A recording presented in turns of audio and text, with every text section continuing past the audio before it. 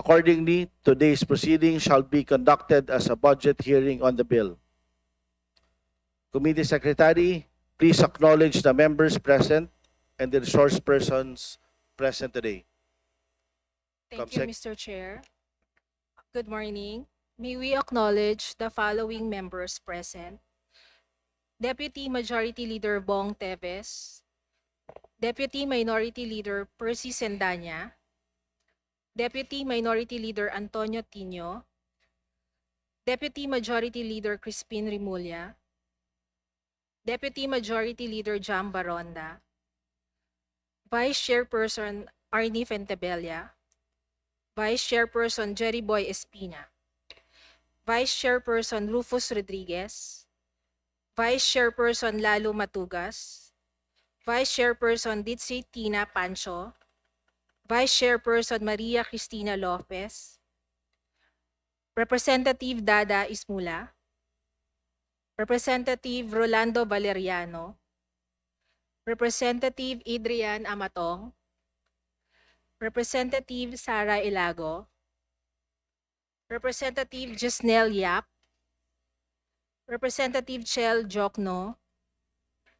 Representative Mauricio Domogan, Representative Richard Gomez, Representative Mark Coangco, Representative Salvador Plato, Representative Nelson Legacion, Representative Marlesa Hofer Hasim, Representative Carl Legaspi, Representative Carlos Loria, Representative Yoloyo Rodriguez, Representative Steve Solon, Representative Alexander Pimentel, Deputy Speaker Yasser Balindong, Senior Deputy Speaker Ferdinand Hernandez. May we also acknowledge our guests from the Department of Interior and Local Government, led by Secretary Juanito Victor C. Rimulya, Undersecretary and Chief of Staff of the Secretary, Attorney Hubert B. Gervasio, Vice Chairperson and Executive Officer, National Police Commission, Attorney Rafael Vicente R. Calinisan, Chief Philippine National Police, Police General Jose Melencio C. Nartates Jr., Officer in Charge, Bureau of Fire Protection, Fire Chief Superintendent Wilberto Rico Neil A. Quan Tiu, Chief Bureau of Jail Management and Phenology, Jail Director Efren A. Nemenyo, Chairperson and Chief Executive Officer, National Youth Commission, USEC Joseph Francisco R. Ortega, President, Philippine Public Safety College, Police Brigadier General Ferdinando G. Sevilla, Secretary, National Commission on Muslim Filipinos, Sabudin N. Abdurrahim, Chairperson, Philippine Commission on Women, Ermelita V. Baldea Villa, Executive Director, Local Government Academy, Telma T. Vicina,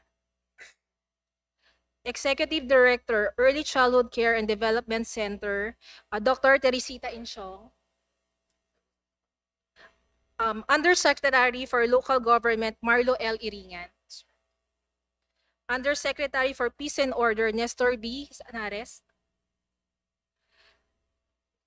Undersecretary for Public Safety, Jed Patrick E. Mabilog, Undersecretary for Plans and Programs, USEC, Attorney John Paulo B. Salbahan,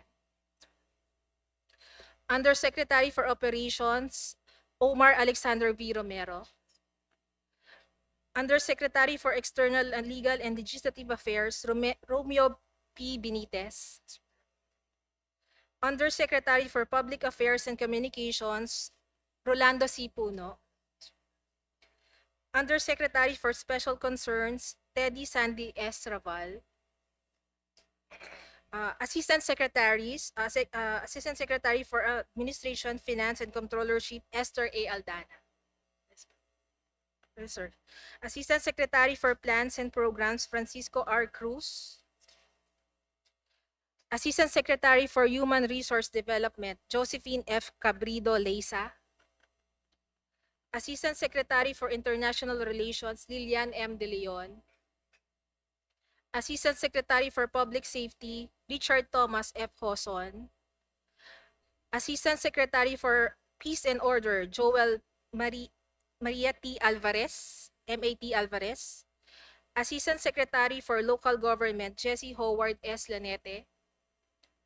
Assistant Secretary for Community Participation, Elizabeth N. Lopez de Leon.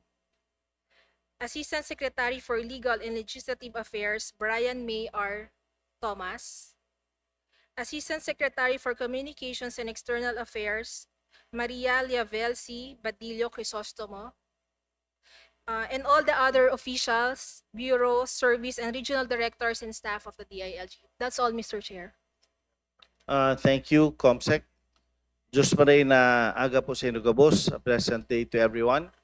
I again have the honor of welcoming Secretary Juanito Victor John Vic C. Remulla, the honorable members of this committee, the heads, officials, and personnel of the Department of Interior and Local Government, and its attached agencies, our resource persons, and our distinguished guests for the briefing on the department's proposed budget for fiscal year 2027. When we speak of poverty, we usually speak of income. We speak of the ability of every family to afford food, secure decent work, access essential services, and pursue a better life. There is, however, one dimension of poverty we tend to overlook: the poverty of security. To my fellow lawmakers, peace, safety, disaster, resilience, and the capacity of our local government units to deliver basic necessities are not expenses that compete with economic development. They are the conditions which make economic development possible. Congress therefore supports the department's direction towards safer, more resilient communities, stronger local governments, and law enforcement institutions that are trusted, capable, and responsive. This is precisely why the DILG's requested budget of 332.5 billion under the fiscal year 2027 National Expenditure Program, 7.1% higher than the fiscal year 2026 General Appropriations Act level, will be a strategic public commitment that should yield clear and measurable returns in peace and order, public safety, disaster preparedness, and local governance. It will provide sustained institutional support for the department and will convert national policy into peace, safety, security, and services at the level where Filipinos actually experience government. Of the total proposal, 242.5 billion is intended for the Philippine National Police, underscoring its central role of effective policing and maintaining a secure domestic environment. Over the past year, the DILG has delivered significant gains in public safety, law enforcement, corrections, and local governance. The department posted a 96.33 efficiency rate in emergency response with response times of 5 to 7 minutes. As we enter the rainy season, we now have 50,441 evacuation centers nationwide, with more than 126,000 uniformed personnel deployed for disaster response, ready to assist Filipinos in distress, especially in light of the recent habagat. The crime rate has continued to go down, with lower numbers across focus crimes, index and non-index crimes, and cyber crimes cases. These gains deserve sustained support, especially as the threat environment continues to evolve. Recent incidents of school and academic violence involving students, together with threats circulated through online platforms, create a new challenge for the PNP and other law enforcement agencies with related mandates. The PNP's report of 50 school-related incidents involving minors from June 16 to August 18, 2026, reinforces the need for prevention, early detection, rapid response, and responsible digital monitoring that respects lawful safeguards. In this regard, we welcome and support the Department's review of school security protocols, the strengthening of safer school zones, closer DILG DepEd coordination, and active police community partnership, including mobilization of barangay peace and safety mechanism. The proposed budget provides concrete support through 3.1 billion for PNP, information and communication technologies projects, 2 billion for the PNP capability enhancement program, and 48.95 million for phase 2 of the Philippine Public Safety College National Cyber Training Institute. These resources should translate into trained investigators, stronger digital forensics capability, secure and interoperable system, practical threat reporting channels, and clear response protocols for school and communities. According to the United Nations, peace is not simply the absence of conflict. It is the foundation on which all sustainable development is built. No less than the President himself said in his honor that our goal as a government is to uplift the lives of struggling Filipinos. If our objective is to uplift the poor, we must make sure places where Filipinos live are safe, orderly, and resilient, with their local governments capable of responding immediately when crisis strikes. The DILG's budget affirms our shared commitment to strengthen the government's capacity to act. Communities in crisis need a government capable of responding today, not tomorrow. Our shared challenge is to help the department move these reforms forward while ensuring that every appropriation is used strategically, promptly, and accountably to prevent threats, protect the vulnerable, and preserve peaceful communities. Congress stands ready to support Secretary Dimulya and the entire DILG family in advancing programs that strengthen peace and order and allow our people's school, business, and local economies to thrive. We must protect our constituents' right to safety and security. When our communities are peaceful, our constituents are put in a better position for growth, prosperity, and meaningful development. Secretary Rimulya, we look forward to your presentation. Diyos mabalos po. Salamat po sa inyong lahat. Secretary. Thank you very much, Honorable Congressman Puentebella. Good morning to the honorable members of the House of Representatives, the distinguished members of the Committee on Appropriations, led by our Honorable Congresswoman SUANSING, and to our sponsor, our Honorable Arnulfo Brian B. Fuentebella. As we present the fiscal year 2027 budget proposal of the Department of Interior and Local Government, we reaffirm our fundamental commitments to empower local governments, keep communities safe, provide efficient emergency response, and ensure that every peso entrusted to the government translates into meaningful public service. Within this budget proposal lies a clear roadmap of the department's priority programs and projects. To support this proposal, we will present the department's major accomplishments in financial performance from 2025 to the first half of 2026.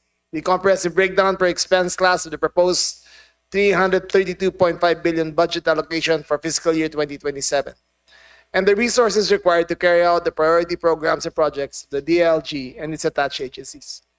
Makakaasa po kayo na kami ay patuloy na magiging katuwang ng lahat ng sangayon ng pamahalaan, hindi lamang ng Pangulo at ang Ehekutibo, kundi pati ang lihusra at hudikatira, sa pagsusulong ng tapat at mahusay ng pamamahala sa pamamatili na ligtas sa mapayapang pamayanan at sa paghatid ng serbisyong publiko, tunay na mararamdaman, napapakinabangan ng bawat Pilipino.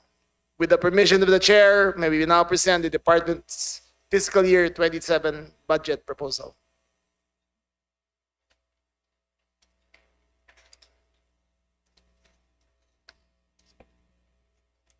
responsive, the Department of the Interior and Local Government is at the forefront of advancing peace and order, public safety, and responsive local governance across the country.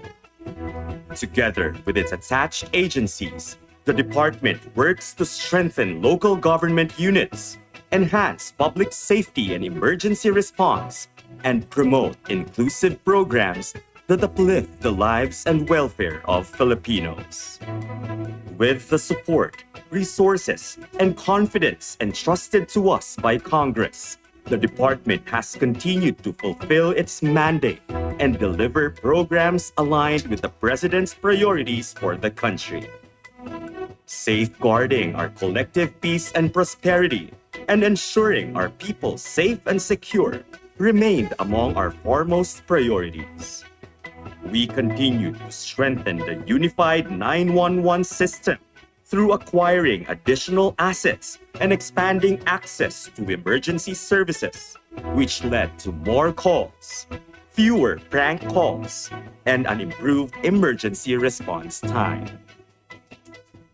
The aggressive anti-criminality campaign by the PNP led to reduced crimes throughout the country, while the NAPOLCOM fulfilled its commitment of zero backlog in cases involving police officers that helped restore accountability, integrity, and public trust. Our unrelenting drive against illegal drugs led to billions worth of drugs seized, thousands arrested, and more barangays nationwide cleared of drug-related threats. This we did even as we completed development projects in conflict-affected areas and gave former rebels more opportunities to begin anew.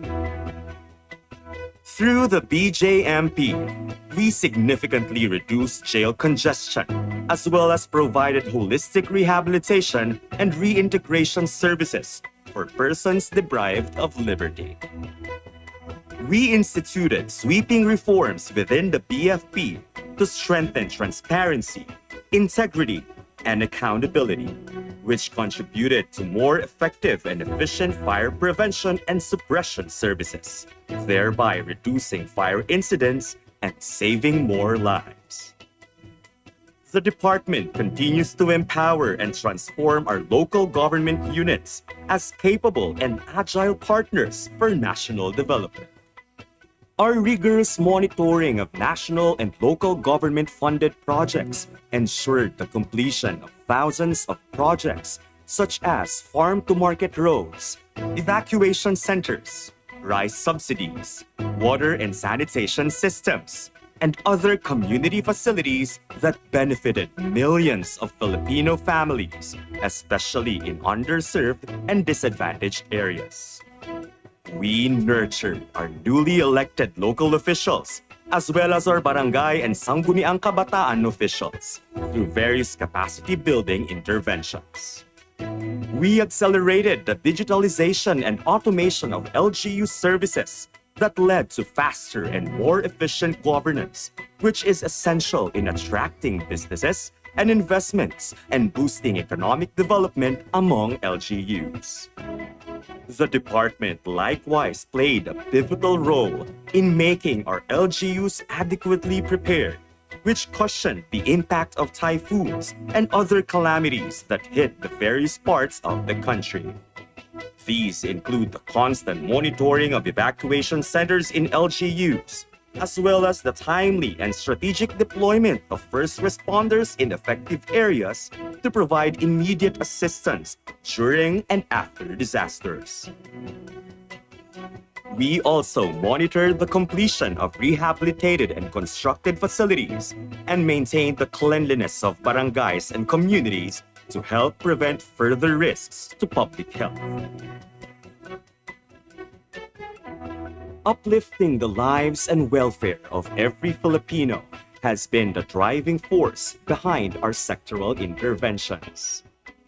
We advanced the institutionalization of early childhood care and development while investing in the capacity and potential of the next generation of Filipinos. We also continued to address the needs of our Muslim brethren while strengthening our efforts in advancing gender equality in the country that are at par with or even better than those of other countries in Asia and across the globe. These and much more have been made possible as reflected in our strong financial performance in 2025 with a 96% obligation rate and a 95% disbursement rate. Similarly, we remain on track to achieve our financial targets for the year with a 55% obligation rate and a nearly 97% disbursement rate as of mid-year. Our proposal for the next fiscal year reflects our commitment to sustaining our ongoing initiatives and advancing our goals, amounting to a total of 332.5 billion pesos, a 7% increase from last year's appropriation. Of this amount, Bureau of Jail Management and Penology, Bureau of Fire Protection, Philippine National Police, and the Office of the Secretary have registered increases in their respective appropriations, while the Early Childhood Care and Development Council, Philippine Commission on Women, National Commission on Muslim Filipinos, National Youth Commission, and National Police Commission have experienced decreases compared with their previous appropriations. Consistent with the previous years, the majority of our proposed budget, equivalent to 84%, is allocated to personal services, while 13% is earmarked for maintenance and other operating expenses, and 3% for capital outlay. The proposed budget is broken down by expense class per agency. With your help, we will be able to build on these gains through the proposals each agency has put forward for your consideration. The Office of the Secretary will continue to uplift local governance in every community through the implementation of various programs and projects that strengthen LGU capacity, hasten implementation of development programs, advance digitalization, good governance, and citizen participation. We will remain unwavering in improving our emergency response system to make it more efficient and accessible, while strengthening the fight against illegal drugs and advancing peace and order in the communities. Our drive continues to focus on the rehabilitation and cleanup of Manila Bay, strengthening disaster response and preparedness, enhancing the department's ICT capabilities, and fully operationalizing our new central office and regional offices. The LGA will continue to strengthen LGUs and the DILG personnel through training newly elected barangay officials, advancing disaster readiness, innovation, creative industries, and security, and strengthening their capacity to deliver these interventions. To uphold integrity and trust in our police force, the NAPOLCOM will prioritize investments in critical facilities in Regions 3, 5, and Cordillera Administrative Region, ICT projects, ISO certification, and equipment for Negros Island region. The Philippine National Police will strengthen its ranks to become a reliable and trustworthy partner in law enforcement through the recruitment of new personnel, enhanced equipment and ICT capabilities, and stronger support for the welfare of its personnel. This will also include fulfilling commitments under the program convergence initiatives, intensifying police operations, and constructing new facilities. The Bureau of Fire Protection will likewise accelerate efforts in fire prevention, suppression, and emergency response through hiring new fire officers, operationalizing newly completed fire stations, deploying new fire trucks, procuring equipment, and constructing new fire stations, training centers, and a fire arson laboratory. To safeguard and rehabilitate persons deprived of liberty, the Bureau of Jail Management and Penology will bring in recruits to reinforce operational capability and ensure hygiene and medical support. It will also counter illegal drugs in our jails, procure new firearms, radios, and vans, and construct new jail facilities in Calabarzon. Molding the minds of our future public order and safety leaders, the Philippine Public Safety College shall continue its education and training programs, research and curriculum development, while undertaking the construction of facilities and procurement of PPEs and ICT equipment. The National Youth Commission shall lead the charge in empowering the Filipino leaders of tomorrow through mandatory and continuing training for sangguniang kabataan, participation in youth-oriented programs and activities, and support for anti-bullying and youth health initiatives. The National Commission on Muslim Filipinos. This includes moon sighting activities for Idil Adha and Idil Fitr, the administration and supervision of Hajj operations, strengthening Madaris and Islamic studies, supporting Muslim MSMEs, providing legal and paralegal assistance, and promoting peace building and dialogue in Muslim Filipino communities. Championing the causes of women and girls, the Philippine Commission on Women will expand its reach in the Visayas while sustaining its initiatives on gender and development. Lastly, the Early Childhood Care and Development Council will intensify its efforts to give every child a stronger start by capacitating intermediaries and partners, ensuring accreditation of ECCD service providers, and monitoring child development centers. We will continue to stand firm and unwavering in serving the interests of the Filipino people and in carrying forward our commitment to building a nation that embodies the ideals of a bagong Pilipinas. Maraming salamat po. Sponsor talaga na okay. Thank you, Secretary, for the very concise, brief presentation and even the accomplishment of the ALG and attached agencies. Basta Upsilon yan, magaling po talaga. I think Taugama will agree.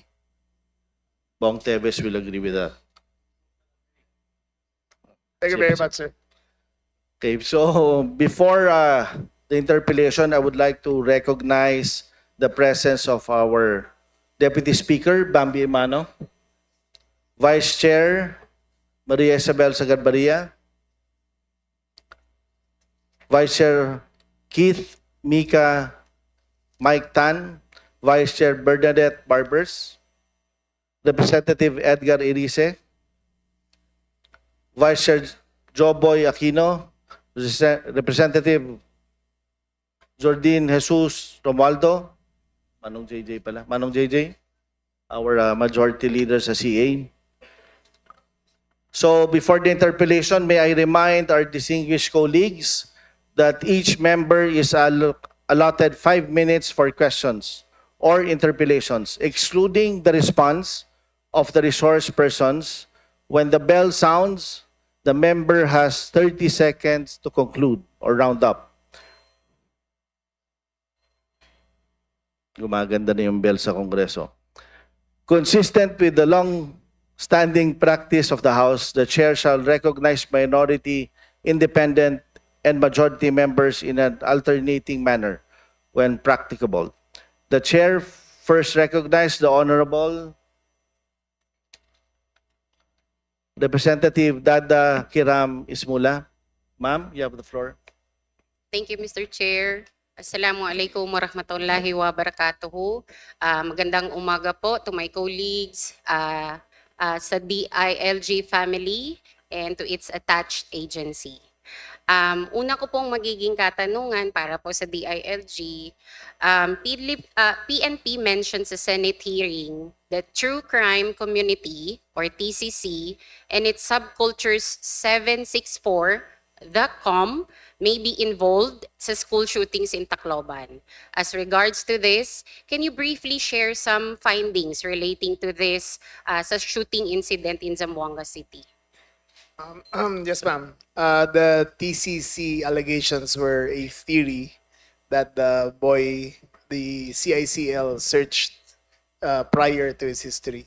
But there's no conclusive link that the through what they call the organization, ma'am, through It was mentioned in the PNP po during the Senate hearing po. yes, there's no conclusive link that the group influenced the boy into his actions. Okay, maraming salamat po. How about sa NBI and the DOJ are also investigating NVE cases sa school shootings po?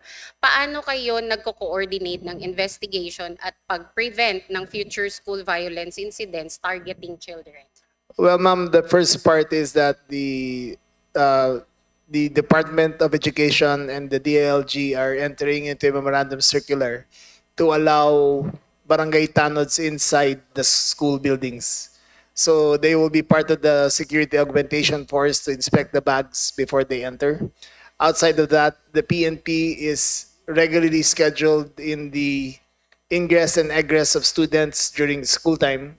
They are required to be there. So all schools are to be secured between yung pasokan nila at saka yung pauwian nila. Thank you for that, Mr. Chair. It is also apparent that in both the Tacloban at Zamboanga City incident, government-issued firearms ang ginamit.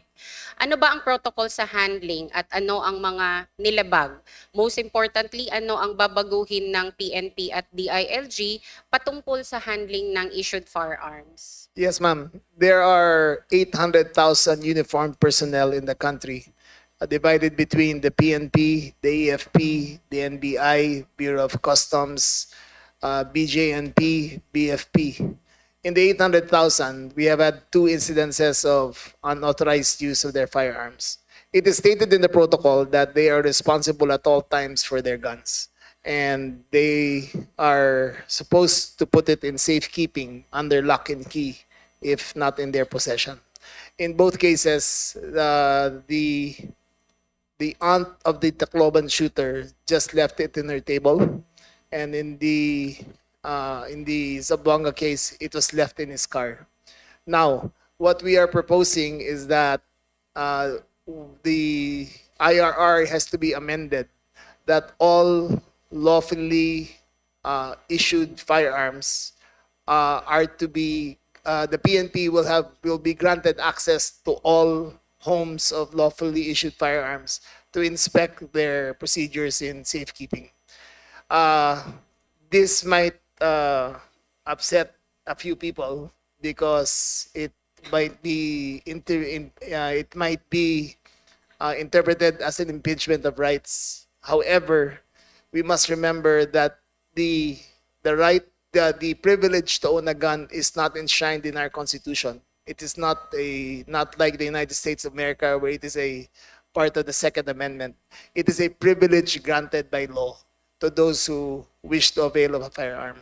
So the PNP must have access, must give notice, and inspect where they put their firearms and how they safekeep it. Mr. Chair, sa ngayon po, ano pong kaso or may kaso na bang nakahain doon sa dalawang incident na ito? That is another part that I'm asking Congress to upgrade.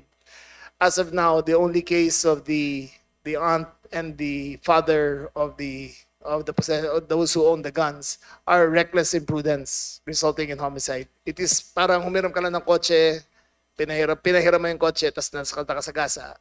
Reckless imprudence now. There should be a greater penalty for the owners of the guns that are used for illegal purposes. Maraming salamat, Mr. Chair. Dadako naman po ako sa isa pang katanungan para sa PNP on mistaken identity arrest. Bagamat mandato po ng PNP ang pagpapatupad ng batas at pag-aresto ng mga lumalabag dito, may mga insidente ng mistaken identity na nagdudulot ng pangamba at kawalan ng tiwala sa kanilang operasyon. Nitong August 19 of 2026, iniulat ng Bangsamoro Human Rights Commission na sa Basilan, ilang residente ang paulit-ulit na naaaresto batay sa mga warrant na nakapangalan sa ibang tao. Kaugnay dito, ano ang nakalaan na pondo ng PNP sa NEP of 2027 para sa intelligence gathering at verification bago masagawa ng arrest operation? At paano masisigurong ginagamit ito ng tama para maiwasan ang ganitong kaso ng mistaken identity cases? Yes, ma'am. In the total budget of the PNP for 2026 and 2027, we have accumulated almost 4 billion in savings to implement in a PNP community ID. This community ID will involve sophisticated biometrics and records keeping so that mistaken identities can no longer happen. What happens now is sometimes when we arrest a person and we put a picture, 5 names come up because we have, I think, 35 government IDs, and that they can fake it easily. And it is easily reflected in the SIM card registration. One person can accumulate 400 phones, and using different IDs issued by the government, that is accepted. So we are proposing that the PNP is already instituting a community ID so that there will be one single ID for the entire country. Mr. Chair, napapaloob ba dito sa budget, sa NEP, yung tinatawag na award or rewards in the event po na may nahuli sila pero apparently it was a mistaken identity? There is no reward for a mistaken identity, but there is an investigation for that. And sa kasalukuyan po, Mr. Chair, may mga naulat na po ba sa inyo at may mga action na po ba na nagawa na in the event na may nagkamali nga from the PNP personnels, ano po yung mga kaagarang cases or filed cases na nagagawa sa Well, kanila? in those cases, first there's the admin aspect where they're investigated. If there was malicious intent in it, then we will forward it to the NAPOLCOM for their disposal. Patungkol doon sa Alfad family, it was reportedly, it is in Zamboanga City po, it was reportedly na mistaken identity din. Ano po yung status ng kasong yun? Sino bang ano? Let me get back to you, ma'am.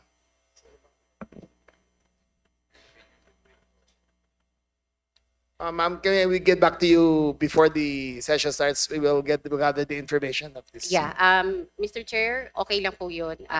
Dadako na lang ako muna sa ibang katanungan Sige, while yes, ma'am. waiting for that. Yes, ma'am. Sige po. Patungkol po ito sa violence against women and children sa VAUSI. Noong Marso of 2026, inuulat ng DILG na 40,886 barangays o 97% ng kabuuang bilang ng mga barangay ang may functional VAUSI GBV desk, which is a welcome development. Ngunit may mga natanggap kaming ulat sa grounds ng ilang desk ay hindi talaga functional at walang tao, walang tamang lugar o ginagamit bilang storage lang. Ano kaya ang plano ng DILG para sa sustainability ng mga help desk beyond initial funding?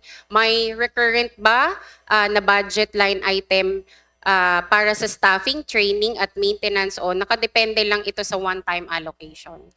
Ma'am, the VAUSI desk is a function of the barangay system. Their budget emanates from the budget that is allocated to them according to the local government fund. In this case, our function is to monitor and to cite where it needs for improvement. So far, we still have room to improve, and we will make sure that we will continue to monitor and make sure that all these barangays BAUCDES are functional. Ibig sabihin po, may mga naulat na rin po sa inyo. Yes, ma'am. Yes. Ma'am, we have 40,000 barangays, and it is inescapable that there are some barangays which do not function as well as the Yeah. others. Maraming salamat po. May isa pa po akong topic. Ito naman po yung LGSF funds natin. Ang Local Government Support Fund, particularly ang financial assistance sa local government unit, ay ini-administer ng DBM at ginagamit ng LGUs para sa iba't ibang development projects. Kabilang na rito ang assistance sa indigent individuals para sa education o scholarship. Gusto ko lang i-confirm kung ano ang papel ng DILG sa distribution o implementation po nito. Ma'am, the sole function of the LG is to monitor the distribution and to present reports.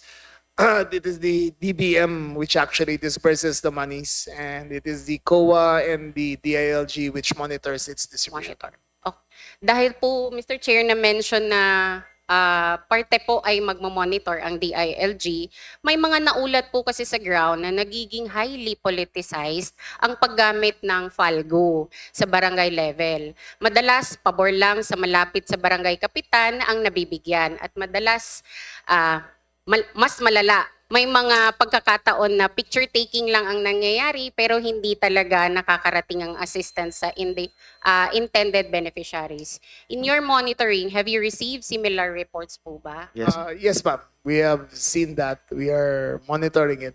However, to say for us to ascertain whether or not malakas lang sa kapitan ang nakakuha is a very difficult task.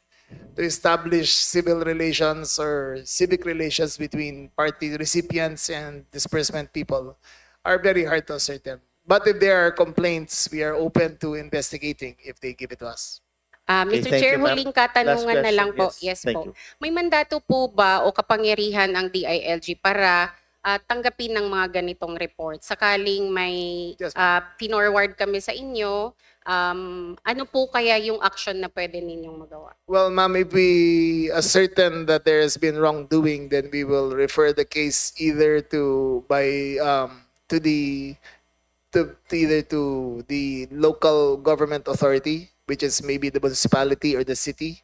But if it is of a graver level, then we will refer it to the ombudsman for disposition.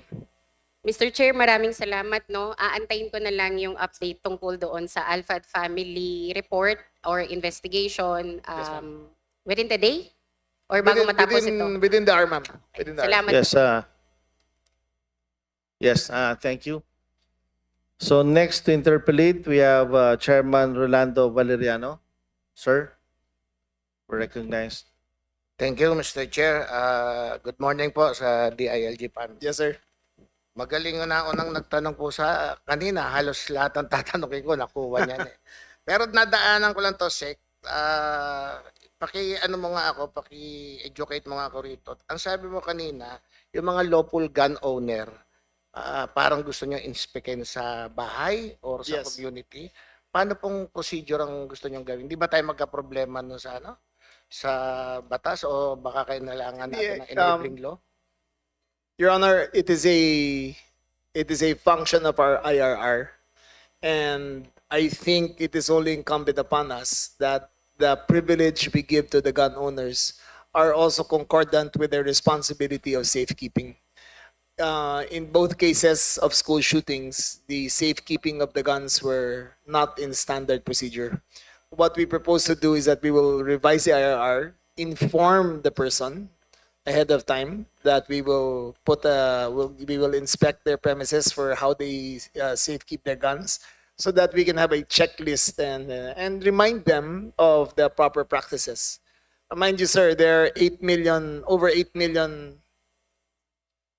there are over 4 million handguns Legal, which that is are legal. legal in this country, both from uniformed personnel and private owners. So I think it should be the responsibility of the PNP to inspect how they safekeep their guns and to make sure it is outreach of children.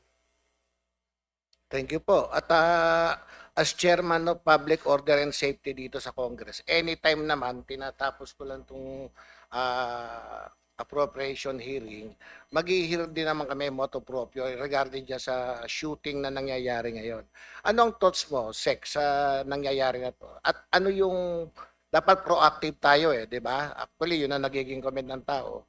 In the future, ano yung plano nyo or ano yung measure na ginagawa nyo para ma-prevent yung mga ganyang happenings pa? Well, number one, I have been very vocal in public about Congress acting repealing the Robin Padilla law.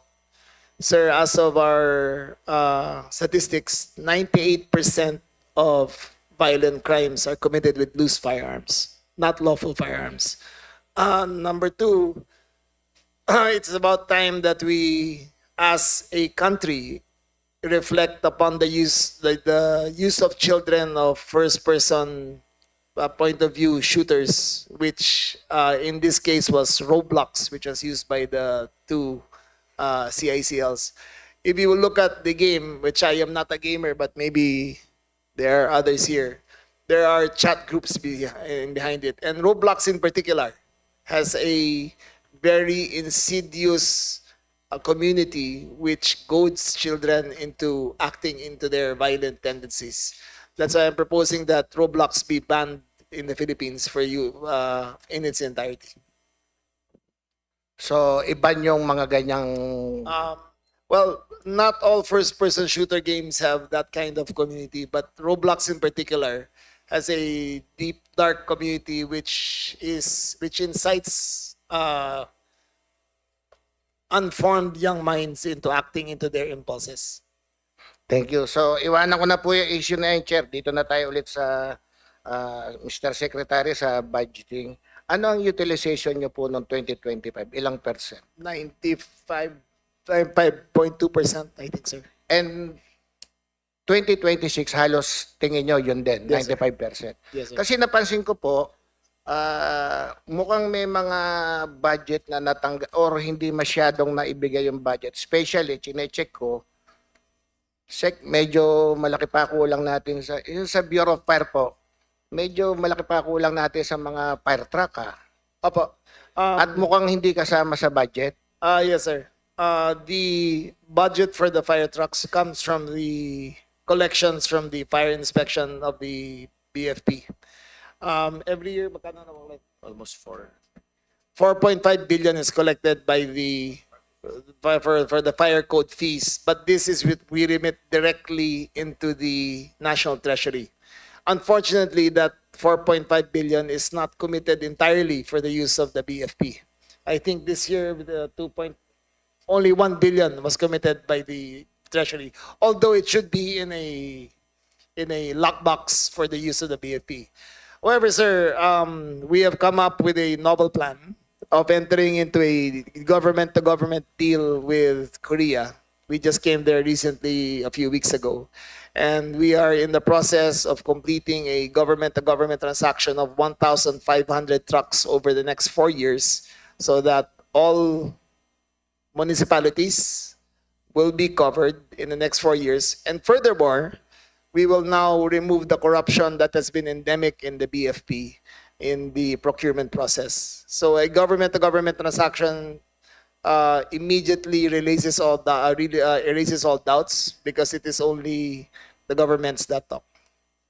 Thank you. And the reason why I'm asking that, Sec, kasi syempre kung ano yung maitutulong ng Kongreso, kung kailangan na magdagdag ng pondo since budget season ngayon, pero maliit lang naman din yung requirement na kailangan. So, Mr. Chair, I move sana na mahanapan pa natin ng additional budget tong Yes, sir. DILG, especially the Bureau of Fire tsaka yung PMP, and also ito na rin Bureau of Jail Management para kahit Yes, sir. paano makaganap sila ng katungkulan. Kasi parang narinig ko ang fire truck is mga 40 years na. May mga ganun. Meron tayo, sir. 1986, functional pa rin hanggang Baka ngayon. tinutulak na lang yun, Sec. Hindi, gumagana pa naman, surprisingly. That's why may yung refleeting program natin, sir, is a 4-year program, 1,500 trucks.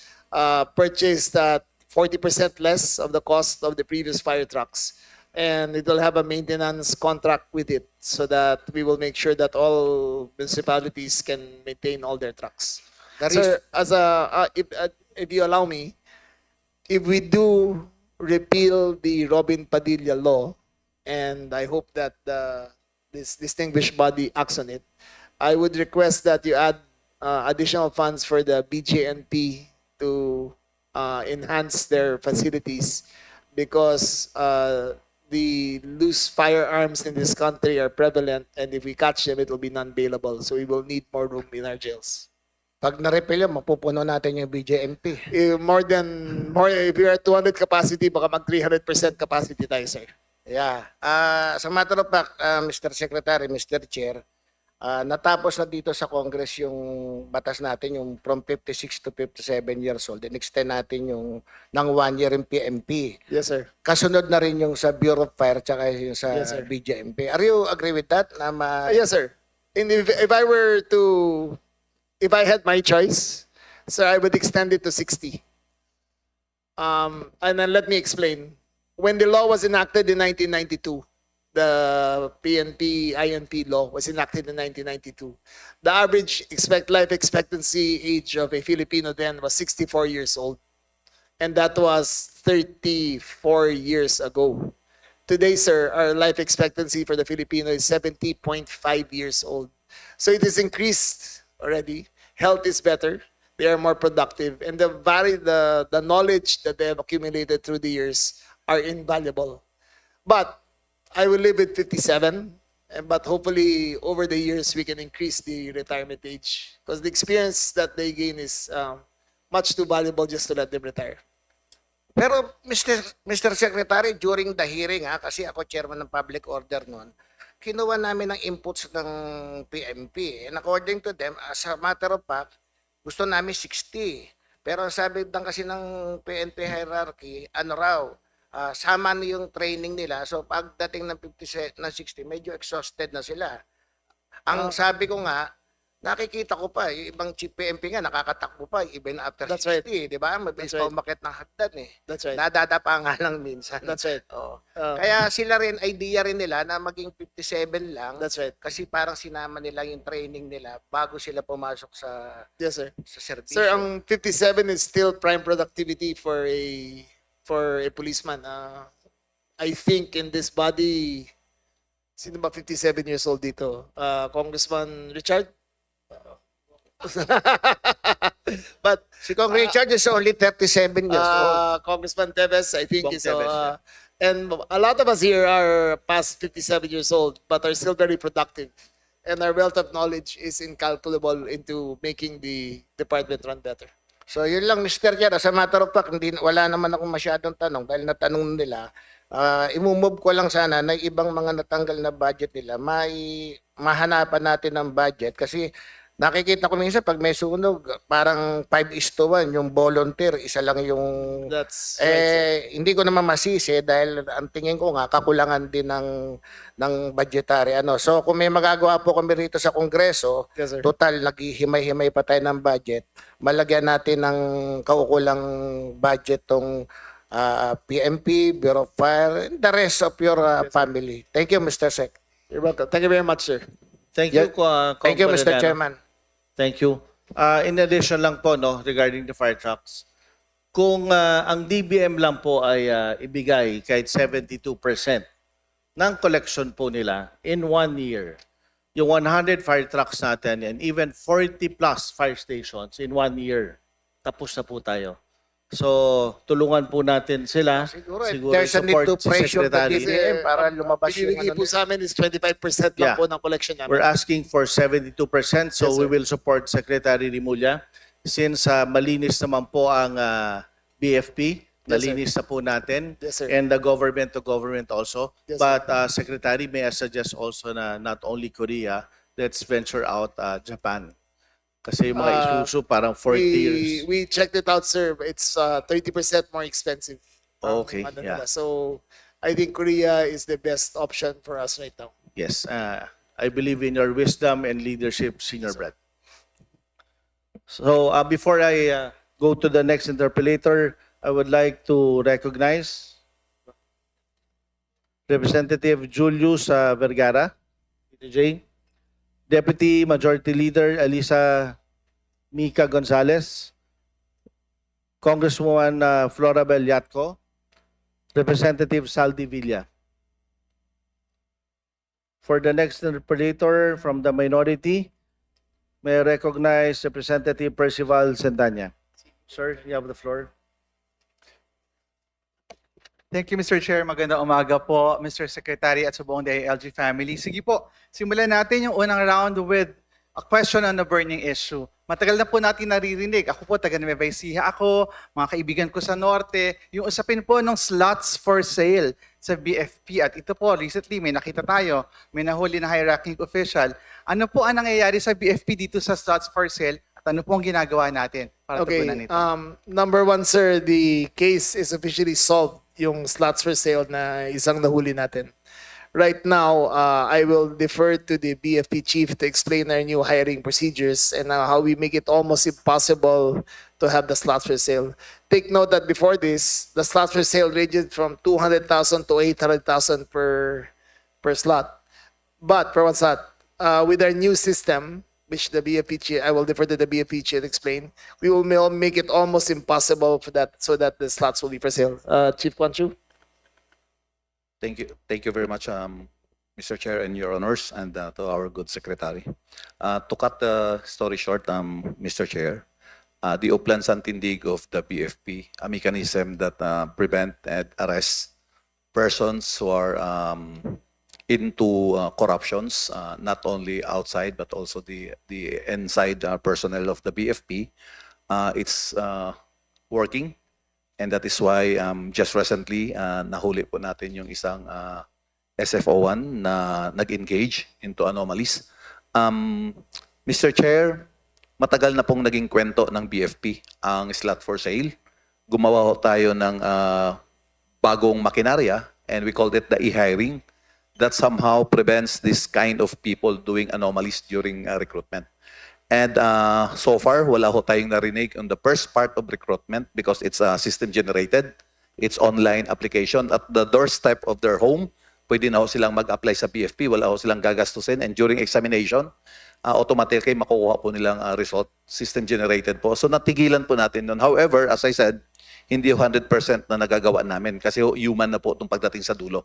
So ang ginawa po nung isang bumbero na to ay tiningnan niya sino ho yung umabot na sa stage na kung saan matatapos na po yung recruitment phase sa kanya. So randomly, tinignan niya sa Facebook at nung may nakita siyang may sumagot sa kanya, nag-offer po siya ng tulong. Ito po ay panibagong mekanismo na naman na ginagawa ng mga kasamaan po namin. Just very unfortunate na kasamaan nga po namin. The entire men and women of BFP felt sad on what transpired just recently kasi nga ho, lahat kami ang direction ay gusto na akong baguhin. Nahuli na po siya, as I said, epektibo po yung mekanismo ng Upland Santindig and I commend the bravery and courage of that applicant para ho isumbong niya dahil naniniwala siya na nagbabago na ho ang pananaw ng BFP, Mr. Chair. Maraming salamat, Mr. Chair. At linawin po natin, no? So sana simula pa lamang ito at mas maging matindi sana yung pagbabantay natin kasi nakalulungkot po na may galawang sindikato sa loob ng BFP pagdating po dito sa slots for sale. Let me move on to a more pressing issue. Sa ngayon po, nagluluksa ang buong bansa dito sa sunod-sunod na karahasan sa ating pong mga eskwelahan. Hindi lamang po ito red flag, kundi isa na pong red alert ang nababalitaan natin na school violence. Last week lang yung school shooting sa Zamboanga, tapos sa Tacloban, 2 months ago. Pero hindi po ito yung buong kwento. Recently, yung PNP nagsabi that they recorded at least 50 incidents in schools involving children in conflict with the law from June 16 to August 19. No? So, ang range po niyan ay bomb threats, alleged shooting threats, stabbing incidents, illegal possession of firearms at death threats.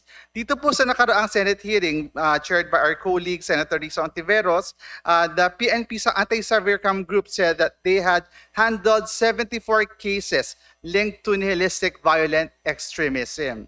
At they rescued 42 minors in connection with these cases.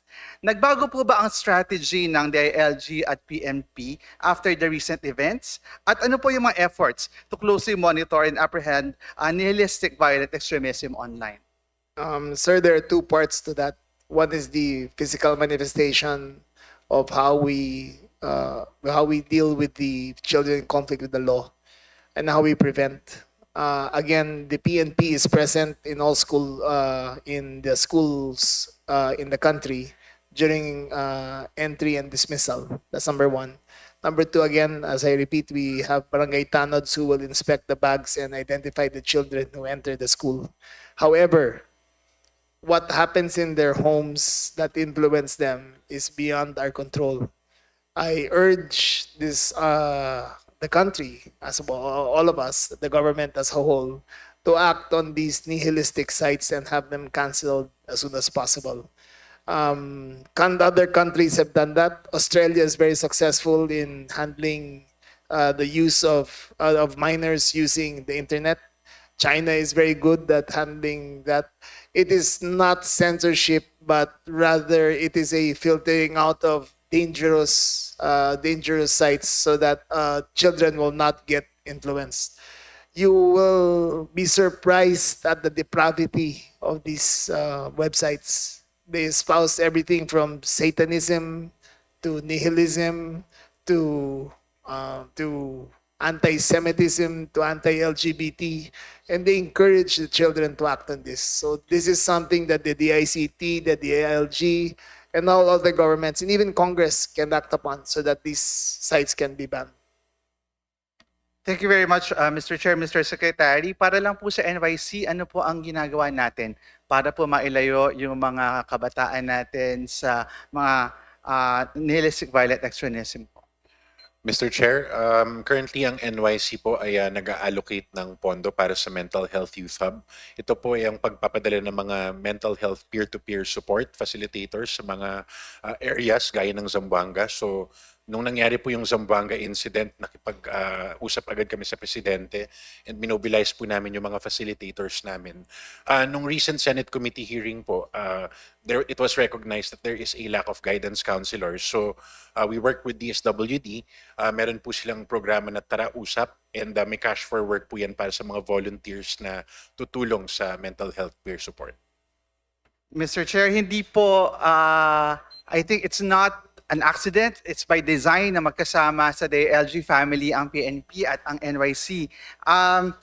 Nasusundan po ba natin kung nasan yung incidents ng mga nabanggit ko kanina ng report ng PNP at ano po ang ginagawa natin? Halimbawa po, if you have this caravan, kapag may report na ganito sa ganitong area, nasusundan po ba natin at natatapatan natin ng immediate response, Mr. Chair? Yes, Mr. Chair. Naglabas po kami ng mga statements sa kaukulang mga nangyari. Limited po ang NYC sa pagpapadala ng support. So, ang pinakamabilis at magagawa lang po namin is magpadala ng mga facilitators. And siguro I'll take this chance na rin po, nag-propose po kami ng anti-bullying summit for next year na in-approve naman po ng DBM. So, we hope to work with you, Mr. Chair, para gawin yung programa nito for next year. Salamat po. Maraming salamat, Mr. Chair. Kasi po halimbawa dito sa report ng PNP, merong 12 alleged shooting threats, 4 stabbing incidents, 4 arrests for illegal possession of firearms at 2 death threats. Kung mamap po natin kung nasan ito, baka dapat dito rin yung tutok ng ating intervention when it comes to mental health services. Mr. Chair, I would like to add as well that nag-partner po kami with Meta.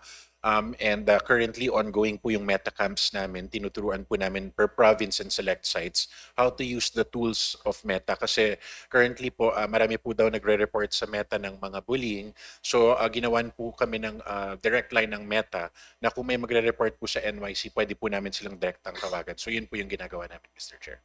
Thank you, Mr. Chair. I agree with the good secretary. No? Malaki po yung papel din ng ating mga tahanan. Kaya nga hindi lamang whole of government approach ang kailangan natin dito sa pagtugon sa usapin ng karahasan sa ating mga eskwelahan, kundi whole of nation approach. And let me move on to an equally important issue. Yung issue po ng ating mga mas bata kaysa sa mga kabataang pinag-uusapan natin kanina. Sabi po ng EDCOM sa kanilang early childhood dashboard, aabot sa 4,600 na barangay ang walang child development center sa ating bansa. Ito pong mga CDCs, baka mas familiar po ang ating mga kababayan sa tawag na daycare centers. Ulitin ko po, 4,600 na barangay ang walang daycare centers. Ngayon ba lang po pinirmahan ng IRR ng Early Child Care and Development System Act? Sa tingin po ba natin sa DILG ay matutugunan na ang kakulungan? Matutugunan na ba ang kakulungan sa daycare centers because of this new law? Sir, the daycare centers are allotted in the budget of the barangays. Should be. part of the barangay budget. If you look at the DILG budget, sir, 96% is either either for MOEE or salaries. So in terms of this, sir, for additional daycare centers, it is not the DILG's budget that is involved, but rather the DPWH, the province, and the other local government units that are involved. And I can imagine, mahalaga po ang magiging papel ng ECCDC Yes, para sir. i-facilitate po ito. Pero napansin ko po, isa yung ECCDC sa merong budget cuts this year. Sir, there are 124 million ang budget ACC. A lot of this will go, sir, to early child, into the feeding program and capacity building for the children, sir. Sige po, baka mahalaga po na magkaroon ng convergence to be able to facilitate yung gap na ito between the Yes, sir. DILG and the other concerned We are agencies. very Mr. cognizant of it, sir. Thank you very much, Mr. Secretary. Punta naman po ako doon sa usapin ng HIV, particularly among young people. Pasensya na po, medyo malapit talaga sa puso ko ito. This was my area of work when I was working in the NYC. At nabalitaan po natin, ang NYC mayroong ginawang training program to capacitate the SK pagdating sa HIV/AIDS programming and budgeting in partnership with our friends from UNAIDS and HASH. Sa anong regions or provinces po natin na-implement yung programa? Mr. Chair, nag-pilot po tayo dito sa Metro Manila. Pero ang pinaka-significant po actually, Mr. Chair, is yung participation natin sa Love Laban Pride Parade. And this was the first time na nag-attend po ang National Youth Commission actually in 2025. And ito pong 2026, ito po ang pinakamalaking contribution ng gobyerno through the National Youth Commission sa ating LGBTQ Pride Parade. Nagkaroon po tayo ng almost 500,000, Mr. Chair, attendees, and a lot of them actually went to the booths na meron po tayong HIV tests. So kailangan lang po namin, Mr. Chair, kunin yung mga numero kung ilan talaga nagpa-test, and we can give it to you, Mr. Chair. So sa halos Quezon City lang po kung Love Laban ito na pilot. Tama po ba? Mr. Chair, actually, ang Love Laban po nangyari po yan in multiple locations at different times to celebrate the Pride. So, ang count po sa Quezon City is around 300,000.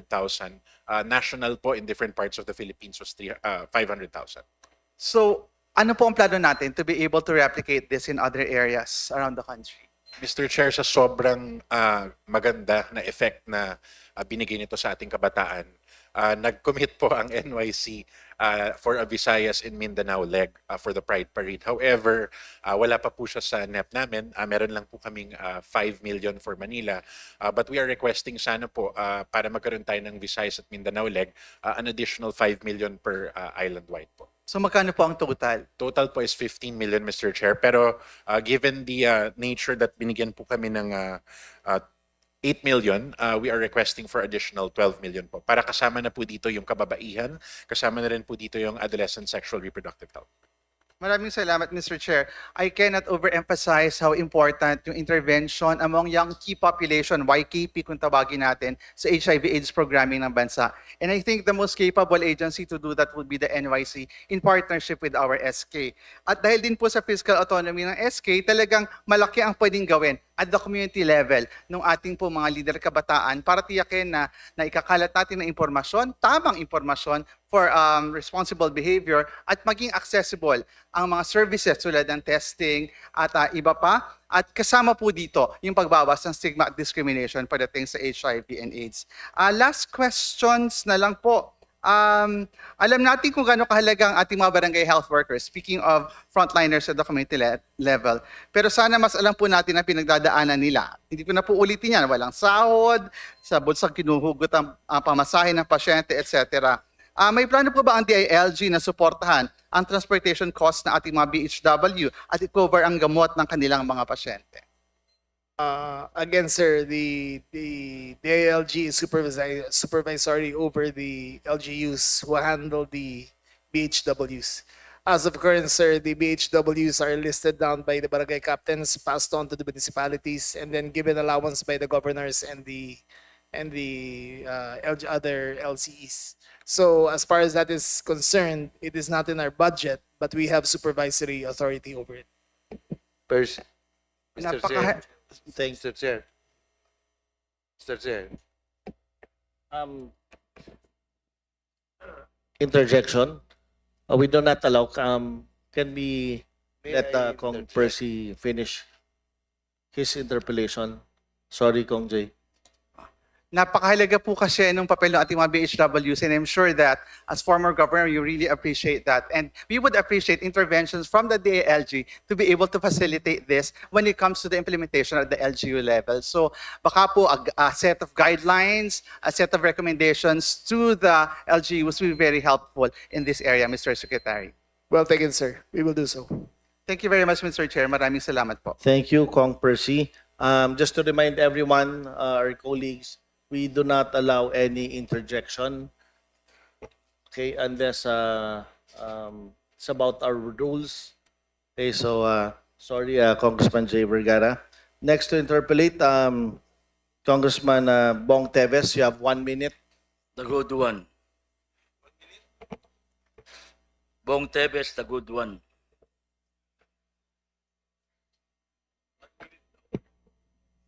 Mr. Chair, the DILG family, of course, the #1 agency na pinagtitiwalaan ng sambayan ng Pilipino, Philippine National Police, headed of our PNP Chief, Milincio Nartates, sa saring sa masipag na komisyoner ng Napolcom, Commissioner Vicente Calinisan, at of course, the DILG Secretary, ang ating kumpare, ating matagal ng kaibigan, energetic and handsome Secretary, Secretary Jumvic Rimulya. Good morning po sa inyo lahat. Mr. Chair, alam naman natin na matagal lang napapabayaan ang ating Bureau of Fire Protection tulad ng sinabi po kanina ng ating kasama si Congressman Valeriano. Ang kanila pong mandato ay bukod sa umapula ng sunog ay magresponde sa natural at man-made disasters. Lagi natin silang nakikita sa kalsada tuwing may kalamidad, baha, lindol, sunog, lagi silang andyan. Mr. Chair, ang budget ng Bureau of Fire ay tumaas ng 2.9 billion from 35 billion for year 2026 to 38 billion for 2027. Pero bumaba naman ng malaki ang kanilang capital outlay from 1.4 billion for 2026 to 362 million na lang for year 2027. Malaking kakulangan ito dahil dapat tayo ay nagpe-prepare para na ngayon sa parating na El Nino sa susunod na taon at iba pang natural disasters. Ang PNP ay tumaas ng capital outlay ng 61% from 2.4 billion this 2026 to 6.2 billion for the year 2027. Tama naman dahil ito po ay ating pinagtitiwalaan. Sir Chair, kailangan po ng Bureau of Fire Protection ng 67 new fire stations sa buong Pilipinas. Tulad ng hiningi ko sa ating buting sekretary na lagyan ng isang fire station ang Birak. At ito naman ay kanyang pinangako. 74 collapse extractor and rescue trucks para sa bawat probinsya. Dahil sa kasalukuyan, mayroon lamang silang 8 rescue trucks. In additional, 2,000 BFP personnel. Tama rin po yung sinabi ng ating kasamang congressman dito. Kada taon para mas malawak ang kanilang emergency and rescue response. Thank you, Mr. Chair. The reason for the reduction of the capital outlay was because we had to reconstitute our procurement program for the BFP. Before I entered, the corruption of the procurement in the BFP was rampant. But now that we have instituted a system, you will see that in this year, calendar year 2027, the capital outlay will increase because we have instituted reforms and systems so that the corruption, which used to be endemic before in the department, will now be almost zero. That is in the procurement, that is in the recruitment, that is in the deployment. All of that, sir, we have reformed, and now you can expect a more streamlined and efficient BFE. Thank you, Mr. Chair. Isa rin sa napuna ko rito. Tumaas ng halos 16 billion ang budget ng PNP. Pero bumaba naman ng halos 150 million ang panukalang budget ng NAPOLCOM. Paano po natin mapapalakas ang ating kapulisan kung babawasan natin ang pondong nakalaan para sa kanilang supervision, discipline at accountability? Hindi po ba sapat na dagdagan lamang ng pondo ng PNP? Kailangan din nating palakasin ang ahinsang tumitiyak ng ating mga pulis ay professional, disiplinado at mananagot sa batas. Mr. Chair, kung kinakailangan i-encourage po natin ang ating mga kasama na congressman na dagdagan ang pondo ng DILG, bakit hindi? Nang sa ganon, ang mga importanteng ahinsa na nandito po ngayon under ng DILG ay ating pong masuportahan. Thank you very much, Chair. I would like to commend the performance of the NAPOLCOM. When we assumed office in 2024, there was a 15,000 case backlog in the cases in NAPOLCOM. Some dated up to 2001. So the cases were 25 years old and unacted upon.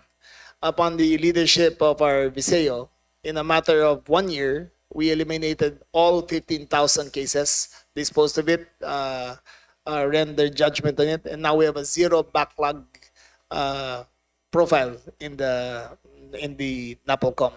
The reason for the reduction of this, sir, is what the chair Viseo requested and what the DBM approved are two different things. So if you can accommodate the request of the vice chairman for the budget needed, that would be most greatly appreciated.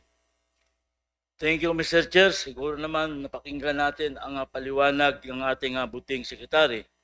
Siguro pagtulong-tulungan nating dagdagan ang pondo. Lastly, Mr. Chair, last week nagkaroon po ng matinding pagbaha sa Metro Manila.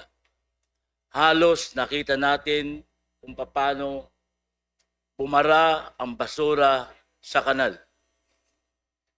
The DILG is in charge of overseeing the LGU on the implementation of solid waste management under Republic Act 9003. Ang katanungan ko po, meron na po bang napaimbestigahan na syudad tungkol po rito? At tulad po ng sinasabi ng ating isang buting Secretary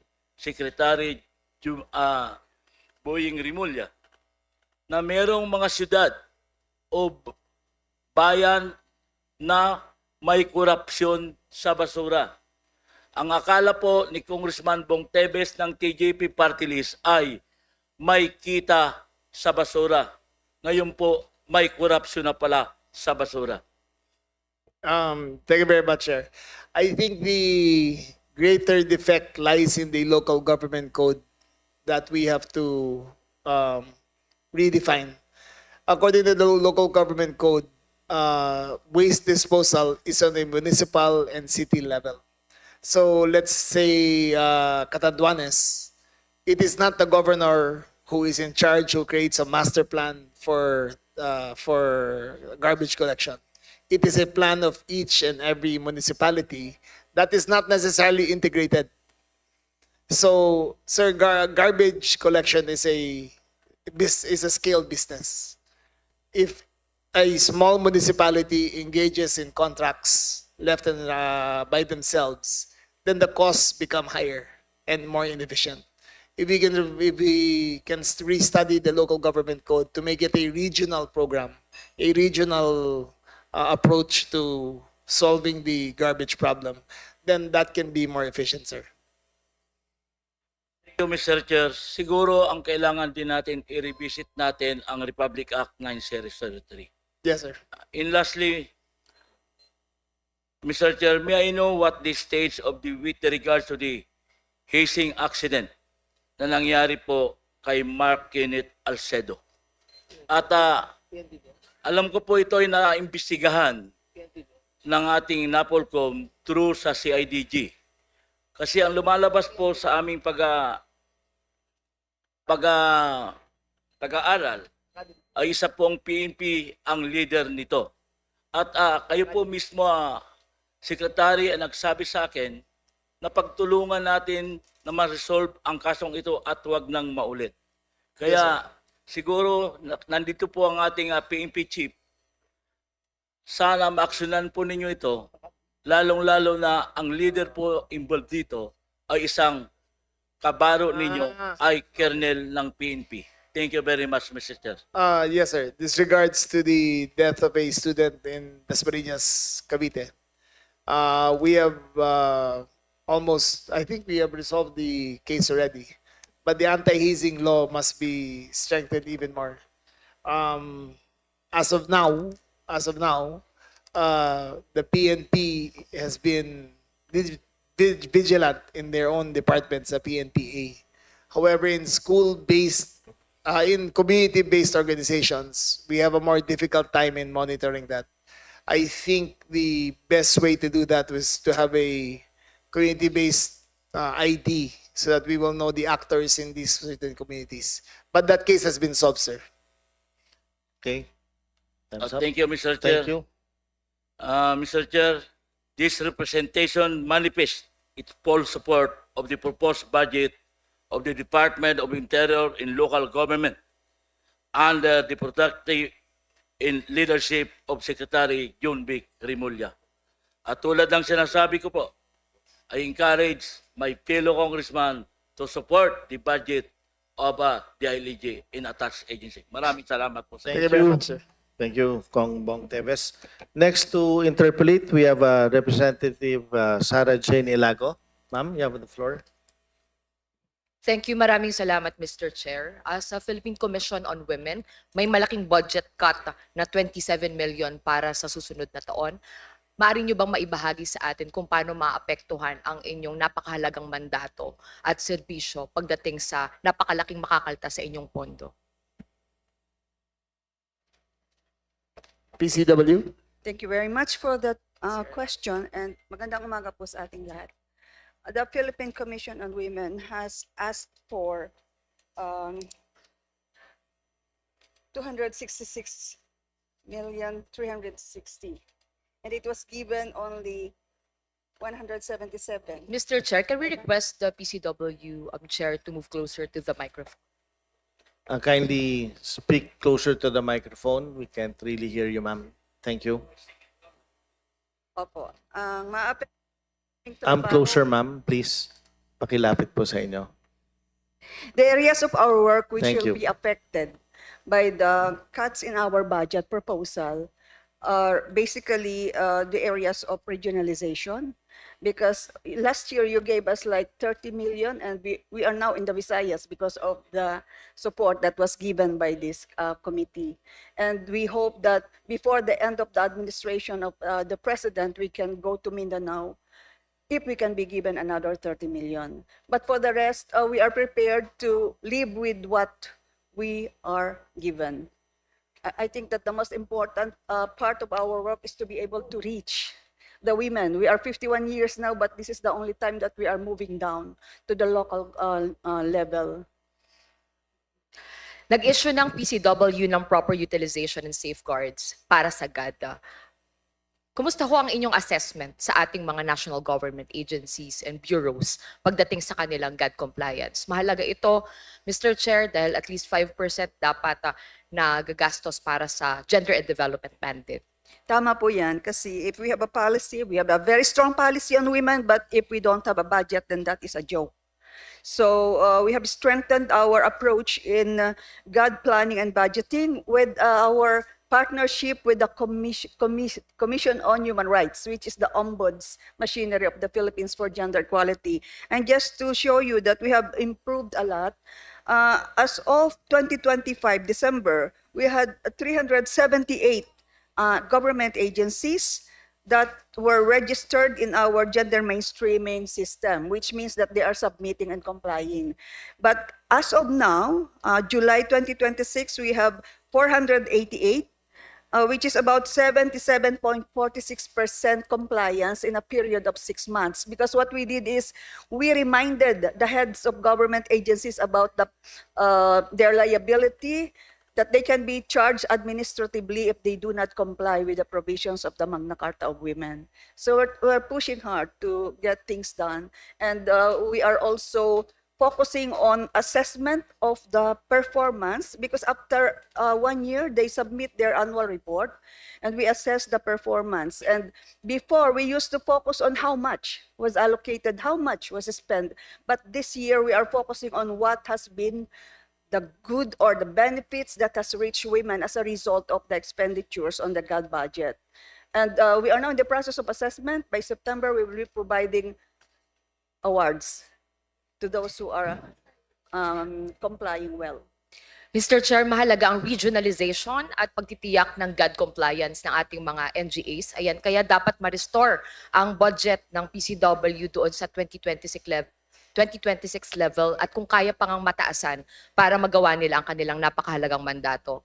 Ngayon, pagdating naman sa ECCDC, ito ay nalipat na mula sa DepEd at tungo sa DILG. Ngunit sa paglipat na ito, nakita rin natin yung napakalaki na budget cut, no, para po sa kanilang pondo para sa 2027.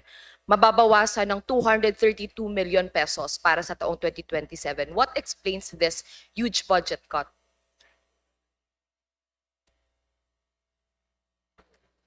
Ma'am, kindly answer, please. Ma'am, we submitted the budget to the DBM, and that we thought was adequate. However, DBM was the one who cut our budget, so that was what was presented. If it can be restored as we asked, then I think we will have a more effective and usable budget, ma'am. Thank you, Mr. Secretary. Mr. Chair, can we hear from the ECCDC, how this huge budget cut will affect their services and their mandate for 2027? Ma'am, kaya ba? Mr. Chair, Your Honor, the conversion of these daycare center into child development center will be affected greatly because we do not have the FALGO actually. Funding only covers the rehabilitation, the repair of the DCC, not including contents as provided in GGAE. Procurement of content for CDC ensures provision of appropriate learning materials, furniture, fixtures, and other essential components for child learning and development. The ECCD Council allotted content which shall cover 360 to only from 2,115 under the GS FALGO. Ibig sabihin ba, Mr. Chair, ilan ho ang bago nating itatayo na CDC for 2027? Ang tingin ko kasi dito, Mr. Chair, parang napunta na ho lahat sa barangay at sa LGU yung responsibility. Pero yung dati ho natin na ninanais na palakasin talaga yung programa natin para sa childcare ay hindi na po natin makita sa ating national budget. Centerless pa po yan under po sa DILG. Your Honor, Mr. Chair, after validation with some provincial social welfare development, we lack all 3,743 centerless barangay. At ang pondo po niyan, dapat saan po nakalagay? Under the new law, nasa LGU. Nasa LGU. Yun nga ho, ang malaking problema dito, Mr. Chair. Pinalakas natin yung batas, no, pero pagdating naman sa pondo, pinasa natin lahat sa LGU. Hindi naman po lahat ay may kakayahan para pondohan itong pagtatayo ng ating napakahalaga ng mga child development centers. Kaya ho, at tayo ho, at a proper time, magpropose tayo ng special line item no, para po mapondohan itong mga child development centers na kailangan natin sa buong bansa. Ngayon naman, Mr. Chair, pagdating ho sa temporary shelters para sa VAU victim survivors at sa situation ng ating barangay VAU officers, may study ang PCW na tumatanggap ang mga barangay VAU desk officers ng nasa 500 pesos lang na honorarium kada buwan. Napakababa po nito kumpara dun sa napakalaki nila na responsibilidad sa ating mga barangay. Napag-aralan nyo na ho ba kung ano yung mga dapat natin gawin para matiyak na mapalakas ang mga barangay VAU desk officers at madagdagan yung kanilang mga natatanggap na kompensasyon? The DILG or the PCW can answer, Mr. Chair. This is I would, Pat. I would Go ahead, defer to the secretary on this because we do not have a mandate at the local level.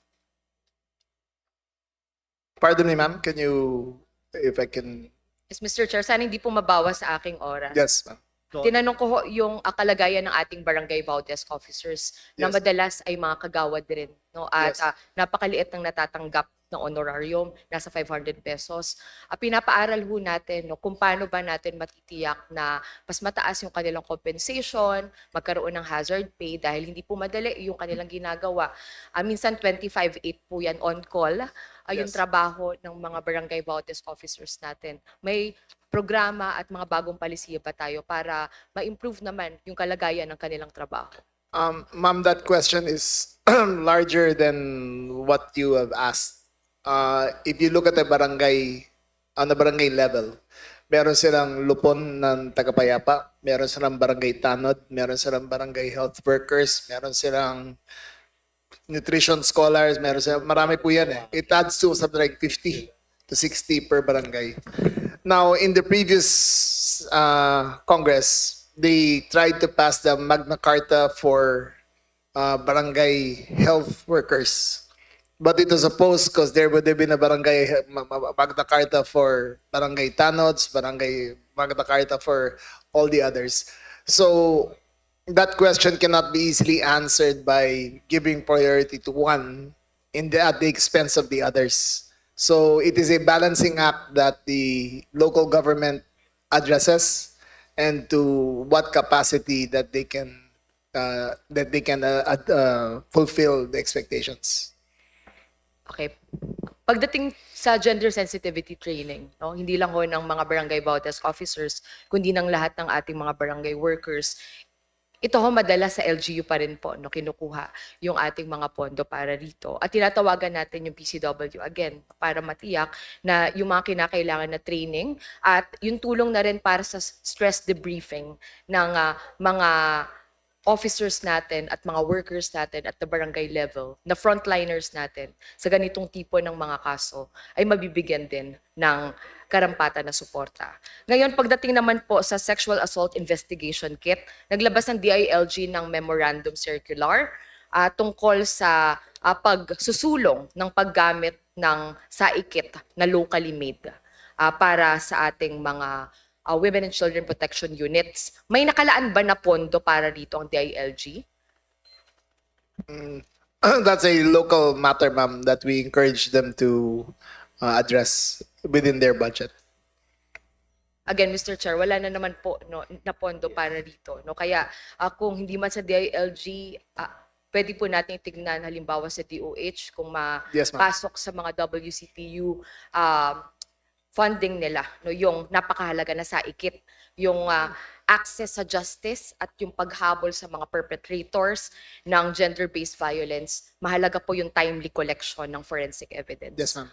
Pagdating naman po sa PNP-related na VAUSI, naglabas po kayo ng policy on addressing VAUSI among PNP personnel. Yes. Ngunit nakita ho namin dito sa inyong policy na pinapayagan nyo ho na magkaroon ng pag-uusap, marriage counseling doon sa VAUSI victim at sa kanyang asawa na PNP personnel. Ito pa rin po ba yung policy ngayon ng PNP? Yung between PNP personnel and husband. It is an existing policy, ma'am, that we try to reconcile their differences within the department. But of course, it has its limits. So On how it is resolved eventually is beyond our control, but it has to be a mutual agreement between the two parties that the case in the Bausi. Mr. Chair, ang violence against women and their children ay isang krimen, no, sa ating mga batas. Hindi po ito simpleng away lang ng mag-asawa na pribado, kahit pa po involved ang PNP personnel. I want to give you an example. The provincial director of Batangas was relieved of duty and about to be relieved from service by a simple text message alone to a fellow policewoman. We take it very seriously, ma'am, that if there is harassment among the ranks, that we will file the appropriate charges, whoever they may be. In fact, maybe a member of Congress was also charged by the PNP for violence against women among the security personnel, and the charges have been filed by the DOJ. We do not allow, ma'am. I particularly am very sensitive about this. If there is any complaint against harassment of women personnel in the PNP, I take it very seriously and I prosecute it to the best of my ability. Dapat nyo pong baguhin itong policy na ito kasi sa ilalim po ng anti-vowsy law, bawal ho ang pag-aareglo. Lalong-lalo na ho dun sa mga kaso po ng physical abuse. Hindi po dapat ito pinapayagan. Hindi po ito yung simpleng away lang. Yes, I get it, ma'am. Ito po ay a vowsy case. No? Kaya po pagdating sa vowsy case, dapat po kasama rin po yung PNP doon sa susunod no, sa ating Okay, ma'am. anti-vowsy act. We will duly noted, ma'am, and we will make the necessary adjustments. Alright. Pagdating naman po dito sa, nakakuha po kami ng report na meron pa rin pong insensitibo na mga nilalabas na anti-rape prevention post ang Philippine National Police. Kamusta po ang inyong guidelines pagdating dito? Ito po yung ilan sa mga nakarating sa aming office. This is Ano po the ba yung policy nyo pagdating dito sa anti-rape prevention?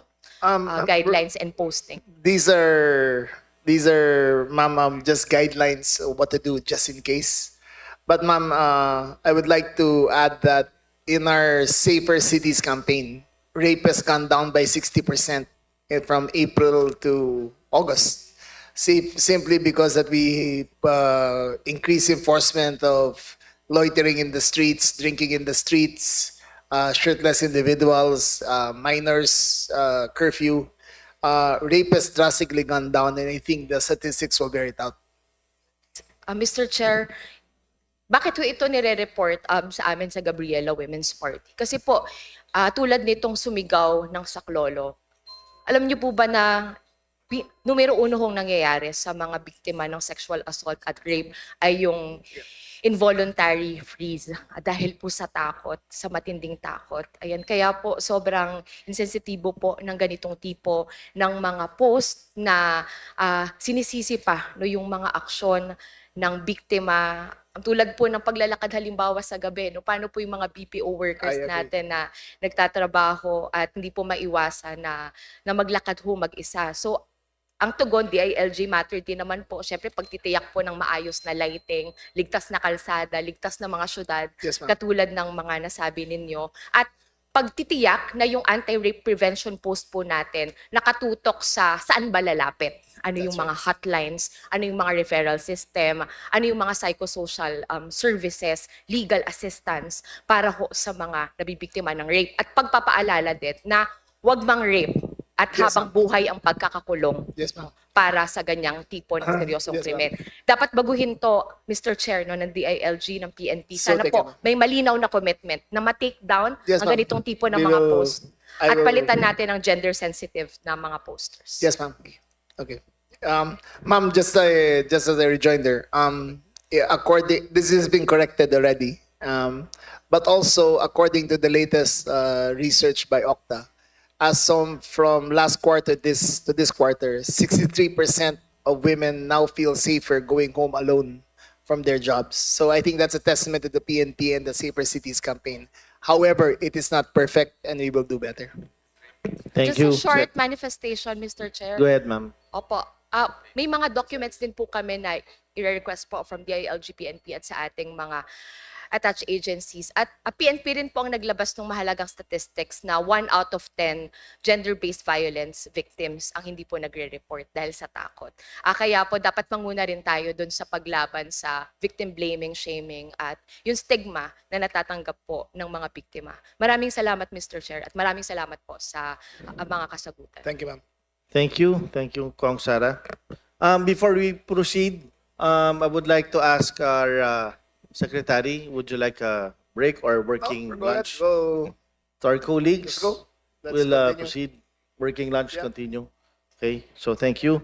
So before I call on the next interpellator, I would like to recognize the presence of Assistant Minority Leader Robert Nazal, Vice Chairperson Christopher Go, my co-sponsor, Vice Chairperson Romel Rico Angara, Vice Chairperson Maria Carmen Zamora, ma'am, Representative Filimon Espares, Assistant Majority Leader Mark Anthony Santos, Representative Laarni Roque, Deputy Minority Leader Sergio Dagook, Representative Roy Loyola. Next to interpolate, we have Representative Adrian Amatong. Congressman Amatong, are you around? Wala. Okay.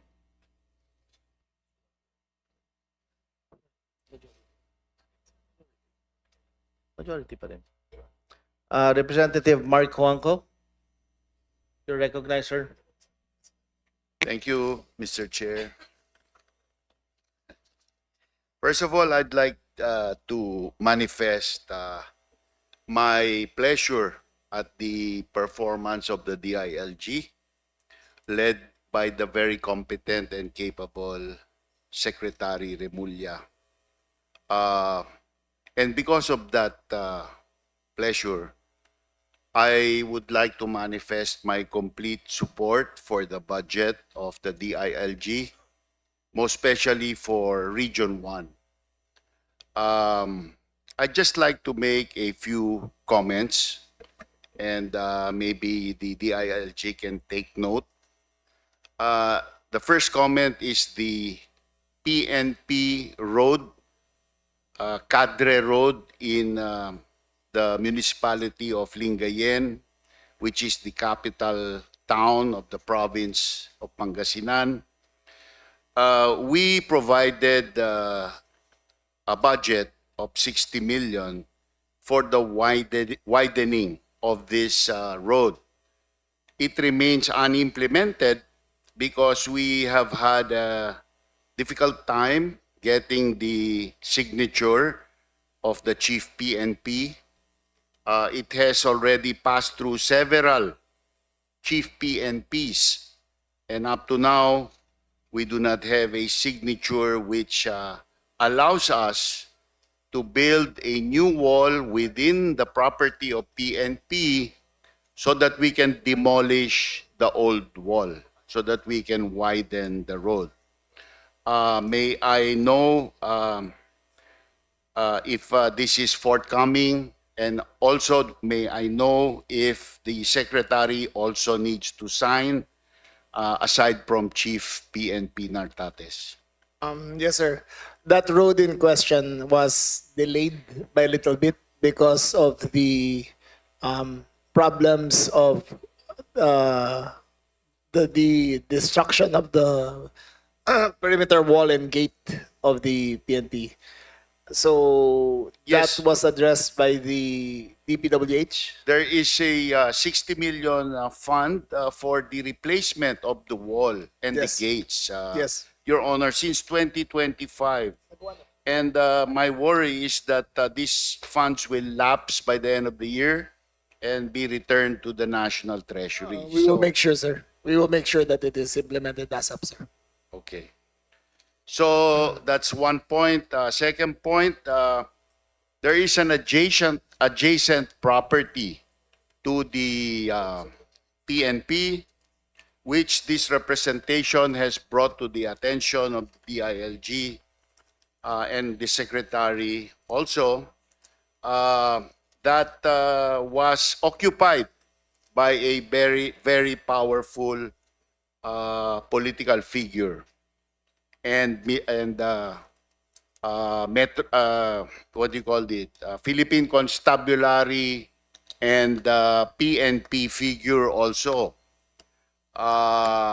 And this person has taken possession of the property, which is over a hectare in size.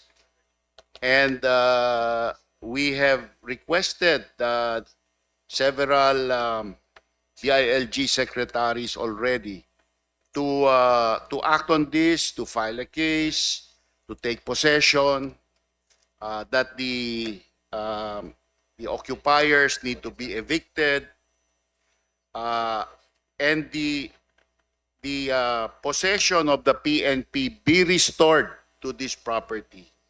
May I know what the status of this is, Mr. Secretary, Mr. Chairman?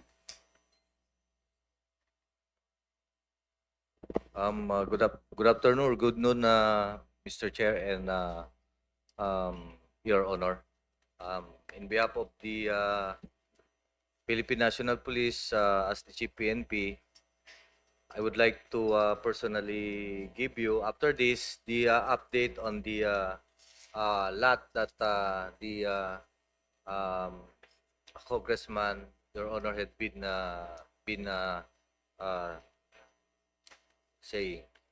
The out of the one of the problem of the Philippine National Police, of course, is lot acquisition, and this one is one among these challenges or problem that kailangan namin na makuha. And to brief the honorable congressman, the PNP lot is now a question of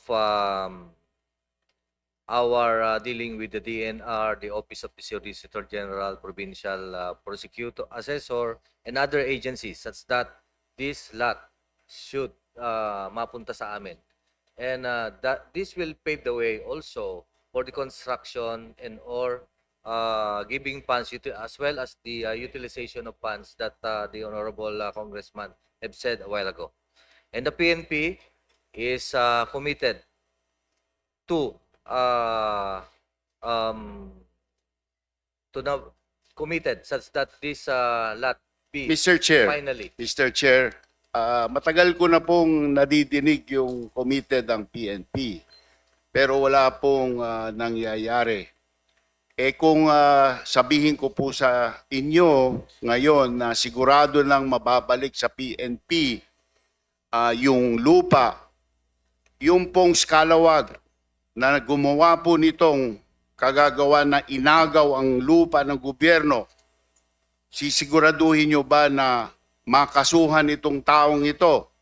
Kasi po, nangkukulong tayo ngayon ng mga politikong inaakala natin nagnanakaw sa gobyerno. Eh, ito bang dating nagnakaw, pababayaan ba nating makalibre? Yes, Mr. Chair, the PNP is committed na makapag-file ng kaso after the conduct of thorough investigation. So for the information of the DILG and the PNP, there is a DENR administrative order number 2026-11 dated February 25, 2026, subject declaring certain portions of the unclassified public land as forest land for permanent forest purposes under land classification project number 47-A and 38A of the municipalities of Lingayen and Binmale, respectively, Province of Pangasinan, signed by then Secretary Rafael P.M. Lotilla. Ito po tinrabaho ng representative ng distrito, hindi po ng PNP. So, solved na po ang problema ninyo. Diniklara ng itong lupang ito ay pag-aari ng gobyerno. So, what will you do with the actions of this Calawag police that did this? If that is the basis, Mr. Chair, Your Honor, for the filing of criminal cases or even administrative case for the subject person, then we'll be referring it to that honorable body, Mr. Chair, Your Honor. Sana po itong representation ay magkaroon ng regular reporting on the status of this. And sana po the PNP will act immediately to take possession of this property. Kasi hanggang ngayon, bagamat may deklarasyon na ang DNR na ito po ay lupa ng gobyerno, yung pong taong yon ay nandun pa rin po at ginagamit ang property. Rest assured of that commitment, Your Honor, Mr. Chair.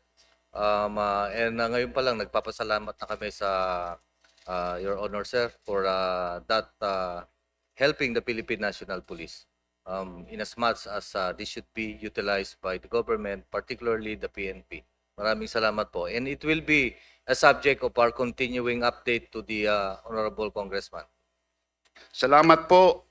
Isa na lang punto tungkol po sa mga matagal ng laspag at tinabing mga police vehicle na Mahindra na nakaparada po sa PNP Provincial Headquarters for the longest time.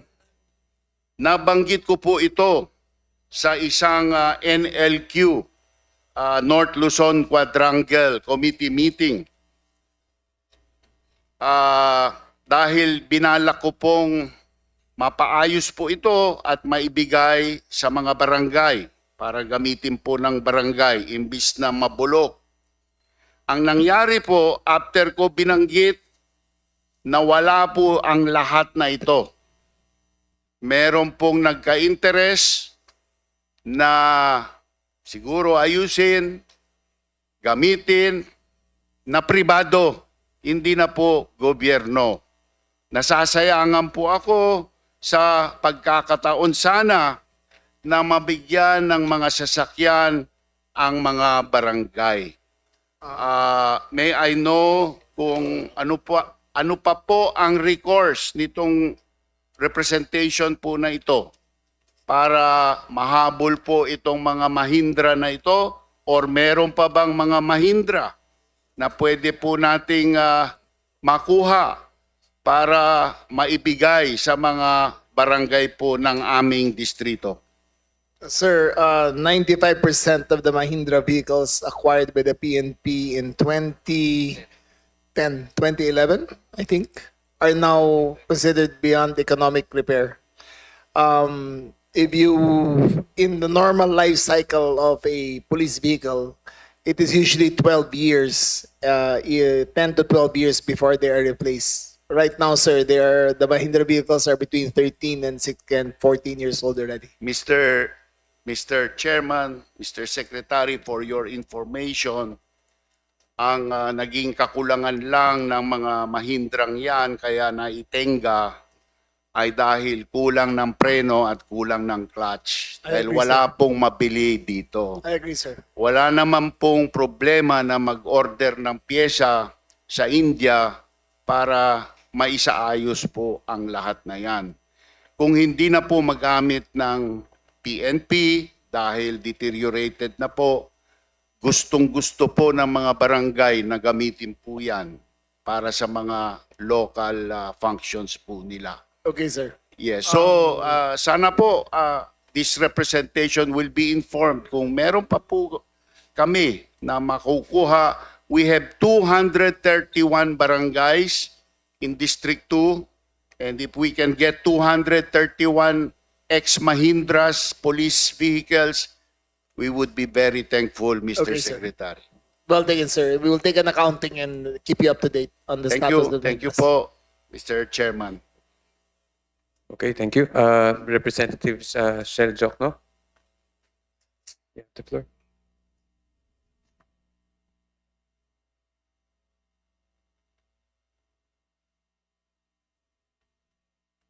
Shell Jokno, are you around?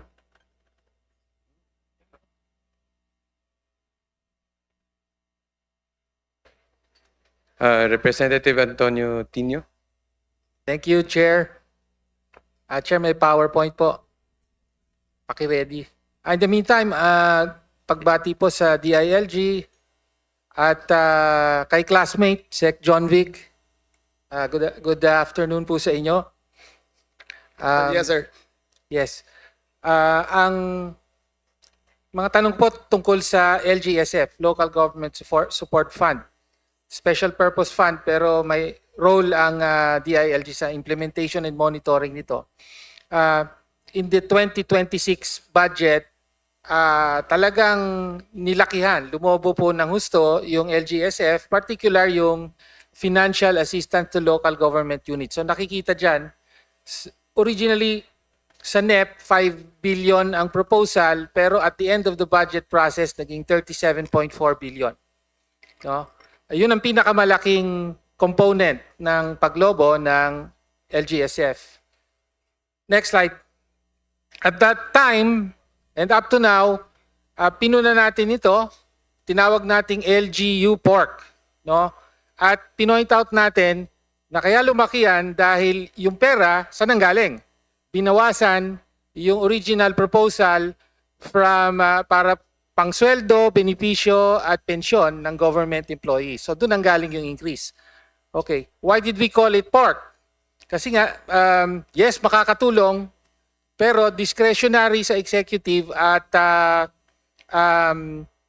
ginagamit sa politika. No? We have a clip, video clip po. May paki-play lang po. Ito ay video ni Executive Secretary Recto sa League of Municipalities just 2 days ago sa Iloilo. Please play.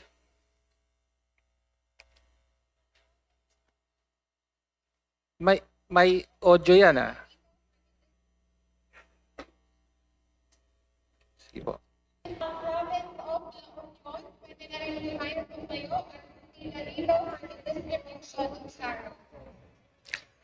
Okay, medyo mahina po yung audio pero essentially okay.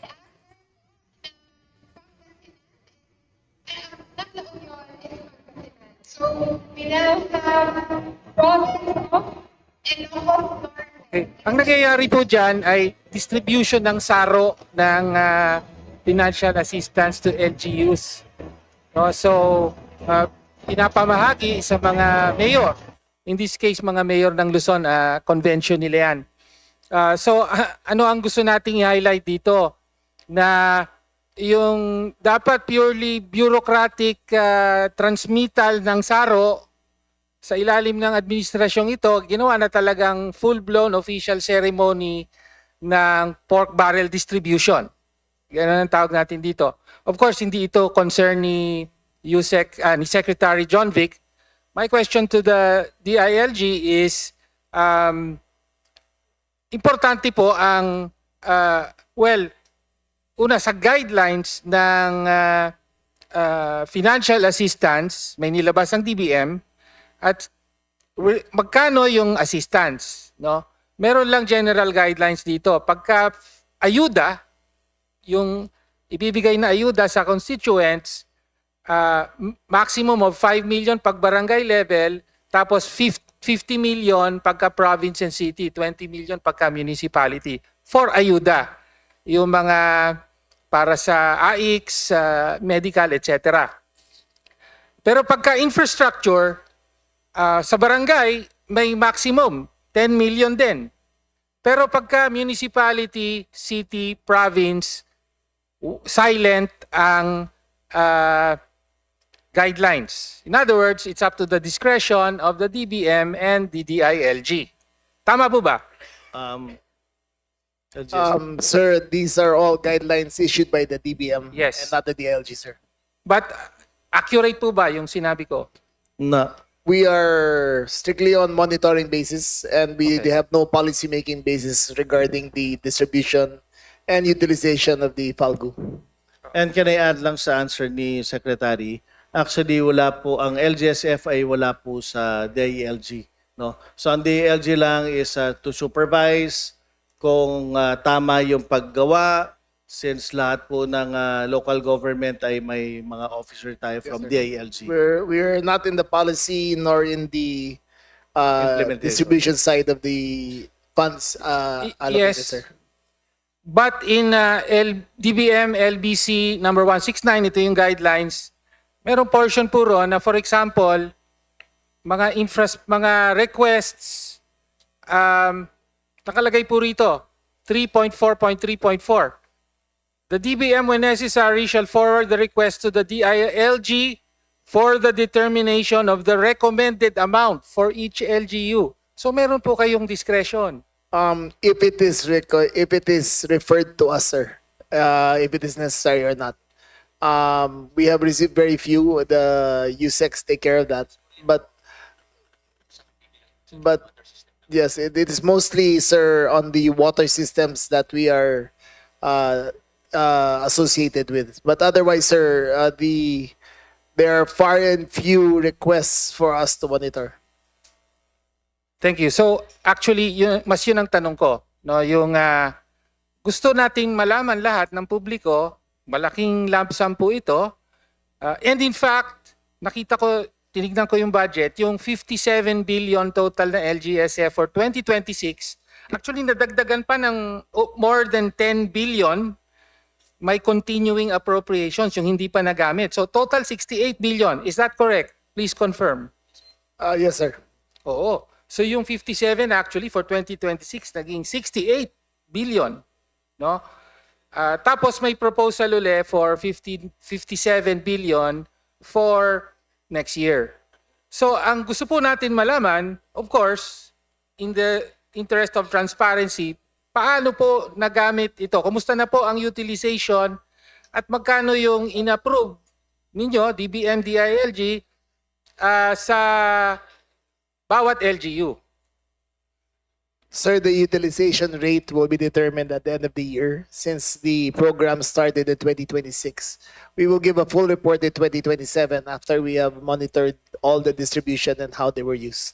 Well, let me just note that in the guidelines, sinasabi po rito, actually may transparency requirement, and the LGUs, the recipient LGUs, are required to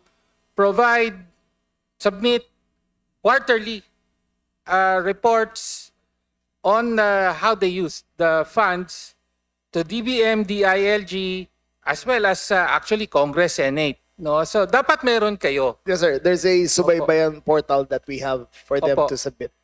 Opo. Kaya nga, therefore, baka pwede po magbigay ng update on 2025. Meron na po kasi in 2025 as well as We can 2026 po. Yes, sir. We will gladly submit it to your office. Kindly submit To it the committee po. to the committee. Committee and then Yes, sir. Opo, I will opo. submit it within the day, sir. Thank you, sir. Thank you po. So yun po yung gusto nating makita. Gusto rin siyempre malaman ng lahat siguro, kahit yung ibang mga LGU, magkano ba? Paano ba na magkano ang natatanggap ng iba't ibang mga LGU? So that's one, yung monitoring. Of course, the other concern is yung implementation. No? Yes, sir. Yung implementation, tama po ba nasa level na ng LGU? Yes, sir. Okay. 100%, sir. How do we ensure na talagang na-implement ng tama at walang problema at anomalya? Ang malaking pondo rin po ito. We're talking about a total of at least 37 billion pesos. Sir, the department has hired engineers to help us assess. But mostly, sir, this is a function of the Commission on Audit to check whether or not they have complied with all.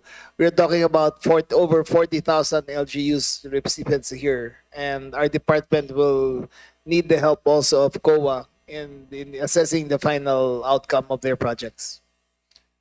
Yes, isang concern po natin yan kasi actually nakita ko sa guidelines din ang isang requirement para ma-release yung pondo na mula dito. Sabi rito, 4.17.2, Certificate of Reversion of Funds in case of undisbursed balances from the completed projects under the fiscal years 2016 to 2025 LGSF, Financial Assistance to LGU. ibig po sabihin, mukhang may hinahabol pa kayong mga unused funds from 2016 to 2025. Yes, sir. 2026 to 2025 was sir, it was under the purview of Congress and not of the DILG in its distribution.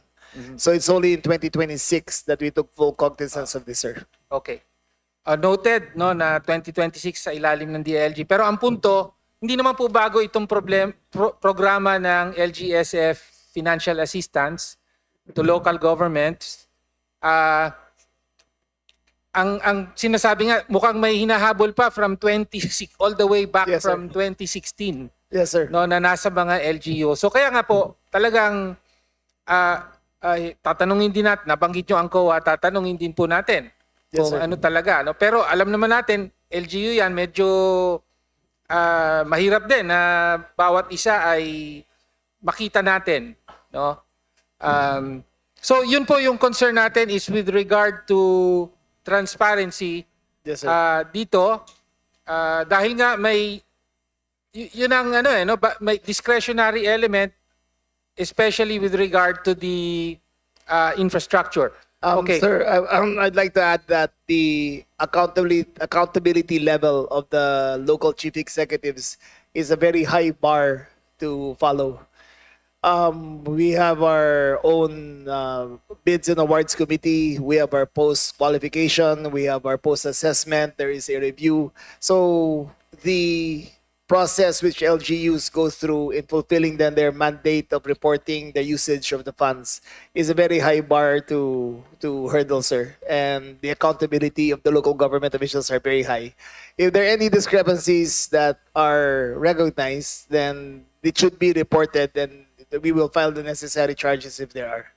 Okay. Thank you for that, Secretary.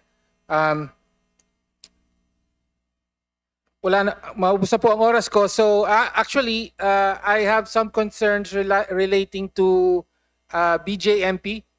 No, particular yung may mga nakakausap po tayong mga detainees na yung iba dapat eligible for release na. Pero dahil sa mga problema sa records ninyo ay naantala ang kanilang release. No? So, sir, if I may answer that. Opo.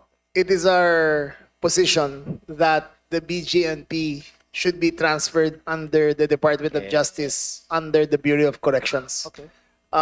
Dalawa po ang karpeta. May karpeta po ang BGNP, may karpeta po ang Bucor. I think it be prudent for the Congress to help us into combining Bucor and BGNP into one facility. Since they perform the same jobs, basically they're just mirroring each other. So we are asking Congress's help and the President's help in combining the two agencies so there will be a more efficient use of the resources and also a fairer treatment to the persons deprived of liberties if they have to be released or not. Okay. And can I just add, Secretary, isama na rin po yung provincial jail siguro. Yes, and the provincial jails too, sir. Thank you, sir. Sir, as of now, we have a municipal jail, provincial jail, BGNP, and Bucor. All four of them operate independently of each other.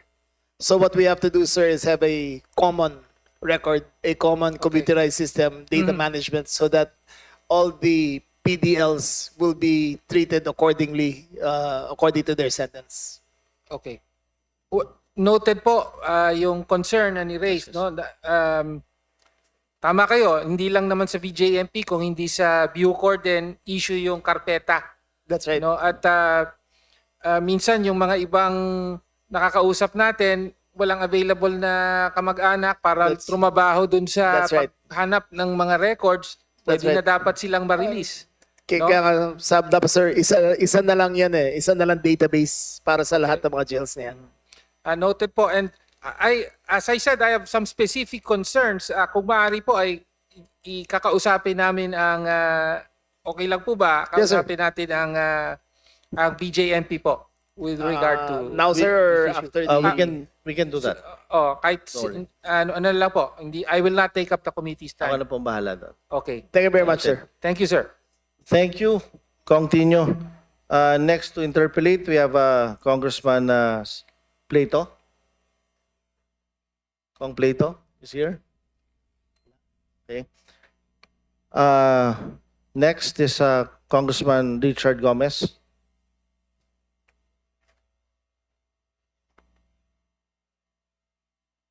Before Congressman Richard Gomez, I would like to inform our colleagues that may patawag po si Presidente kay Secretary Rimulya. So he needs to leave by 2 p.m. But yung mga USEC naman po nandito. So, thank you. Richard Kong Gomez. Thank you, Mr. Chairman. Mr. Secretary, Yes, sir. Chief PNP, it's nice to see you here today. Yes, sir. I know you had In an one piece. I know In you had one- an adventurous flight yesterday. Yes, in one piece, sir. It's nice to see you in one piece. Magandang hapon, Mr. Chairman. Just an overview, Mr. Chair, Mr. Secretary. When I ran for mayor in Ormoc in 2015 for the 2016 elections, Ormoc used to be the drug capital of Region 8. And when I won in 2016, my promise to the people was to eradicate drugs in the city and take out those men in uniform linked to the drug trade. After a year, we were declared drug-free, drug-cleared city. And after that, Ormoc became one of the safest cities in the country. And up to this day, Mr. Secretary, Mr. Chair, my advocacy and crusade against drugs is still on fire. I ask you to strengthen the anti-drug campaign program, at least in my district. Please do not allow the drug trade to flourish. Also, please check on your Chief of Police in Albuera and the former Provincial Director of our province. Paki-check na rin yung mga former records ng CIDG sa mga malokong mga tao sa amin. Dahil habang nandyan sila, hindi matitigil ang problema ng drugs sa distrito namin. Isama nyo na rin yung mga LCE, mga local chief executive sa district regarding illegal gambling, illegal drugs, and illegal quarrying. Napakabigat ng problema na yan, especially sa environment. Yesterday, the DNR was here. I also told them about the problem of illegal quarrying in our district. Although it's not under my jurisdiction, but as congressman, it is under my watch. Also, Mr. Secretary, using our allotted budget in Congress, I'm happy to tell you that Ormoc City, we only used to have 4 police stations. Ngayon, 8 na ho yung police stations natin. And thank you sa speaker natin that in the past 2 terms being congressman, maraming tayo napatayo ng mga police stations in Ormoc City and now in Cananga and Municipality of Isabel, including fire stations. And siyempre, ito na yun. Pag nadagdagan tayo ng police station, dagdagan yun na rin ng personnel. Pag nadagdagan tayo ng fire stations, lagyan yun na rin ng fire trucks. No? So, Mr. Secretary, also, I created SWAT teams in Ormoc City and it's functioning very well. Sayang nga na-miss namin kayo kahapon because they were ready to welcome you and the Chief PNP. I'll be back October 1, sir. Yeah, nice to see you there. And Mr. Secretary, Peace and Order is one of the most important programs in the local level to attain economic dependence. And with your continued help and support, this progress in our city and in the district will be fully strengthened. Thank you, sir. So I need your commitments, Mr. Yes, sir. We are very committed. As you can see, 2 weeks ago, I went to Leyte and we distributed Tacloban and we distributed additional motorcycles. And when I come back on October, I will distribute the additional police vehicles and ambulances for your district and for your province, sir. Thank you very much, Mr. Secretary. Mag-ingat ka lagi. Thank you, sir. And Chief PNP. Plus 2 fire trucks, sir, that are allotted here. Napakagandang balita. Thank you so much. Good afternoon. Thank you. Good afternoon, sir. Chairman, thank you. And with that, Mr. Chair, as member of this committee, I fully support the budget for 2027 for the DILG. Thank you so much. Thank you More very power much, to sir. you. Thank you.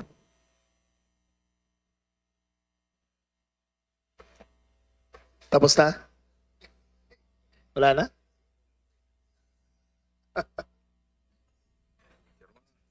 Adjourned na ba? Chairman, may mga Yung Vice Chair, sir. Kala ko adjourned na. sorry. Next to interpolate, Representative Edgar Erice. You have the floor. Thank you, Mr. Chair. Nawala yung chairman eh. Anyway, good morning to Secretary Remulla and the rest of the DILG, PNP, and BJMP, and other agencies under the DILG. Good morning. Good afternoon na pala. 12:39. Oo nga pala, sir. 12:39. Good afternoon, Ang una ko pong katanungan, tungkol po dun sa Seal of Good Governance. Is it really a measure of good governance, or it's just a paper compliance, documentary compliance of yan po yung laging nakikita natin. Meron po bang third party validation itong Seal of Good Governance? Sir, Prisa, thank you very, very much for that question. If you notice, since I assumed office in 2024, we have taken out the SGLG for 2024, 2025, and 2026. We have decided that the Seal of Good Local Governments should be only allotted once every term. For the very reason that it should not be a yearly assessment, but a whole of term approach on how the municipality or the LGU performed. We have studied the matter, and to put perspective, every year, sir, when it was a previous system, DLG used to commit 5 million man-hours a year just to study the documents of the local governments. Now, sir, we will do it once every term, whole of term approach into their total value of governance and what they have input in their system. Unfortunately, there is no budget for a third-party compliance because that would add it to maybe a couple of, maybe another 5 billion in order for that to happen. Talaga din po, di ba, kung na ma-determine natin kung yung Seal of Good Governance na binibigay natin ay talagang nagre-reflect dun sa actual na improvement in the services. That's right, sir. To our Ang people. nangyari kasi, sir, may checklist lang, tapos may compliance, tapos check lang ng check, tapos award ang award. So na-diminish yung value ng SGLG. But this time, sir, it'll be a whole of term approach. Hopefully, sir, we will see better results in a more comprehensive report on how they functioned as a local government unit in the first 2.5 years of their incumbency. For example po, in terms of their compliances with solid waste management, in terms of their compliances with yung pong mga biddings, contracts, malaking tulong po yan kung yung actual talagang Yes, sir. actual na nangyayari, hindi lang documentary compliance. Yes. Malaking tulong yan para sa good governance. Yes, sir. Paano po kaya natin ma-relate itong mga seal na ito dun sa actual na nangyayari dun sa mga local governments? Sir, there used to be 10 indicators for the Seal of Good Local Governments, but we have reduced it to 3 main, which is resiliency, fiscal management, and innovation. And then those 3, sir, are best indicative of how a local government performs. For the information of the body, there used to be up to 14 categories, and each submission would be this thick. And I think it was only right that now we have revised it, simplified it, and made sure that the most salient parts of good local government performance are included in this. Will you be amenable if we will be able to maybe enact a proposal or a law that would legitimize third-party validation of seal of good governance? Yes, sir. We do have a third party, but it's only on part project implementation. But if the Congress will allot the budget for a third party validator for all these for the categories that we have presented, then we will be most welcome to accept that budget, sir. We don't need a particular law, but just a, Yes, sir. a appropriations. Yes, sir. Meron po ba kayong mga income na tineturn over nyo sa national government? Ang DLG, sir? Yes. Only sa BGNP. BFP pala. BFP, sir. BFP. BFP, not PNP, sir. Ang BFP collects 4.5 billion a year. We remit the entirety to the National Treasury. For example, Napolcom meron din, no? May income.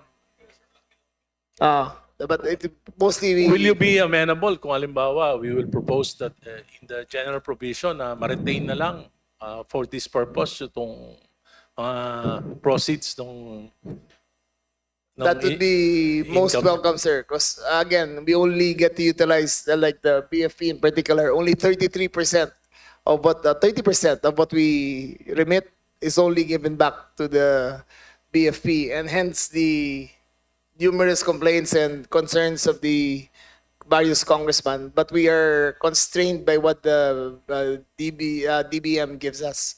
However, we have entered into a long-term deal of 1,500 trucks for the next 3 years. So hopefully, by then, everybody's concerns will be addressed. Pwede po siguro after this, kung sino man yung in charge nyo dyan sa, maybe we can work on a special provision, and maybe we can request the Committee on Appropriations na mailagay sa special provisions na yung pondo na yon na income nyo, Automatic.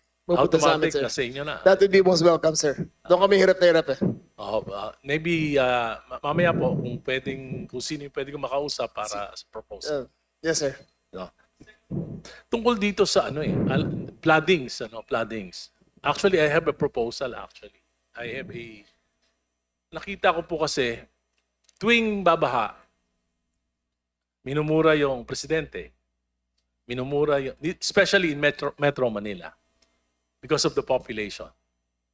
Minumura yung mayor, minumura yung congressman, minumura yung DPWH, minumura yung DNR, pati MMDA. Pero actually po wala talagang responsibility center when it comes to an integrated approach to flood control in Metro Manila. Metro Manila is 14 million population. We have 12,000 metric tons of garbage produced every day. Tapos po, hindi lang sa yung pong flood, marami pong maraming causes yan. Hindi lang yung waterways, pati po yung informal settlers on top. Don't you think that dapat baguhin na natin yung sistema? For example, there must be one accountable agency for a metropolitan area, a conglomeration of highly urbanized cities. For example, like Tokyo, like Bangkok, they have an elected governor and a legislative assembly. Makati po, 24 hours ang color coding. Pagdating sa Mandaluyong, Quezon City, ilang oras lang. So, hindi po coordinated. Kaya, pati po yung master plan, may master plan po ng flood control ang Quezon City. Gumagawa po yung ibang karatig, yung Caloocan, gumagawa ng master plan. Baka, bandang huli, it runs contrary to the master plan of every city. I totally agree, sir. In our recent study, and when we unearthed when we studied it, a lot of our drainage systems some of them are over 100 years old. The pipes that we are using are still made of brick and mortar that are only this big when they should be 1 meter long already. But I agree, sir, that it's outside of the MMDA, there should be the Department of Water which will be created should not only be focused on producing water for consumption, but also mitigating the effects of water during flooding. Thank you, Mr. Secretary. Pangatlo ho, yung violence and crimes sa Japan, Singapore, South Korea, and even China. Meron po silang total ban gun o kaya very restrictive Very, very restricted, sir. gun regulations. At sila yung may pinakamababang krimen Yes, sir. dito sa Asia. Why not we think about of implementing a very restrictive gun ownership? Yes, sir. I have reported on that a couple of times. Just to give you the statistics, sir, 98% of gun violence are done by illegal firearms, loose firearms. 98%. So it is my clarion call to Congress to totally repeal the Robin Padilla law to make loose firearms non-bailable. Because right now, sir, we catch them at a checkpoint, they will post bail, and the next week they will commit another crime. So that is one solution, sir. The 98% of the gun owners are responsible, but the 2% that are committed by the gun owners are very minimal compared to the 98% done by loose firearms. If we repeal the Robin Padilla law, I assure you, sir, we will cut crime dramatically if we give us those powers and make it non-bailable. Eh kung mas hihigpitan po natin yung gun ownership, very limited talaga yung pwedeng magkaroon ng pag-aari ng mga armas.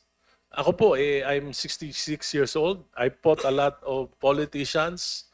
Wala pa akong baril. Buhay pa naman ako. Pagka wala kaya itong baril, malayo ka rin sa violence. Totoo yan, sir. Again, sir, I propose that even that owning a firearm in the Philippines is a privilege and not a right. We do not have a Second Amendment which protects the rights for gun ownership. So I propose, sir, that we will amend our IRR so that the police can schedule appearances and inspections in every gun owner's home to make sure that how they keep their guns for safekeeping are up to standards that we recommend. The two school shootings, sirs, were done by legal firearms belonging to uniformed personnel. So if we have the power to schedule and to inspect all those homes, then maybe we can curb the violence with legal firearms. Thank you. For my last question, Mr. Secretary. Ang problema natin, basura. We're producing around 12,000 tons every day. And most of the, isa po sa nakikita nating problema dyan, yung corruption sa garbage collection. At nasabi na rin po yan ni Ombudsman Remulla. Ang nangyayari po kasi ang karamihan, siguro mga 80-90% ng mga contracts, for example, in Metro Manila, clean all. Ibig sabihin,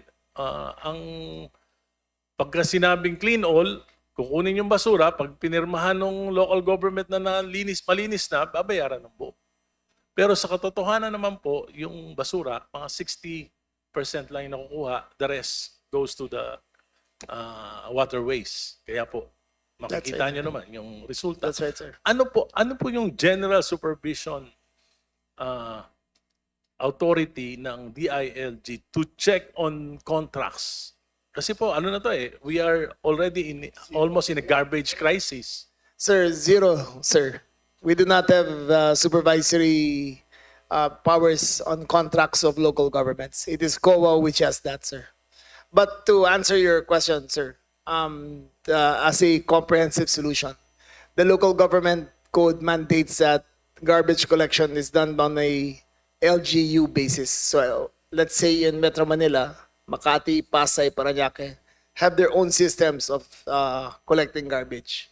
It should be, sir, a regional matter so that the scales of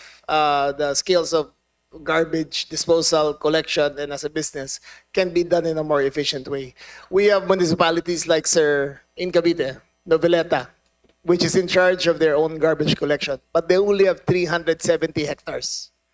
So how can they possibly dispose of their garbage within their system if it is a LGU based? So there is a need to revisit the local government code on how garbage should be handled and who is accountable and who has oversight over them.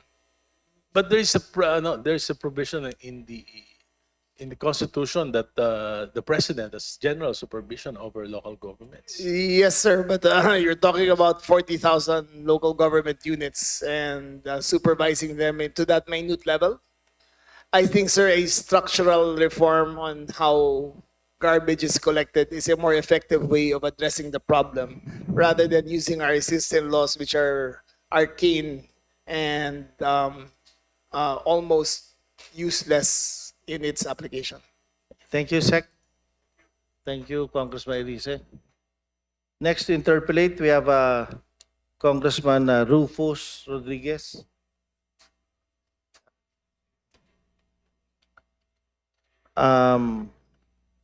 Congressman Nelson Legacion, you're next. You have the floor. Maraming salamat, Mr. Chairman. Ka-probinsya ko yan eh. Kaya naunahan kita.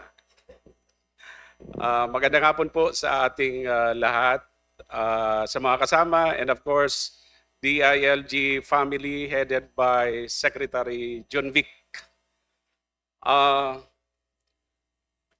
Based on the presentation and the fiscal year 2027 budget briefing folio, I can say, and I would like to make it a record, that the department is doing well. Thank you, sir. But having said that, let me dwell on at least one bureau under the Department of Interior and Local Government. I am referring to the Bureau of Fire Protection. In the given document, I have noted that with respect to municipalities with activated fire stations and trucks, 92.83% po yung meron. Pero meron ding wala pa, 107. With respect to establishments inspected that have been issued with fire safety inspection certificate, mukhang marami-rami po yung hindi na-inspect. 378,429.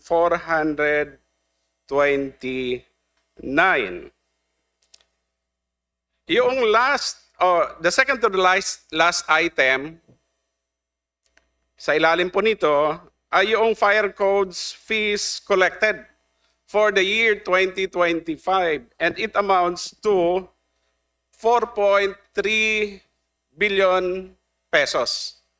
It appears to us, as even as earlier manifested, that the annual collection is really about 4 billion pesos or higher. Yes, sir. Now, I have with me a copy of what is called as Budget Hirit for fiscal year 2027.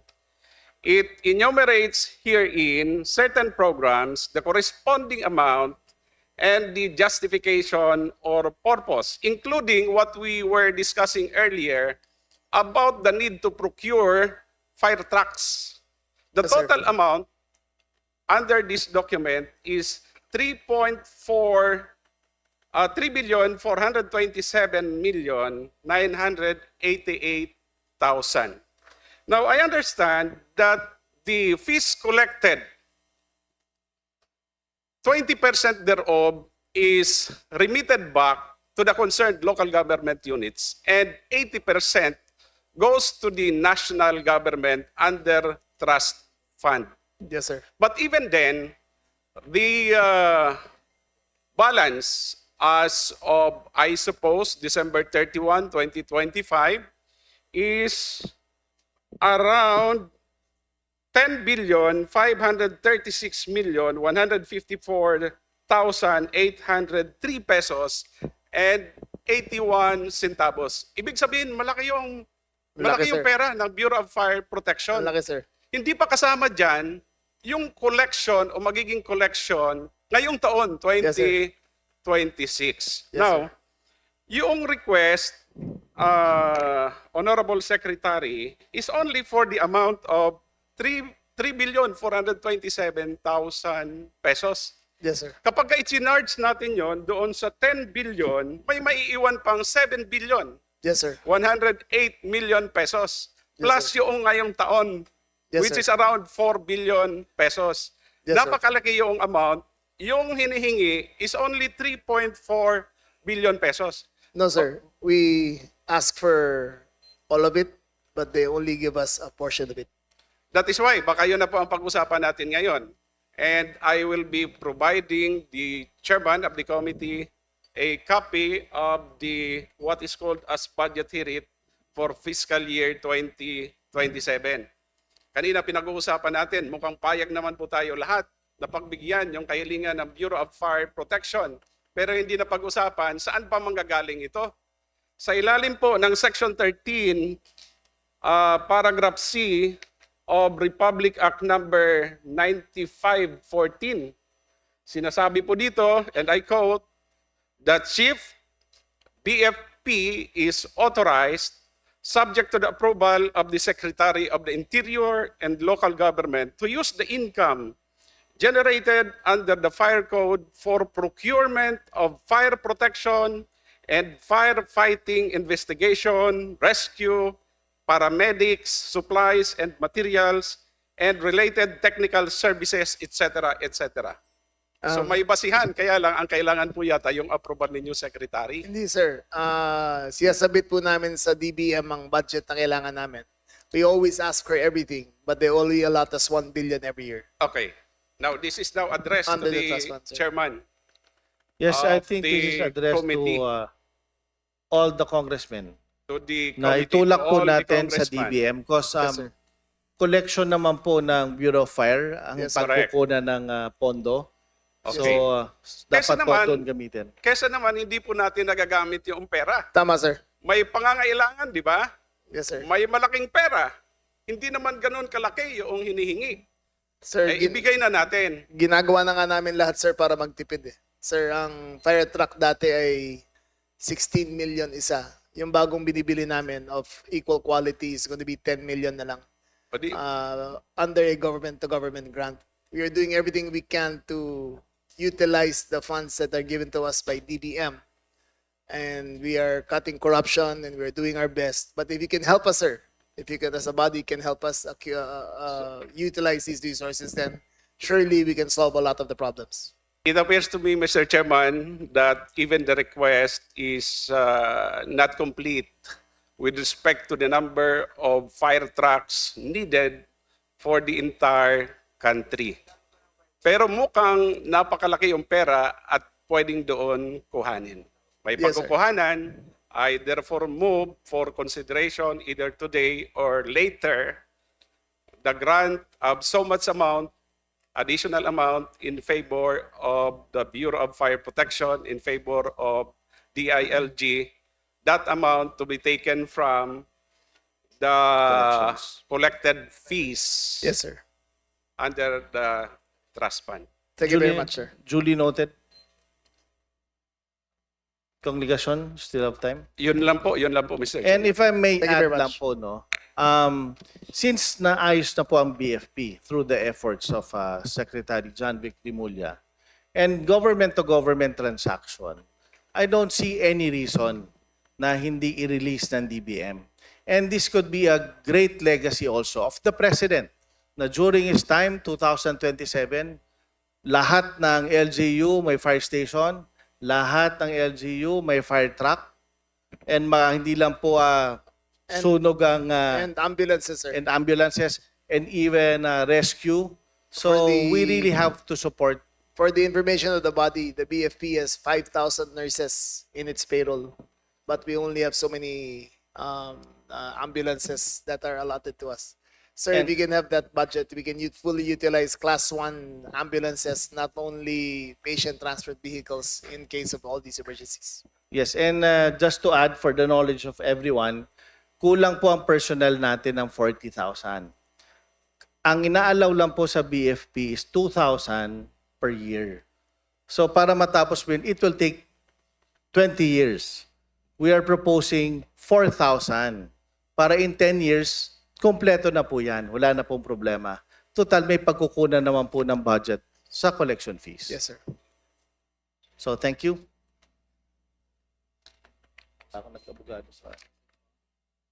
Next, to interpolate, we have from the minority, Robert Nazal. He's not here. Sergio Dagoc. Congressman Sergio Dagoc, you're recognized. Thank you, favorite chair. Magandang hapon. Magandang hapon, Secretary, at Apo. sa DILG family. First of all, I would just like to convey the heartfelt appreciation at papasalamat sa mga electric cooperatives doon sa inisyu mo na memorandum in relation doon sa implementation and compliance by the LGUs of the joint memorandum circular of the BLGF, DOF BLGF on the tax exemption of electric cooperatives as far as the local taxes is concerned. So, kaming lahat sa buong Pilipinas, 121 electric cooperatives ay nagpapasalamat dahil ang nakikinabang dito, yung mga gumagamit ng kuryente na hindi na naipasa sa kanila yung mga local taxes. Subalit, Mr. Secretary, mayroon pa tayong mangilan-ngilang probinsya, no? Ayaw kong banggitin dito. Susulat na lang yung asosasyon namin, kagaya nung ginawa namin noon through PhilReca.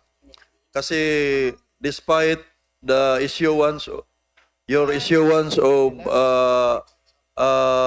Memorandum Circular 2025-041, mayroong at least 4 na lang na probinsya na talagang ayaw, gusto pa rin nila iparegister muna sa Cooperative Development Authority. Mga 4 na lang po, susulat na lang ulit kami. Baka po pwedeng makausap mo na ang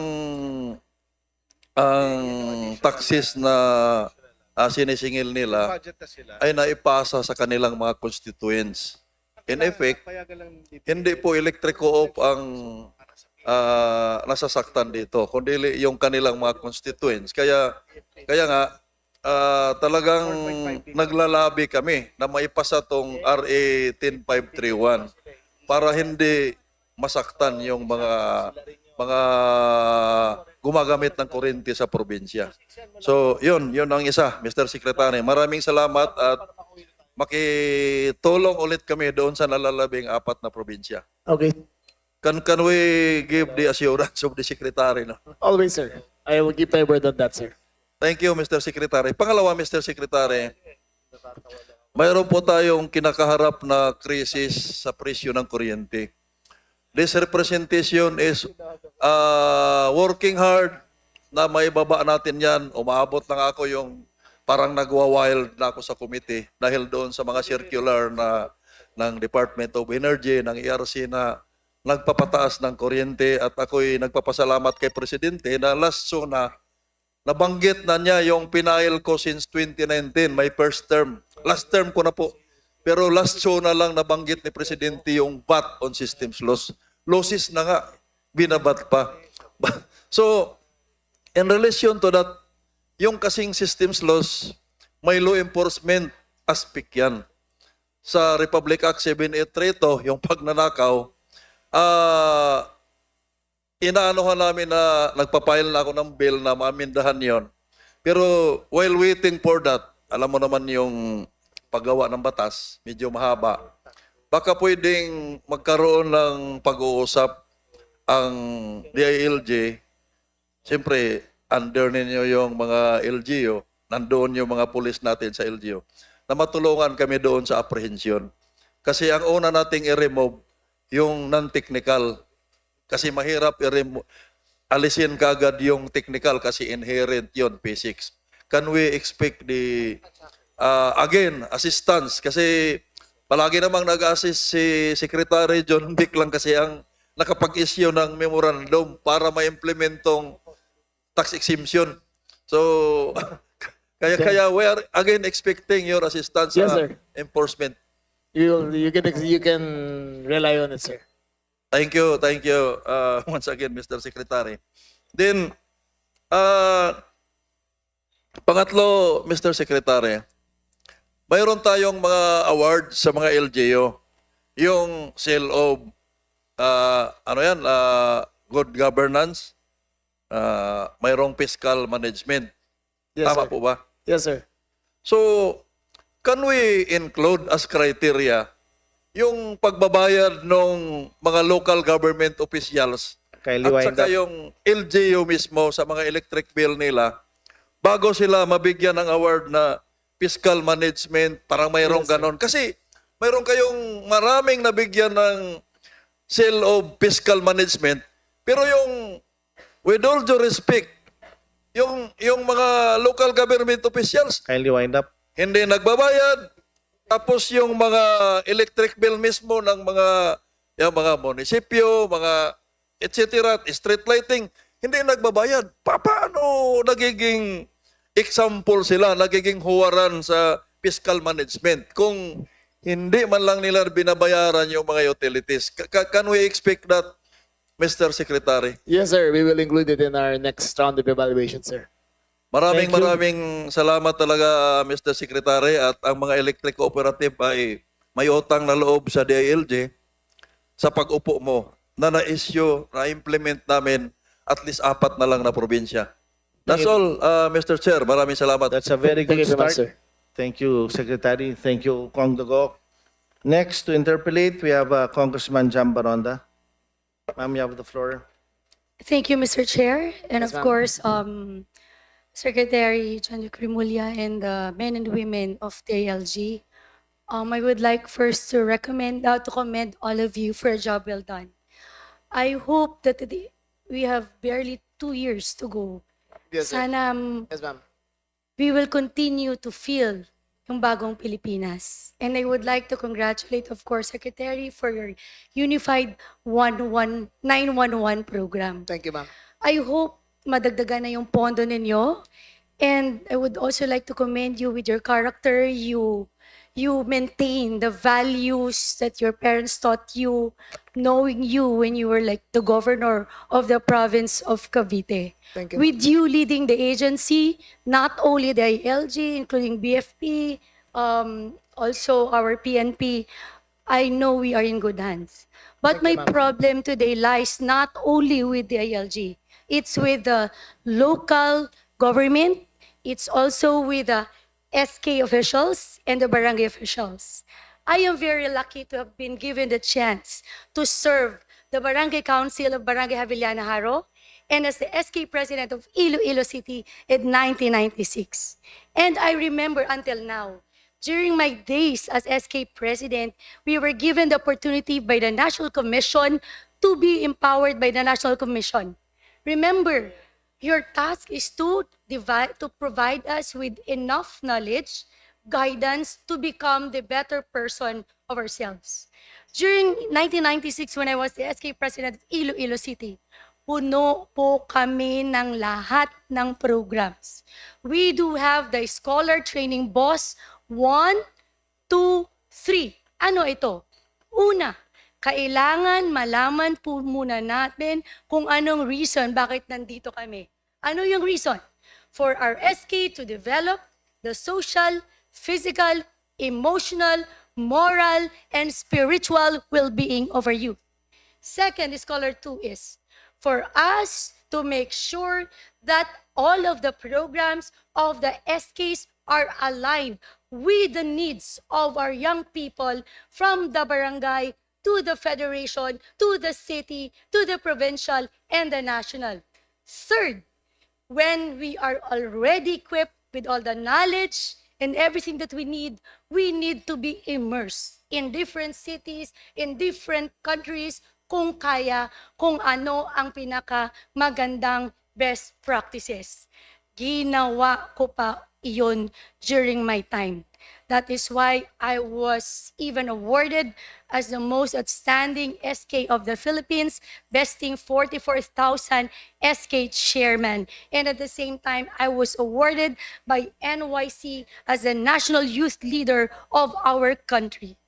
Now that SK is about to be postponed, I feel sorry for those SKs who worked hard and also for those SK na hindi talaga nagtrabaho, Secretary. Ang tanong ko, Secretary, in March 26, I wrote a letter addressed to your office kasi madaming mga barangay kapitan, hindi lang sa Iloilo or sa SK, but sa buong Pilipinas, walang annual development plan. So ngayon, they are working based on the reenacted budget. Kawawa ang mga kabataan. Kawawa ang mga Pilipino. Bakit? We deserve a better program for our young people. We deserve a program that is responsive to the needs of our country. So ang politika, hindi po ito dahil leader ka. Ang politika, we should serve our city, we should serve our barangay and our country. Ang korupsyon hindi nag-umpisa sa taas. Kailangan umpisahan natin sa baba. Na pag-strengthen and pag-make sure that we are guided. When you are guided, wala kang reason for you not to be better. Ang tanong ko, Secretary, Iloilo City alone, in 2026, Diyos ko Lord, Marso, ilan pa lang ang nakasubmit ng annual development plan? Even sa barangay. Yung iba, December pa lang, walang annual development plan. Meaning, we are paying their salaries na walang ginagawa. Worst, now that this government has many programs to empower our people, but until now, hindi natin sa tingin ko nagawa ng tama. Una, we are and I am for a uplift program for our people. But ang problema, ano bang sektor? Like for example, ngayon may programa po si PSA, si DSWD. And ano yung reason and purpose nila sa pagpili ng mga beneficiary ng uplift? Based doon sa CBMS. Ano ang CBMS? Community-Based Monitoring System. Ang problema, in Iloilo City alone, nung tinanong si PSA, ilan ang beneficiary natin ng CBMS na bibigyan ng 2,000 a month? Sabi nila, 623. 2,000 a month hanggang December. Ang tanong ko sa DSWD, ilan ang nabigyan nyo ng first tranche? Ang sagot sa akin, 327. Ay bakit naman po 327 lang? Kasi po sa 600 plus na lista, hindi po qualified ang majority, almost half, Mr. Secretary. Ngayon, we are not against the support of the government. We just wanted to make sure na ang bibigyan ay ang dapat bigyan. Dapat siguro kailangan magkaroon tayo ng isang IRR. Kunyari ngayon, lahat ng sektor ng transportasyon, yan na lang tutulungan. Kasi sila ang mostly nung nagka-problema tayo sa fuel crisis.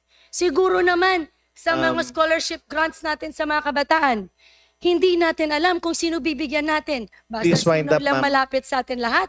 Baka pwede, kasama ang SK, hanapin nyo ang mga kabataan sa elementary na walang nanay, walang tatay, na namatay na.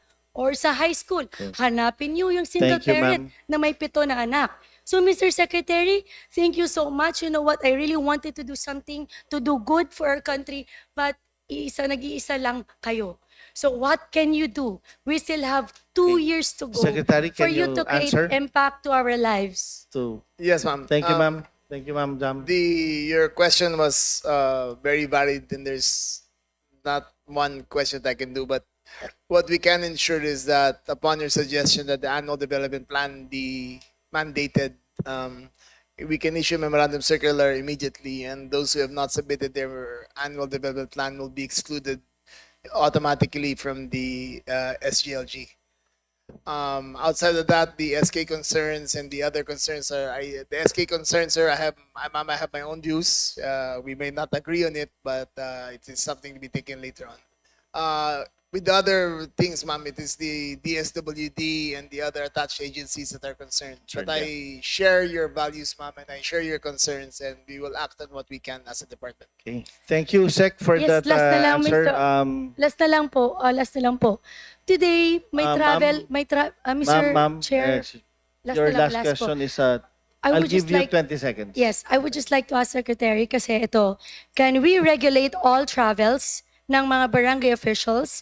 Because like for example today, may biyahe 3 araw lang yung mga officials, 30,000 pesos sa Boracay. Ngayon nagka-problema pa tayo, do we allow all of this?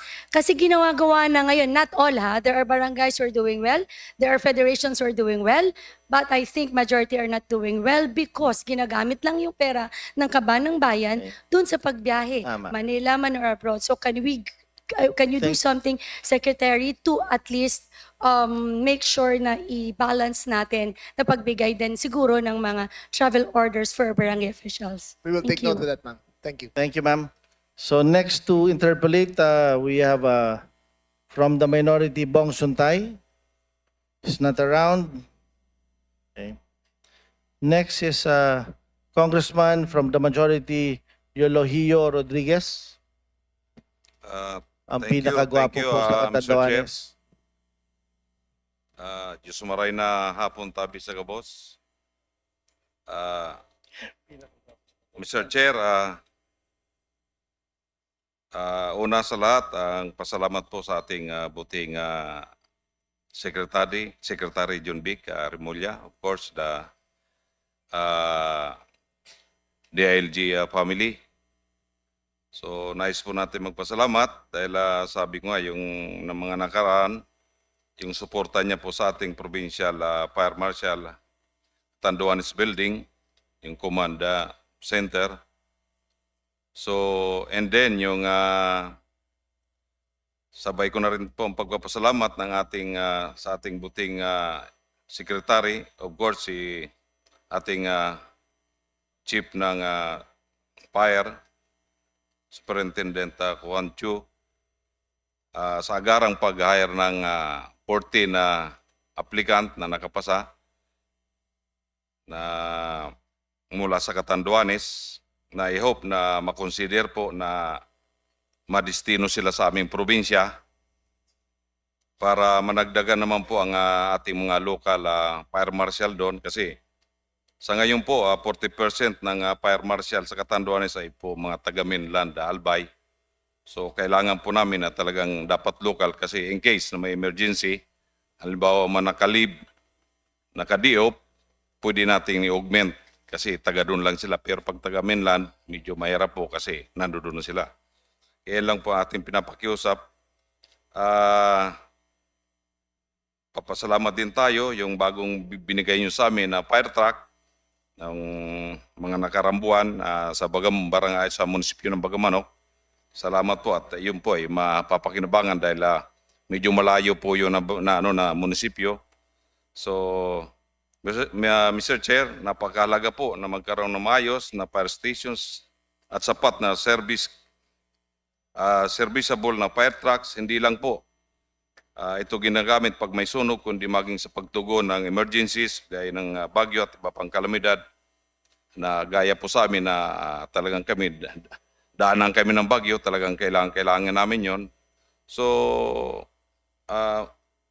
Mr. Chair, marami pa po tayong request na alam ko naman na nakarating na rin kay Secretary. Alam ko naman hindi tayo tatanggihan.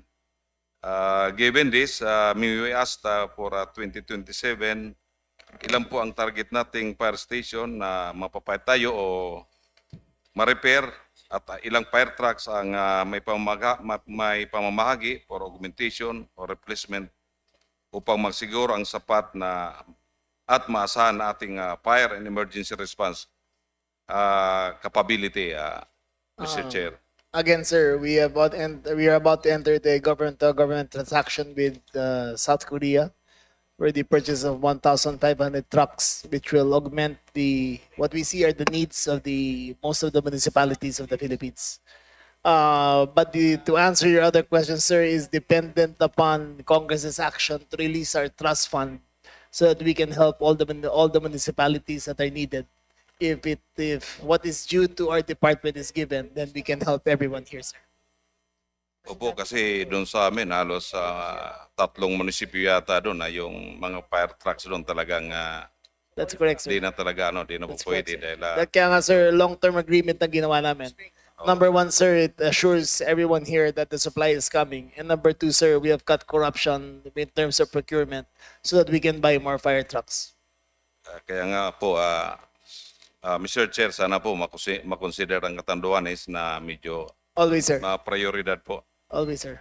Mr. Chair, regarding po ito sa palagi nating pinaparating dito tuwing may budget tayo, kasi yung kaso po natin nung 2022, nung naransak yung bahay ko, and then yung 2025, may mga na-abduct din tayo mga leader. Hanggang ngayon po, wala pang nangyayari. Sabi ko nga, mag-2028 na naman, baka kung ano na naman to. So ito po ang aking palaging panawagan. Hindi man lang tayo na-update sa ganitong sitwasyon Mr. Chair. Can we ask the PNP to update us, give us a copy of the incident? I think you're asking for the incident report? Yes, yes. Oo. At saka wala kung kung umusod ba ito. Yes, sir, Chief PNP. Yes, Your Honor, Mr. Chair, I will be submitting the update on the case. As of now, there's no significant update, but I will going to direct the respective investigators as well as the police officers in the area to coordinate with the Honorable Congressman. Chief PNP, kindly submit to the committee. Kailan po kaya natin pwedeng masubmit, mabigyan ng update? Official. Yung kay Kong Leo, pwede by phone, but we need the official sa committee. Yes, Your Honor and Mr. Chair. Today, sir. Today, sir? Ang bilis. Ganyan kagaling ang Chief PNP natin. Thank you, Mr. Chair. Kasi sabi ko, mag-2028 na naman 2028, sabi ko, baka panibagong kabanata Tama-tama na naman naman yan. yung date ngayon, 27. Sabi ko, mukhang sinusundan Bukas yata ako 28. Anyway, sabi ko mabait naman tayo. Anyway, Mr. Chair, recently lang po may mag-assume na sa amin yung provincial director po, nag-assume ng May 15. Until now po, hindi man lamang nagpapakita sa atin siguro hindi yata kailangan Is the ng serbisyo provincial ng director of representante Catanduanes here? ng Nandito distrito. ba? Okay. So wala po yung PD, Para mga ID, but di yata kailangan yung Hindi, sir. serbisyo we po. will assure you that We will assure you that the courtesy call shall be made, sir. Bago lang kasi ang kaka-turnover lang ng regional director natin. So we will give instructions to the regional director to make sure that as soon as you get home, he will be in your doorstep waiting for you, sir. Oo nga. and don't worry Kong Leo, hindi lang sa'yo nangyayari ang pwede sa akin, but di ko sila hinahanap. So hindi po kailangan mag-courtesy call sa akin ng PD namin. Sa akin naman sabi nga daw di daw ako machimpuan. Sabi ko, ang pulis naman may intelligence, yung pagbaba ng eroplano, alam mo na darating ka hindi po yun hindi yung katwiran Kaya yun lang po Kindly wind medyo nakakalungkot man. Sabi ko, wag tayong susunod sa isang tao. Dapat yung nasa isla, lahat amo. Di ba? Dapat siniservisyohan natin. Hindi yung isang tawang siniservisyohan lang. So may karagdagan lang po tayo bilang chairman ng Special Committee ng Bicol Economic Development. Kindly wind up. Mayroong po tayo, may establishment po tayo sa sa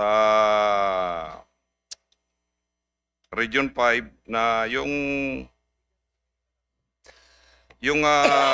Bureau of Fire Regional Office na sa ngayon po nakita natin parang nakatiwangwang lang po doon sa isang lugar.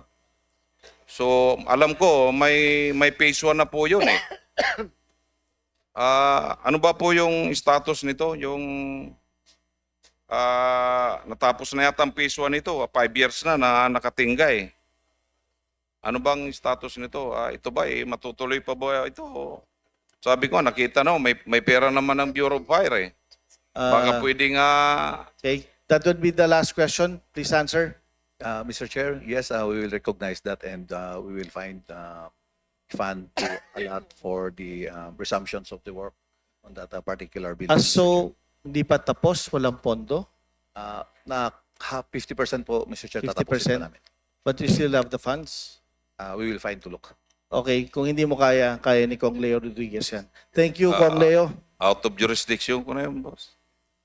Anyway, usap-usap na lang kami mga Bicol Solon kasi napag-usapan po ito namin doon sa committee na medyo, yun nga, Okay. medyo Thank you. kikita daw na talagang kailangan kasi ito ng ating Bureau of Fire dahil ito yata magiging magiging sentro po ng command at saka magiging training pa yata ito ng Bureau of Fire. So alam ko Yes. kailangan nila ito. Ito magiging magiging Yes, Mr. Chair, meron Command naman center. pondo for the construction of the training center in Region 5. Yes. Thank you. Thank you, Mr. Thank you, Chair. Kong Leo.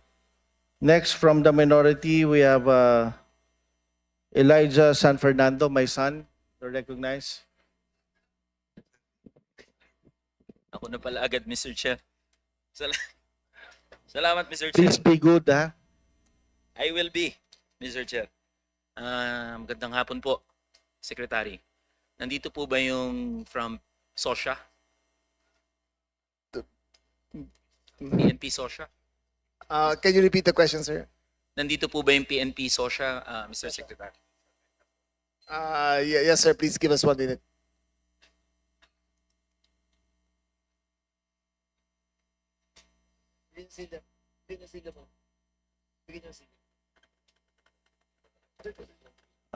I'd like to remind the secretary it's 1:30. Sec, if you need to leave by 2, it's fine. Okay. Yeah, we have. I can make time. Thank you, boss. Okay, sir. Thank you, Mr. Secretary. Aware po ba tayo sa concept ng train now, pay later for security guards?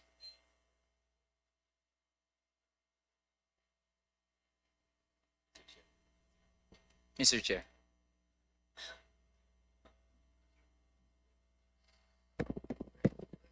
Yes, sir. Sir, meron pong mga information na nare-receive kami na may ganun po. Thank you po, Mr. Chair, Mr. Secretary. Ang siste po kasi, halimbawa may gustong mag-apply as a security guard. Kailangan po niyang mag-undergo ng 1-week training sa isang training agency. Tama po ba to, Mr. Chair, Mr. Secretary? Tama po, Mr. Chair. Okay po. So along the course po ng kanyang training, halimbawa may tatawag po na security agency na nangangailangan ng security guard. So nakapagtapos na po itong security guard o papasok na security guard ng training sa training agency. Ngayon ang mangyayari po, kapag pumasok na sa security agency yung security guard, ang gagawin po, hindi i-honor kung ano yung training na nakuha niya doon sa training agency. Kasi ang nagiging step po, yung security agency, meron din siyang training agency. So ang mangyayari po dyan, kapag na-deploy na yung security guard, ang mangyayari dun sa kanyang bayad o sa kanyang sahod, kakaltasan parehas ng bayad doon sa training agency kung saan na siya nakapag-train at another nakaltas sa kanyang sahod doon sa security agency na meron ding training agency. Would you care to clarify this matter, Mr. Chair? Yes, Mr. Chair. Sir, yung arrangement po ng security agency tsaka nung training school, meron po kasing mga training agency, nagkakaroon po sila ng memorandum of agreement between the training school and the security agency. So yung training school po, sila yung nagkakandak ng training para po dun sa security agency. But meron din po kasi na security agency na aside from operating as a security agency, may separate po silang license to operate as a private security training agency. So ina-allow din po yun na mag-conduct po sila ng training.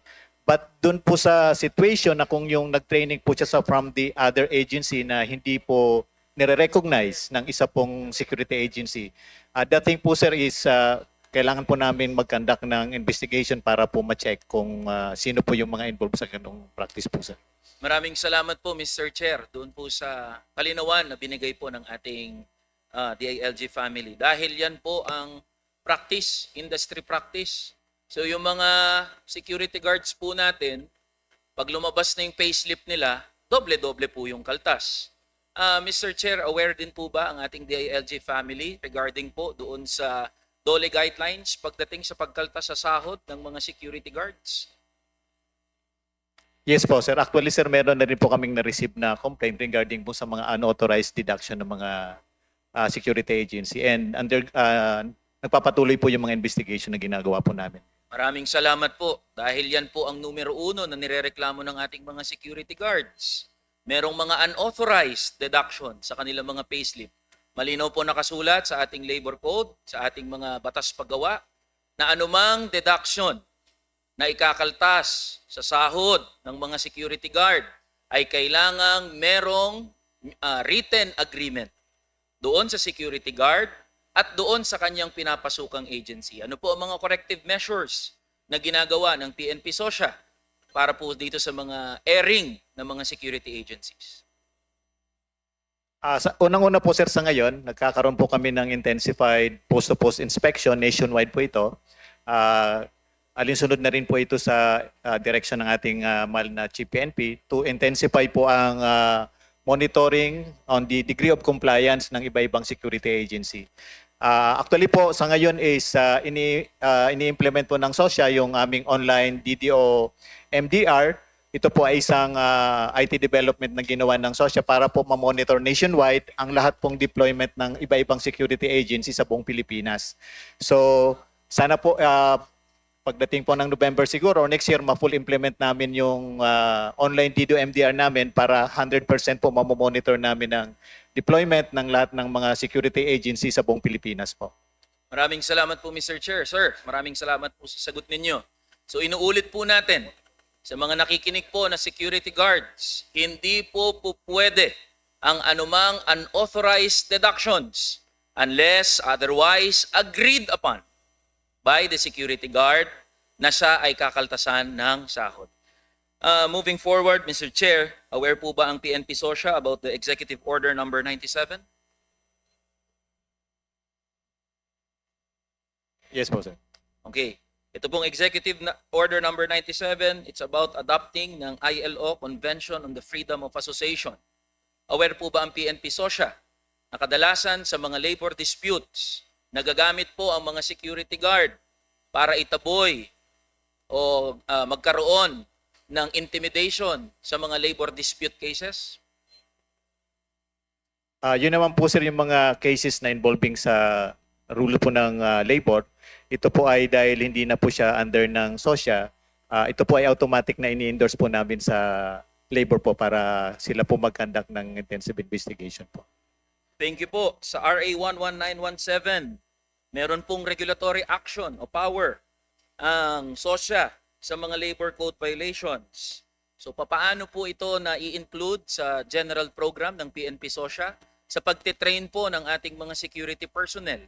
Ano po yung mga activities, programs na ginagawa ng PNP SOSYA so as to equip our security personnel about this Executive Order number 97?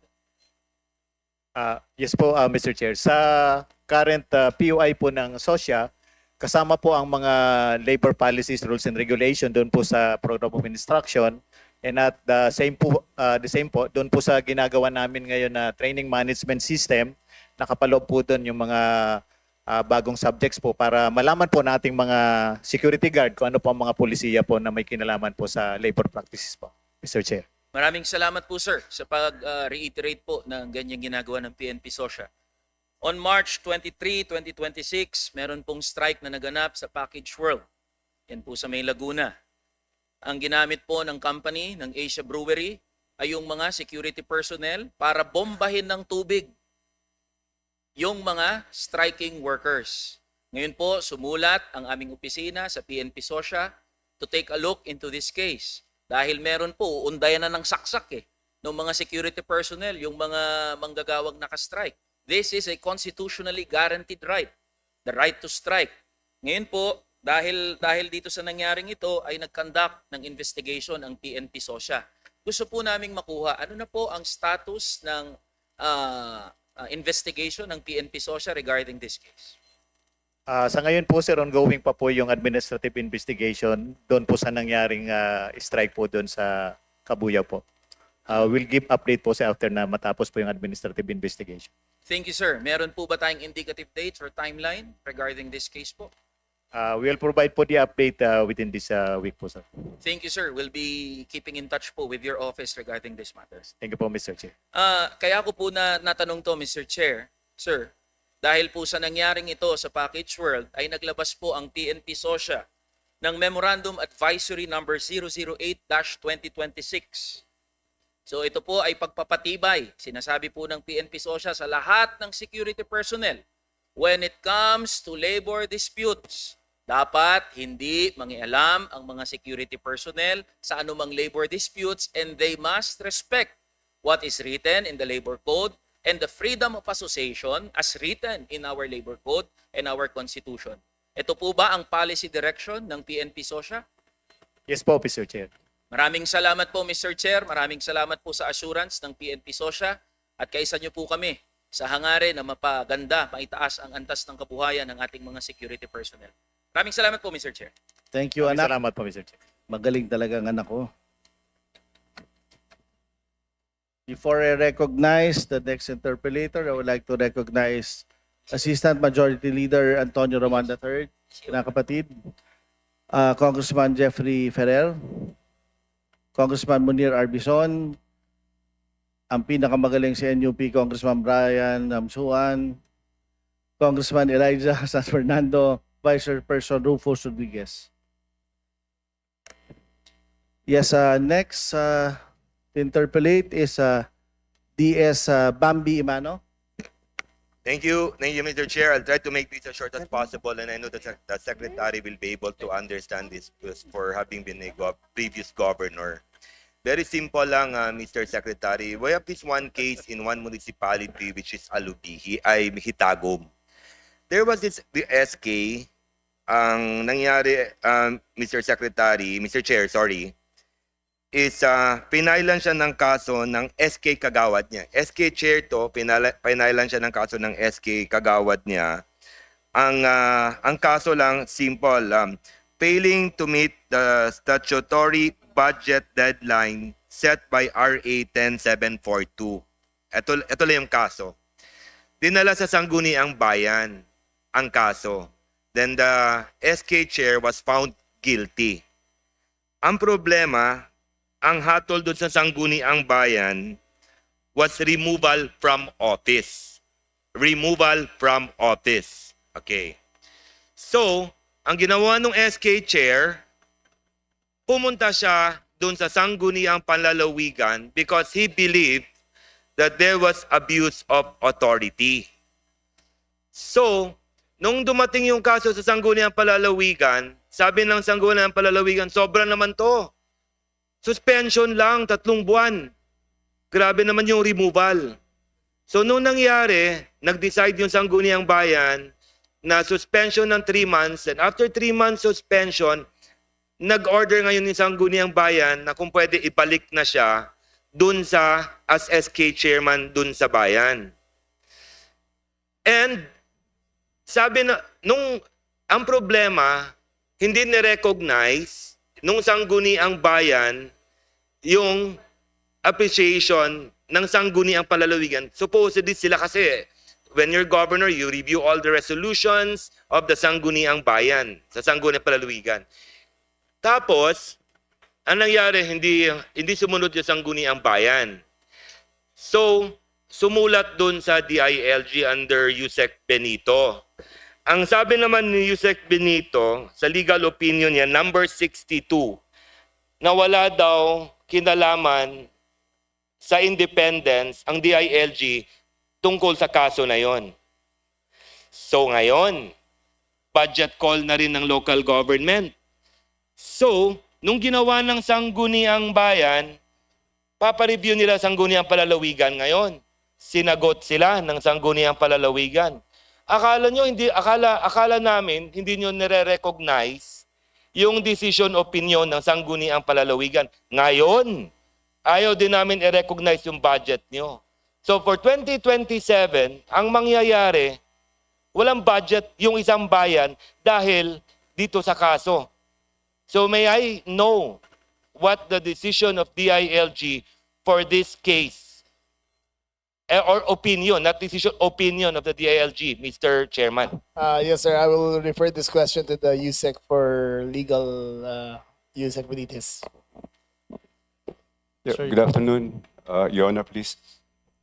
Now, as far as the authority of the Sangguniang Palalawigan to resolve the appeal of the dismissal order of the SK chairman, now that is consistent with law, that is in accordance with Section 67, Paragraph A of the Local Government Code. And if you are going to question the dismissal of the SK official by the Sangguniang Bayan, again, this is a recognized option by the Sangguniang Bayan conformably with Section 18 of Republic Act 10742. But unanswered your question earlier on whether or not the Sangguniang Palalawigan can take cognizance of the appeal, we reply in the affirmative, Your Honor, please. So you replied again? We reply in the affirmative that the Sangguniang Palalawigan can correct the decision rendered by the Sangguniang Bayan because that is part of the appellate authority or jurisdiction of the Sangguniang Palalawigan, Your Honor. So nag-contradict na, sir, yung number 62 na opinion nyo at saka ngayon, the Sanggunian can now recognize the appeal. The Sangguniang Palalawigan has authority to resolve the appeal because that is consistent with Section 67 of the Local Government Code. But if question will be asked on the propriety of the dismissal by the Sangguniang Bayan of the SK, now including its decision to dismiss that person, then that's also allowed under the SK Reform Law of 2015, Your Honor. So this is what I will ask of Mr. Secretary na lang, Mr. Chair. So it would be easier, I will not take much of the time because I was told that the Secretary is leaving. We will submit to you the documents that I have. And can you actually just reply before we go to plenary, Mr. Secretary, Mr. Okay, Chair? sir. Okay, sir. Thank you. That's all the Okay, concern, Mr. Chair. Thank you very much. Thank you very Thank much. you, DS. Thank you, Secretary. Next to interpolate, we have Congressman Jeffrey Conghun. Is he around? Wala. Next is my idol, Representative Joboy Aquino. Thank you, Mr. Chairman. Mr. Secretary, kanina pa po ako dito. Yes, sir. Yan, continue mo lang yung smile mong yan, Mr. Secretary. Thank you, sir. Yung ganyan lang. At saka sayang suit natin. Ganda ng color. Thank you, sir. Diba? Thank you, sir. Anyway, mabilis lang to, Mr. Secretary. And to the DILG family, no? First, I would like to thank our chairman right now because last year, Chairman Arnie was the one who introduced the additional funding, the increased funding of the SBDP. No? So ngayon, ang original proposal ng SBDP is for the 1,948 barangays is at 10 million each, Mr. Secretary. No, per barangay, 10 million. A total amount of 19,480 million. Sa NEP, ang lumabas for 2027, no, naging 5 million. No? Wala naman nung question dyan because it's under the DILG's jurisdiction yan. Total amount is 9,740 million. Ano ka lang, Mr. Secretary, because yung one example is my district, no, Lone District, Butuan City, highly urbanized. But when you say highly urbanized, it doesn't mean na wala kaming rural barangays. No, just last month, pumasok ako 15 rural barangays sa mga schools. Chinek ko ano mga kailangan nila, a lot of them classrooms, no? Now, under this program sa SBDP, isa sa mga menu niya is classroom. Now, if we base it on 5 million, ang classroom ngayon, Mr. Secretary, is 3 to 3.5 million. Kumbaga, bitin. Di ba? Ako, no? Ang iba pang ano nito is health center, water, which is very important sa mga rural barangays, no? Electrification. In fact, ako, I've been trying hard, no? Gusto ko mag-serve sa mga rural barangays. Napakadilim, no? Gusto ko magbigay ng street lights na solar para hindi sila mabigatan. Dahil kung magbibigay ka ng may kuryente, mabigat sa isang rural barangay para magbayad. Now, with 5 million alone, medyo mahirap ang classroom. Ako lang, Mr. Secretary, please continue smiling. No? Appeal lang yung akin. Baka pwede maging 7 million. 7 million instead of 10 million. Okay, babaan natin. But ang binigay 5 million, baka naman appeal lang. Pwedeng maging 7 para maging 2 classroom. Sir, if it is possible for Congress to increase it, then we will welcome it. We actually asked for 10 million. BBM only allowed 5. So it is up to this August chamber to adjust it to what it sees fit. But we would most certainly welcome if it is increased to 7 million. Yeah, may iniisip din kaming baka makapasok din dito, makatulong. Kasi very important. I agree, sir. This is not only for me. It is for the whole Philippines. I agree, sir. Mga barangay. It's under your program. In Cavite alone, sir, we have a shortage of 2,000 classrooms. Yeah. So I totally understand what your predicament is. That's all, Mr. Secretary. Thank you very much, sir. Thank you. Thank you. Kong Joboy, are you done? Thank you very much. Yeah, Next meron pa ba? 1 hour, 40 minutes. Yeah, may 1 Pa-break ko hour na lang and sa 41 minutes. Secretary. Makapahinga muna eh. Yes. Okay lang, okay lang. Thank you. Thank you, Kong Joboy. We're good. Next to interpolate, we have Congressman Romaldo. Is he around? Wala. Congresswoman Flora Bellatco. Wala.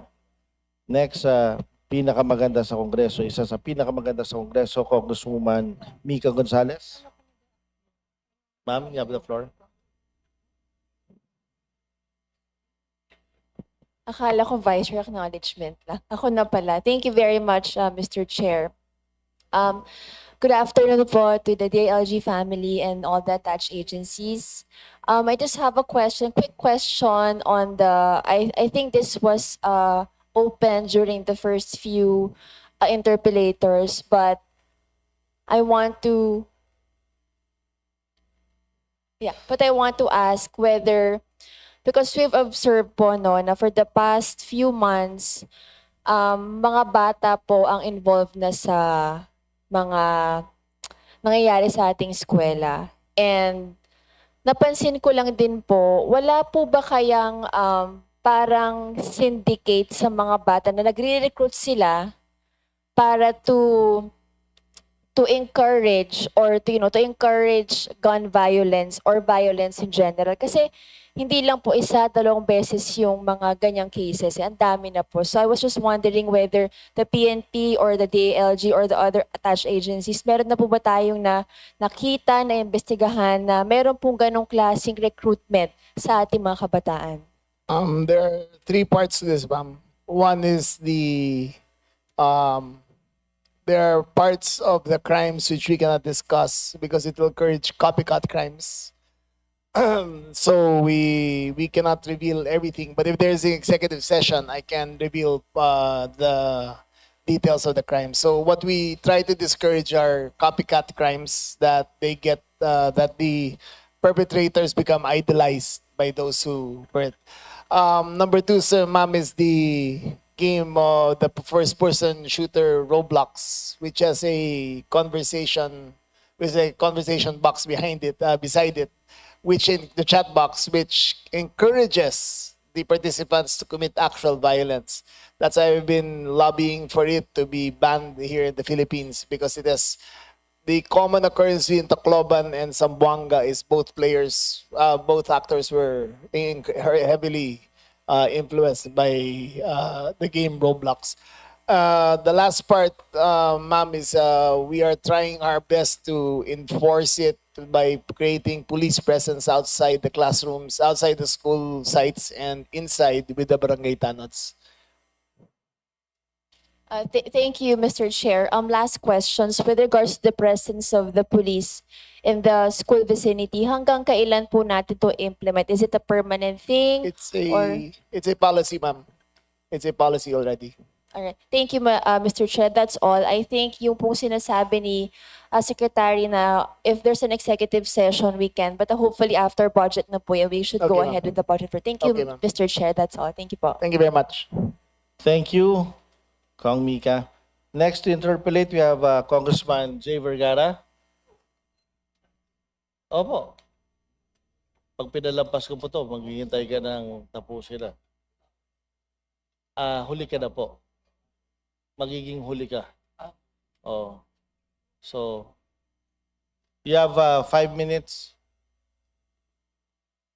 Thank you, Mr. Chair. Ang malaki ko pong, magandang umaga po, Sekretaryo. Yes, ma'am, sir. Maraming salamat po sa inyo.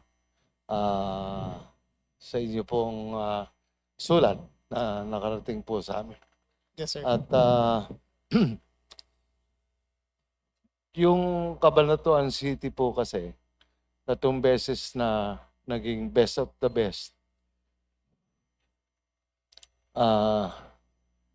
Best of the best city police station Yes, sir. sa iba't ibang administrasyon. Yes, sir.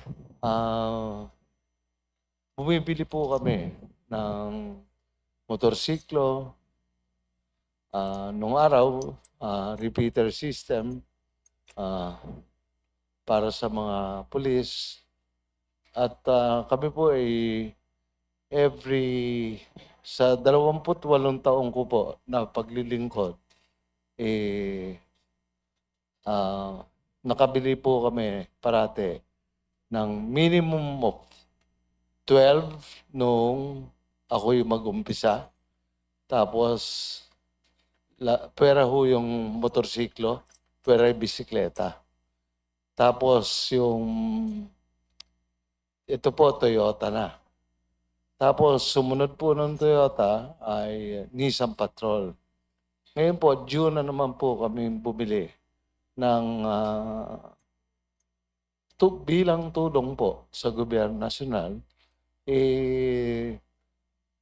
Kami po ay nakaschedule na bumili rin ulit.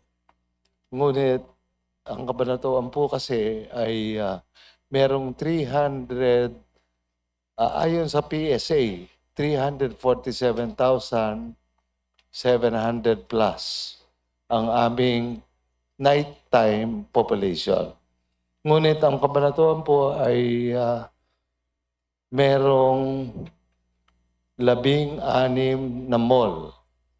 Kasama ang 2 SM, SNR, ang Landers po ay magtatayo ngayon.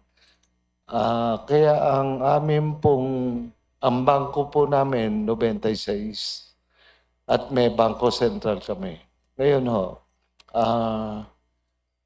may nakagayak po kami pondo na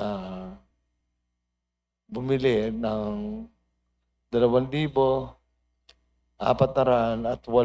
CCTV. At saka i-geotag na namin, na iayos na po namin sa bawat posting paglalagyan. At kami po ay we will be a recipient of donation for solar lamps. No. So, ang akin po, buhat to nung ako'y naging mayor noong 1998, hindi pa ho ako nakatikim ng more than 200 na police. So, hirap. I get your point, sir. I think in the next deployment, in next recruitment cycle, we will make sure to augment your police force, sir. But overall, sir, the country is really deficient in policemen. But in your case, sir, as a fast-growing urban center, we will make sure that we will augment your police force.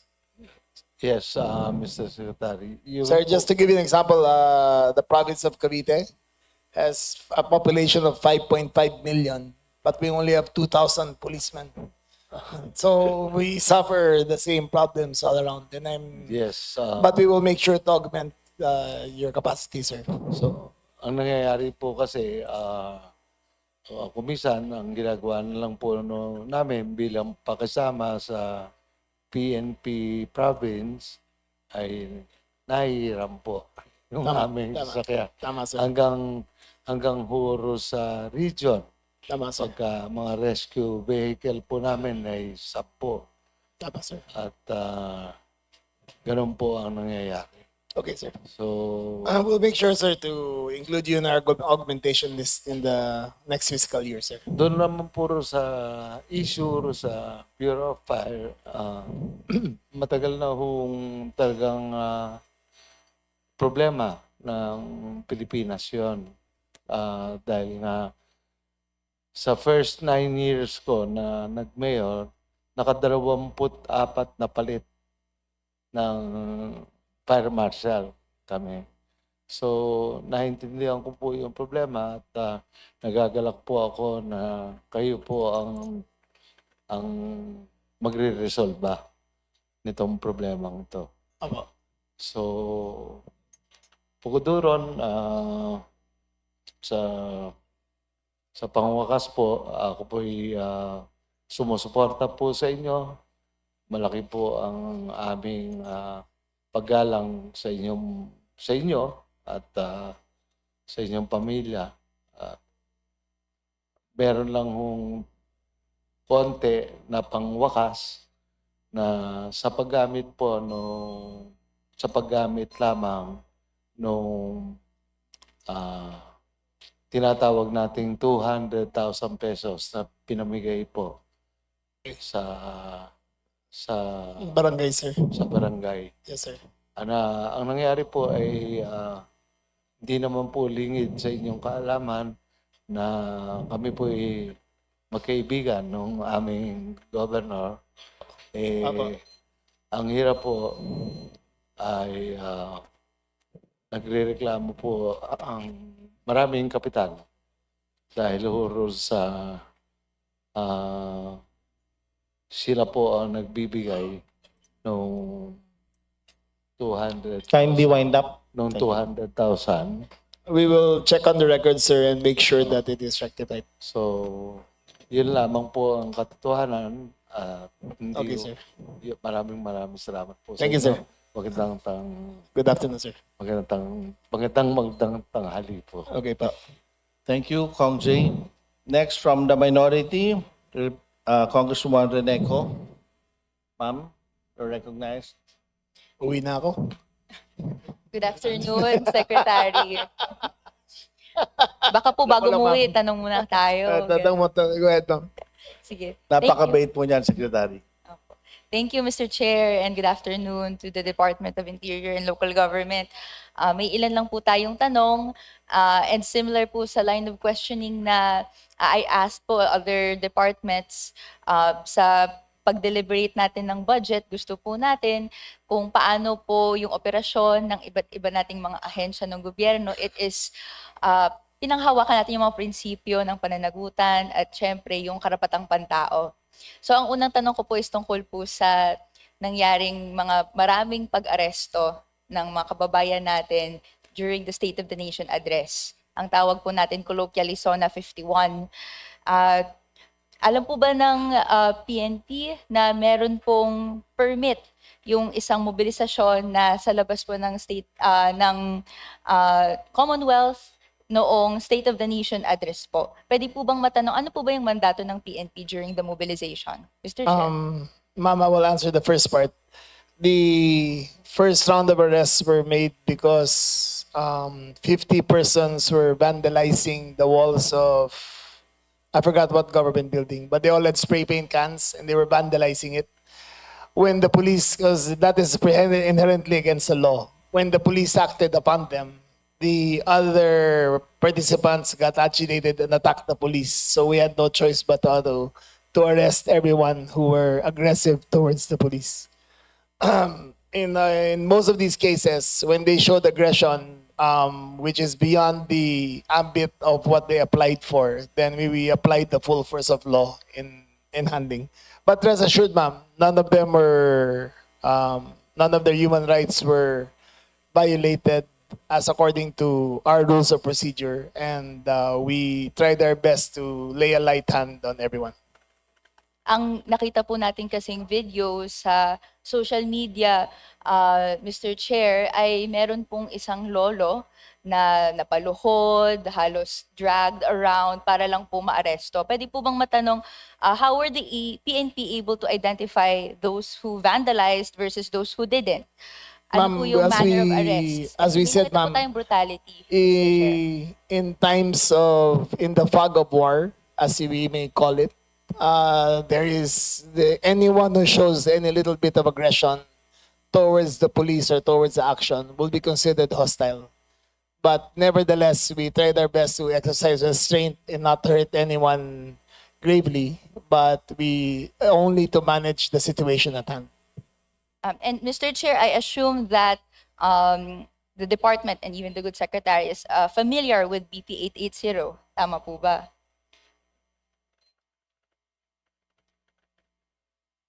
Yes, ma'am. The right to peaceful assembly. Yes po. Under BP 880, specifically Section 10, and even this is in the handbook, no, that serves as implementing rules, I suppose. The police must not carry firearms when dealing with mobilizations. Unfortunately, marami pong mga accounts on the ground na nagsabi na may mga dala pong baril at within the meters na dapat hindi po malapit at kalakip doon sa mobilizations. So ang tanong ko po, how come policemen, especially CDM ground commanders, they brought guns during these mobilizations? That must have been a mistake on the. We will investigate that part. But the first responders on the front lines do not have any guns with them. But the support groups at the back, we cannot help but if there is a commotion that they will augment the response. But rest assured that in no way or form were any of the firearms drawn or used against any participants of the rally. Thankfully, wala po tayong narinig na use Wala of po. firearms. Wala po. But magsasend na lang po kami, Mr. Chair, ng mga accounts that we received, no? And then undisputably, within the meters na dapat Yes, po ma'am. wala pong police presence, meron po na may hawak din po na baril. In So that my- created an atmosphere, no, Yes, of ma'am. fear during that In time. my guess, ma'am, it was only a response to augment the reaction of the frontline police force. But again, for your consideration, none of the firearms are drawn or used against any of the participants. Pwede po ba makahingi, Mr. Chair, ng after-operation report ng Civil Disturbance Management Ground Deployment Plan and even yung official incident Okay, ma'am. logs para masabi na yun po yung accounts from Yes, your ma'am. end? We can give it to you by Secretary, this afternoon, Kindly give it to the committee. Yes, ma'am. By this Thank you. afternoon. Okay. Thank you, Mr. Chair. And then, Mr. Chair, we also requested this from the Good Department and kay Secretary last year, no, yung tungkol po sa body cams. Yes, ma'am. We are aware na syempre ito po ay mga suot ng ating mga kapulisan. Pero ano po ba ang current operational status of the PNP body-worn camera system? And out of all the arrests made during the public assemblies and police operations in 2025 and 2026, ilang porsyento po ang gumamit ng functional body-worn cameras in compliance with Supreme Court AM number 210608?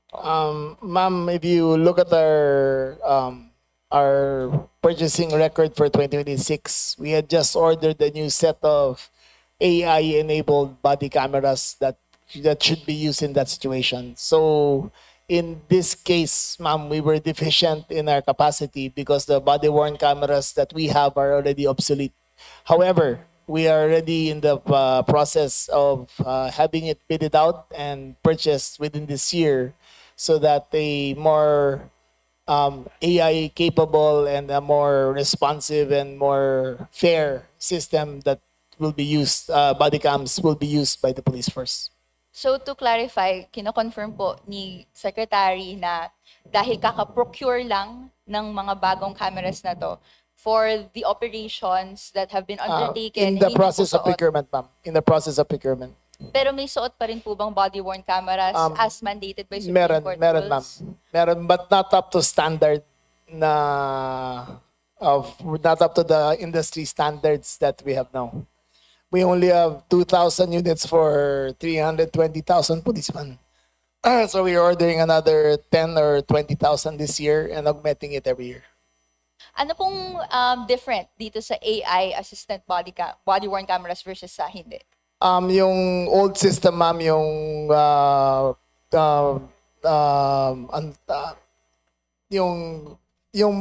tawag doon na point of contact, POC. So you can use it as a radio and you can use it as a body cam. The body cam, ma'am, has a superior lens and superior digital capacity so that it can be interpreted by AI and decoded by AI better. The previous cameras were 1 megapixel, which were totally out of standard. It was purchased a few years back and it is not caught up with the new technology. But the new ones we are procuring will be of sufficient quality so that it will be AI enabled already. Pwede po bang makahingi ang representasyon na ito ng bagong specs ng We body-worn will- cameras na for procurement na lang? Kindly provide the We'll submit committee. it to the committee, ma'am. Okay, Thank you, thank you, Secretary. Mr. Chair. And kasama din ito, of course, nakita natin yung mas malawak na presence and even yung operations ng kapulisan, lalo na with the Safer Cities Initiative. It has logged over 700,000 apprehensions in Metro Manila alone within the first few months. Ang tanong ko po, given that loitering is actually explicitly decriminalized under RA 1015-8, paano po nare-reconcile ng DILG and then ng mga kapulisan natin yung mga ganitong apprehensions and ayaw nating tumungo sa arrests against the urban poor nang hindi nalalabag ang statutory law and even yung constitutional rights nila? Ma'am, we believe that we do not violate any constitutional rights by enforcing the Safer Cities Initiative. Number one, ma'am, when you drink in the streets, which is not allowed, we automatically arrest them or we give them a warning, then arrest them. When you loiter with a lot of times, ma'am, those who were caught loitering were under already the influence of alcohol going home, and that is also not allowed. A majority of those cases were. Hardly did we arrest anyone just for standing up. There were cases na patambay-tambay lang, na walang ginagawa, sisita sila. But most of those arrested were under the influence of alcohol or other intoxicants. That's why they were arrested. Can I ask po, Mr. Chair, ano na yung updated statistics? 700,000 apprehensions in the first few months. Ngayon po, ilan na po? We will also give to the committee later, but it is consistent with the monthly. But mind you, ma'am, the effects have been great. Focus crimes have been down in the cities alone by almost 30%. I will give here. I have the numbers, ma'am. Ma'am,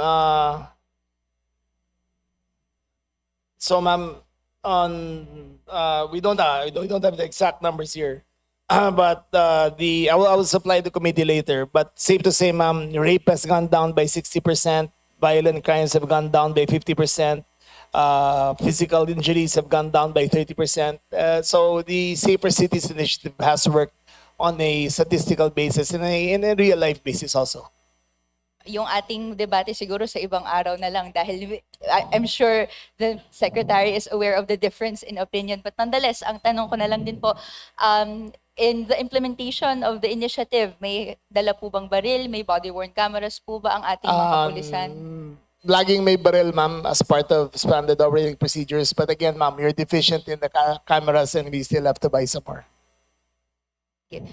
Yung last question ko na lang po, and I have 30 seconds left, no, is in relation to the school shootings, no. So it's really tragic kung ano pong nangyayari, and I have heard the secretary believe that they're caused by video games. And this is how we'd like to approach it, no. Meron pong real and scientific studies that prove otherwise, no. A compound of factors ang pumapasok dito other than video games na actually parang 2 decades na pong talking point. So given that we've established how law enforcement is ubiquitous, laging may baril everywhere, and may nakita po tayo na treatment sa kanya doon sa even sa SONA arrests lang. Paano po ba na-ensure ng department that police at home and those who are deployed in school zones treat children accordingly? Hindi po na-ensure na may culture of fear, no, na nai-impress sa mga kabataan. Thank you for yes, that ma'am. last question. I can, Secretary, answer. in an executive session, I can give the full details of the backgrounds of both school shooters. But safe to say, the video games played a large part in how they went down the rabbit hole and examining other means of retribution on their wrong part. But I cannot explain it here simply because it might be glorified and people might be influenced by what I say. Thank you, Secretary. Mr. Chair, may I be allowed at least a manifestation in response lang po? Please, go ahead. Okay, thank you very much, Mr. Chair.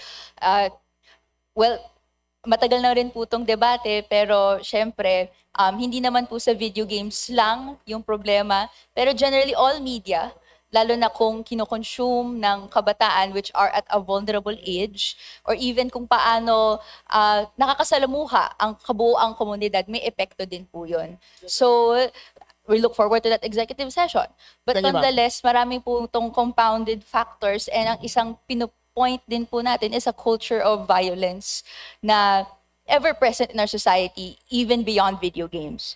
And so Yes, ma'am. that's why we also see bullying and violent tendencies of children, because they're born out of the culture they experience and the social reality that they witness. Kasama po dito yung uplantokhang, even to the continuous harassment of student leaders. May mga iba't ibang mga sources po nitong culture of harassment.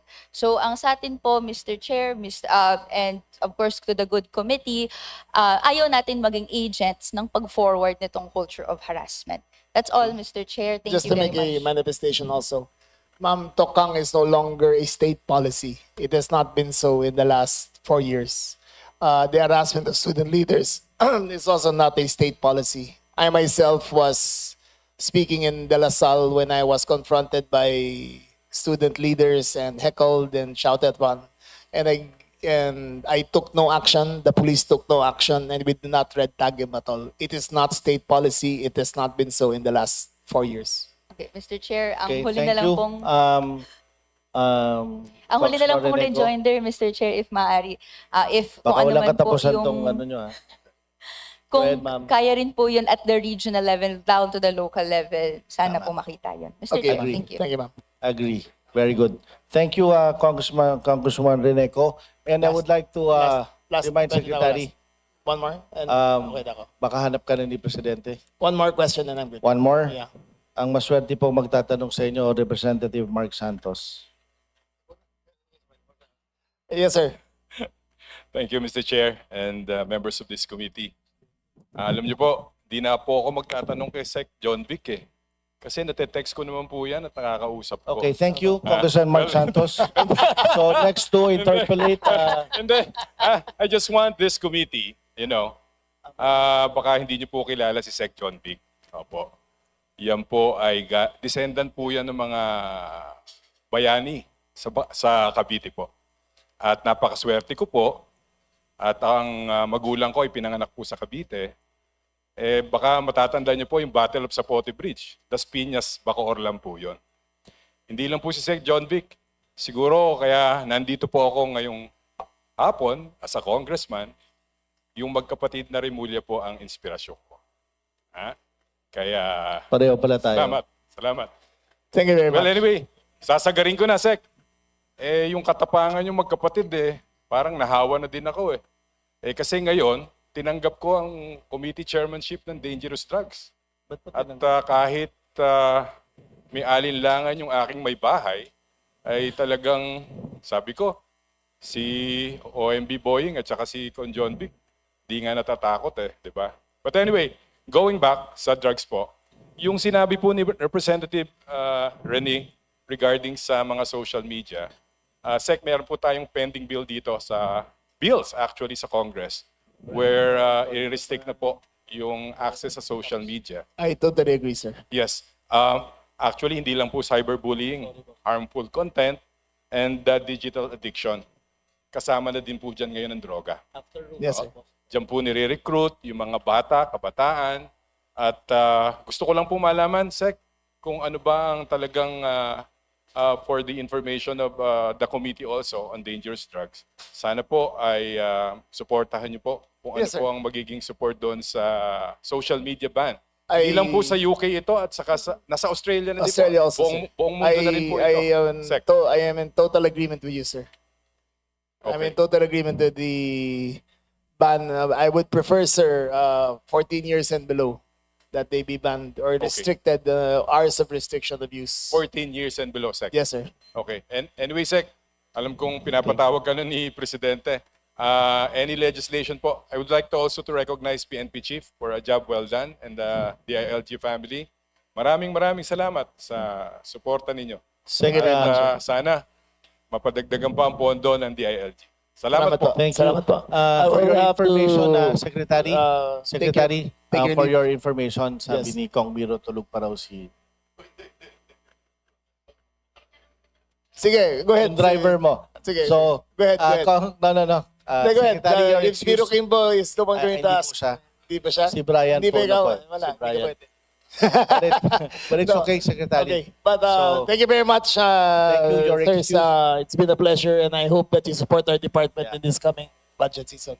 Thank you very much. I'll see you again. Thank you, Secretary. My dear colleagues, huwag kayo magkaalala. Magagaling po ang mga USEC. Kaya pong sagutin ang lahat ng tanong natin. Okay? So next to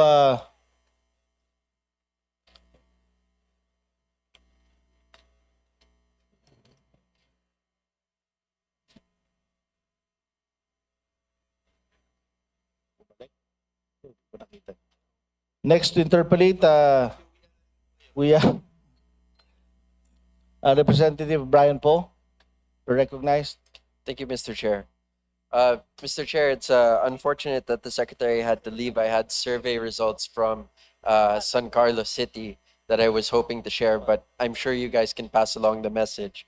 I wanted to congratulate the PNP because in the city of San Carlos, our recent survey, which is a face-to-face census across the whole city of San Carlos, the trust rating of the PNP is at 97%. 95% of San Carlinians feel safe. And I believe that's attributed to the servicemen of the PNP. So I just wanted to share that with your team. The second thing I wanted to share also, because I always like to start with good news, is that immediately after the school shooting, I wrote a letter to the DILG requesting that Mr. Chris Lawrence Fabian be cited with a special commendation. Just hopeful message. I was requested by our youth arm, FPJ Youth, to do this as a symbol of bayanihan for the future generation of Filipinos. And immediately, he was awarded by the DILG. And it was something that I was very happy to report to our youth leaders that napapansin yung heroism and yung bravery ng ating mga kabataan. So I wanted to start on a high note for the DILG and the PNP.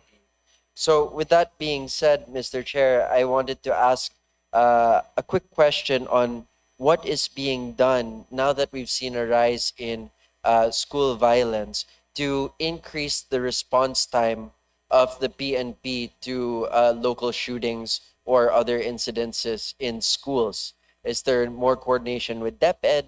Do we have a newer way of dealing with this? What is the plan so that we can shorten the time it takes to respond to school shootings? DLG, kindly answer. Yusek. Thank you very much, Mr. Chair. Thank you for the question, Mr. Congressman. Insofar as your question on the coordination with the DepEd, yes, the department has been closely coordinating with the DepEd. In fact, we are scheduling Kindly simultaneous. speak nearer to the microphone. Thank you. Thank you. In fact, we are scheduling a nationwide simultaneous active attack drill incident together with our attached agencies, the PNP and the BFP. The guidelines for it are being refined so that all aspects of the drill will be refined before we roll out in schools. And as mentioned by the secretary earlier, Mr. Chair, police are stationed outside the schools, and we are working on a memorandum circular wherein barangay tanods will be stationed or will be allowed to go inside the school premises themselves. And the PNP is also conducting its efforts to prevent nihilistic violent extremism. Mr. Chair, if I can also refer to the PNP for any additional inputs. Chief, you are recognized. Sir, thank you, Mr. Chair, Your Honor. Your Honor, it is pangarap ng Philippine National Police, of course, na makapag-respond even immediately after 1 minute, say 2 minutes, or within that 5 minutes period.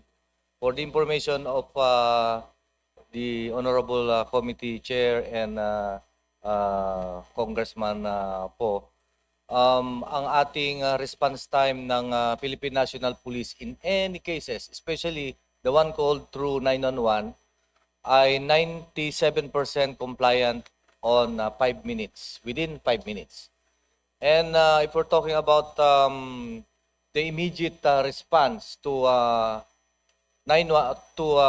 any incident, not only shooting incident, but any focus crime or any crime, of course, kailangan natin i-capacitate ang ating Philippine National Police. And we're doing a lot of things like we're coordinating or in coordination with our community stakeholders.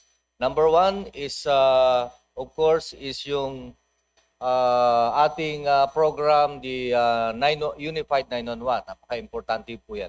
It's not only for the response for peace and order, but as well as for public safety and other things na kailangan ng ating mga kababayan. That is one. Number two is we're trying, of course, to capacitate ourselves to be truly effective and, of course, capable. Kanina, pinag-usapan natin about body-worn camera, and for the information of our Honorable Chair and Congressman po, ang ating body-worn camera po ay 2,000 something lang. It is about 2% out of the percentage filled up. And so, marami po tayong binibili or pinoprocure thanks to the yearly budget that is being given to Philippine National Police. Ito po ay ang ating training, equipment, etc. And other programs that we need so that we can respond within that 5 minutes. Your Honor, Mr. Chair. Thank you, Chief. Thank you. Mr. Chair, that's important for us to know kasi hahanapin natin yan sa mga line items dito in order to increase our capability to respond quickly, to make sure na wala po kayong deficit at lahat ng kailangan mo para i-secure yung ating mga kabataan are in place in terms of the budget. Speaking of which, yung budget para sa mga national drill na gagawin natin. Kasi, Mr. Chair, kung nakita niyo po yung live stream ng bata nung school shooting, hindi talaga alam ng mga tao kung anong gagawin nila. Nagulat talaga sila, wala silang plan in place kung anong gagawin nila during that shooting to be able to respond. Kaya importante na meron tayong drills, training, and capacity building for our teachers, for our students to respond for the future. Kaya kung pwede tanungin yung DILG, ano specific item dito sa budget nyo, ang hanapin namin for your school drills and training programs? Would that be under DepEd? Chief. Yes, Your Honor, Mr. Chair.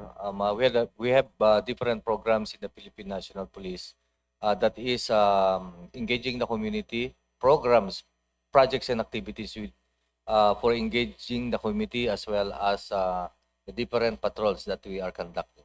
Mr. Chair, Your Honor. Thank you. My next question is for the National Youth Commission, Mr. Chair. For the National Youth Commission, I noticed that you actually had a decrease in your budget of 6.11%, no? Amounting to more or less 19 million pesos. There were certain items on the budget that I believe there were requests from the NYC which weren't considered. For example, the Muslim Youth Summit. I think there was a 10 million peso request for that, but it wasn't considered. And the Creative Youth Summit, which was 14 million pesos. Mr. Chair, if I could ask the NYC to talk a little bit about these two summits, as well as their ICT modernization program, which was supposed to be about 24 million pesos. These are all important in the capacity building of the next generation of our youth leaders, especially our brothers and sisters in Muslim Mindanao and the creative industry, which is one of the largest economic contributors to our nation.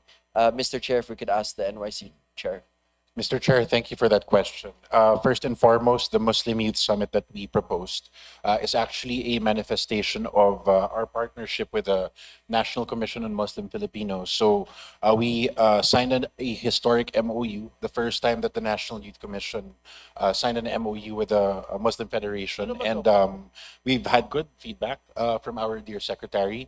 And we've spoken also to a lot of our Muslim brothers and sisters, especially in Mindanao, and they are looking forward to this actually nationwide Muslim Youth Summit.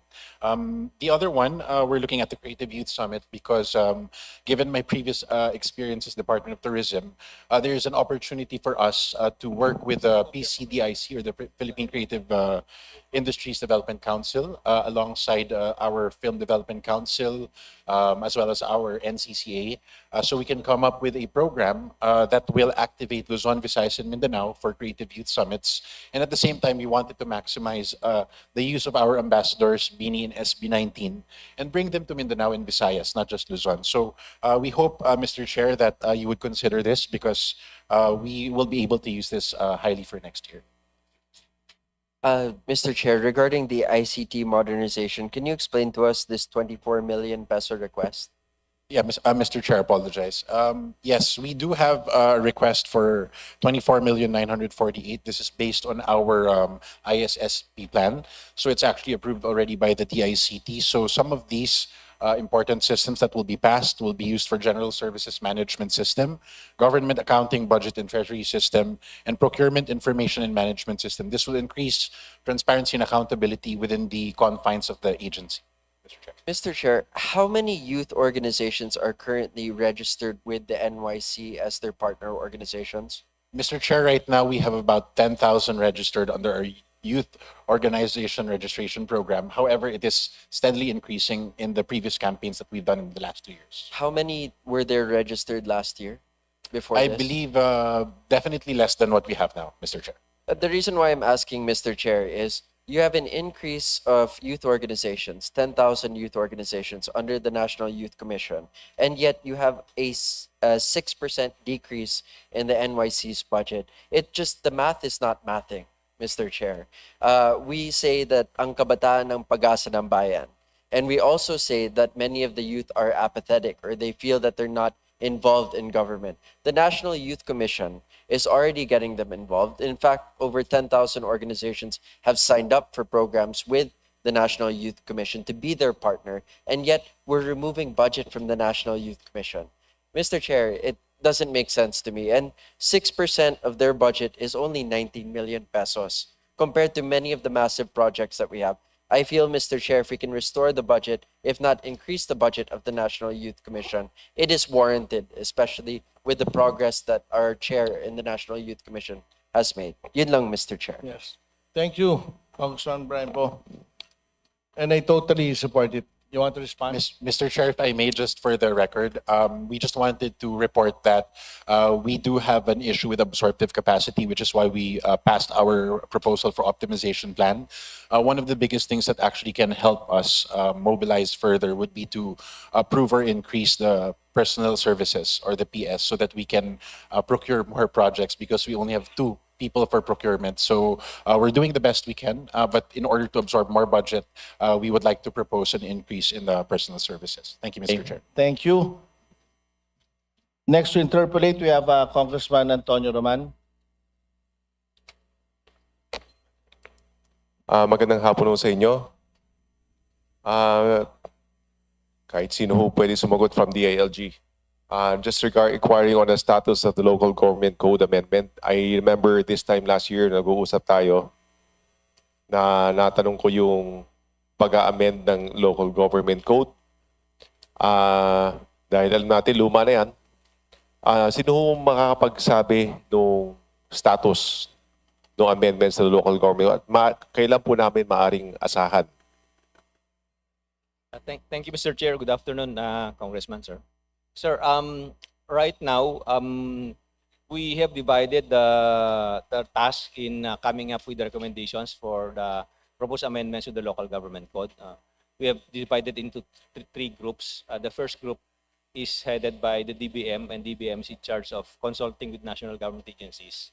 The ILG is in charge with consulting the local government units in coordination with the different leagues. And the COD NGO is the one consulting or talking with the non-government organization and CSO, so that we'll be able to get the feedback coming from all sectors of the Meron ho bang deadline or just some indication of when? On our part, we have already done 2 or 3 consultations with the different leagues, sir. And we already have a list of the proposed amendments, but we need to further vet it out so that when we bring it to Congress, more or less, it will already be a polished proposal coming from our end. So you're doing a consultation, but knowing that when you submit it to Congress, it's going to be vetted through additional consultations at the committee level.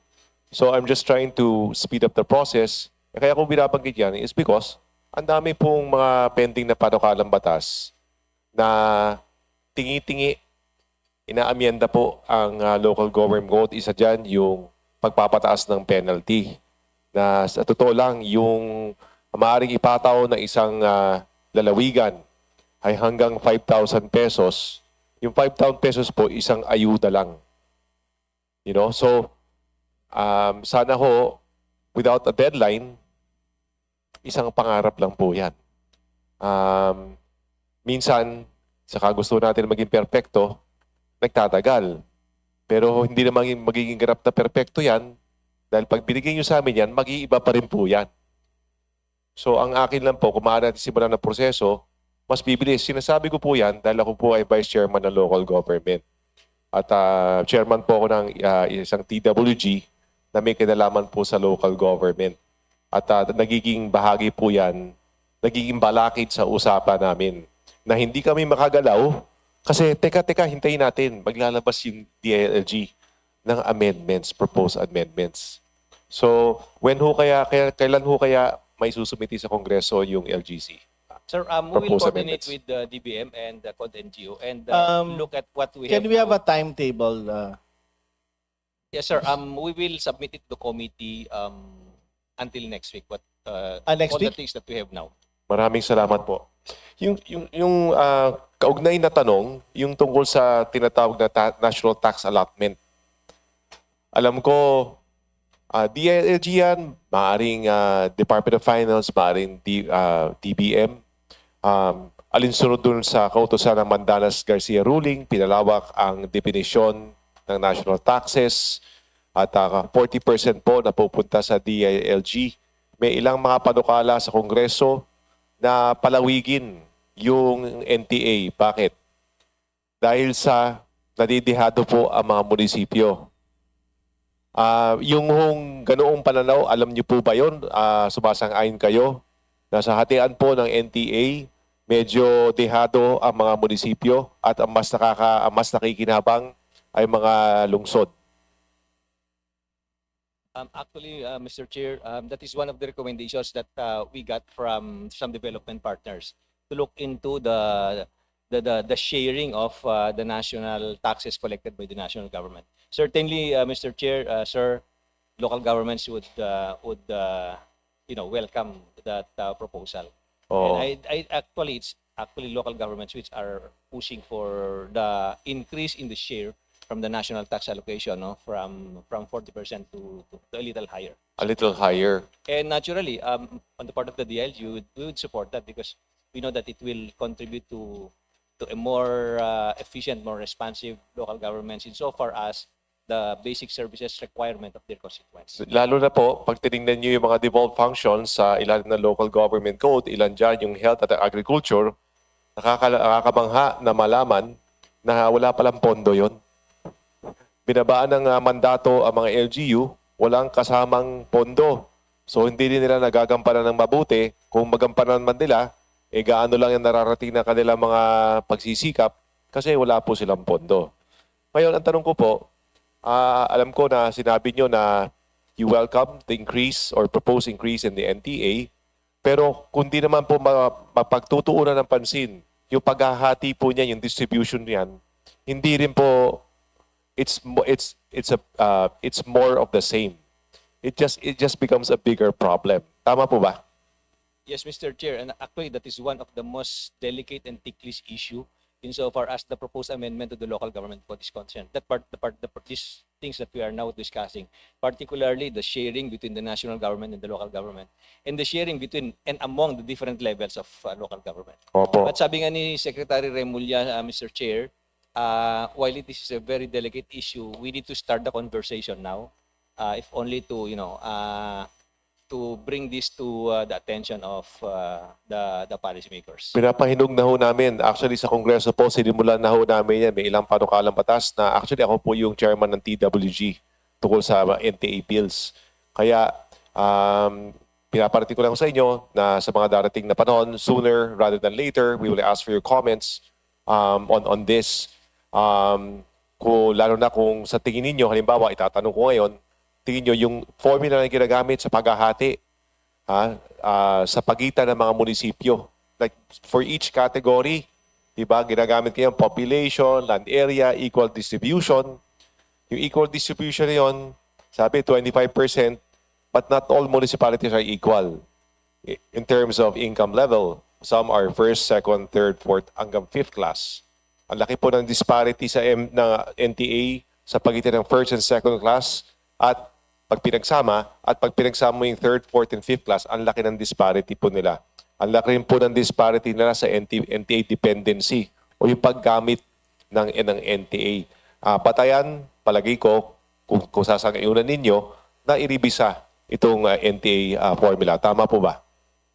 We fully agree, Mr. Chair. No, and not all local governments are created equal. While it is true that LG, for example, at the level of the municipalities, the basis for the sharing is 50% population, 25% land area, and 25% equal sharing. There are local governments which really need more. Dapat If we look, like if I may proceed, sir, Yes. there's a recommendation that we look at the 25% equal sharing. It should be equity sharing, which means giving more to those who need more. Like for example, there are municipalities which are located in the mountainous areas, which means a kilometer of road would cost 3 times than a kilometer of road in the lowlands. There are LGUs which are island local governments. And There nowhere, are LGUs which are often visited by typhoons and calamities. There are LGUs which are located in conflict-affected areas. So these are our recommendations is to look into how we can further help these local governments. perhaps, sir, to include the income classification, perhaps include poverty incidence, perhaps include meritocracy as part of as among the criteria to be applied. We would agree, Mr. Chair, sir. Last question po. Sa aming bayan po, 4 na bayan sa aking distrito, Hermosa, Orani, Samal, Abukay. May fire truck ang Hermosa. Ang Orani, Samal, Abukay, wala pong fire truck. There's a spate of fire dito na nasunugan ng mga bahay sa Orani at sa Abukay dahil po walang fire trucks. Sumulat na po ako, nagbigay ako ng hatid po ako ng sulat sa inyo. Sana ho, mapagbigyan ho ako dahil matagal na po ako naghihintay. To the Yes, Mr. DSPP. Chair and Your Honor, we will take note of that particular localities po and we will address the issues accordingly. Meron hong pangako nasa aking conversation. Yes, sir. Ano, I'll hold on to it. Yes, I sir. hope you follow through. Yes, sir. Maraming salamat po. Thank you po. Thank you, Congressman Raman. Next to interpolate, Congressman Jeffrey Ferrer. He's not around. Congressman Amatong, not around. Congressman Rufus Rodriguez, you're recognized, sir. Thank you very much, Chairman Arnie Fuentebella. Thank you for giving me this time, and to all our distinguished colleagues, and of course the family of the Department of Interior and Local Government and the bureaus and the National Service over here. So first of all, we would like to congratulate Secretary Remulla. The undersecretaries are here. I would have, if I were called earlier, I would have said that he has his strong, dedicated, hardworking leadership of the DLG has encouraged everyone in the department to work well, especially our regional director, Bruce Colia. Where are you? And then you face the camera. Where are you? That's Bruce. He always communicates with everybody. He has a program on radio, giving advice. Bruce, thank you very much. You are a worthy, our regional director of Region 10 based in Cagayan de Oro City, the city of golden friendship. And I would have congratulated the secretary, but he's not. But tell him my words of praise to him. Thank you, Mr. Chair. Yes, Your Honor, we will definitely relate to the secretary. Thank you. Next is the Philippine National Police, the highest trust rating all over the country, not only in Cebu. And that is shown by the leadership of our Chief Jose Nartates over there. You have very good regional directors. Right now, you have our very own, our city, at the time, Kokpo, Cagayan de Oro Police Chief. Now, your regional director, you have now Aaron Mandia. Where are you, General Mandia? Oh, yes, face the camera so that your people will be able. Saan ba camera dito? Okay. Thank you, Aaron. You have been our very efficient city chief. And let me thank also Chief Nartates. You have elevated, it's our loss but the gain of NCRPO. And that is the great, our general now, the NCPRO director. Where is Chris Abrahano? Saan kayo, Chris? Ayan! Ang galing yan. Short service, but he was able to bring around the RAG PTD to support the police, and that is why Cagayan de Oro, very high ang trust rating sa police natin. And then, of course, our police chief, Police Colonel Dante Paje. Where are you? Colonel Dante, City Chief of Police. Wala sila, Secretary. But he's watching.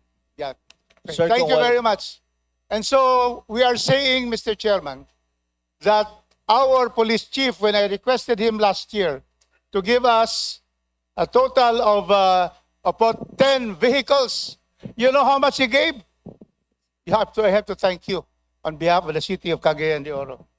You gave us a total, I have here the record, Mr. Chairman, the total of,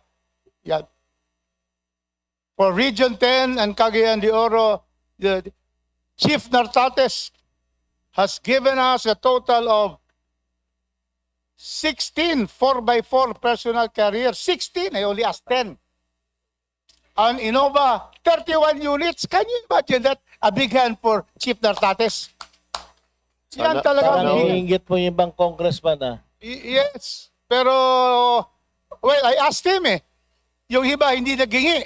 Ako, nagingi ako kay PNP Chief. And I'm very happy that for this year, you are going to give us for 2027, 8 units of personal carrier and subcompa patrol cars, 25.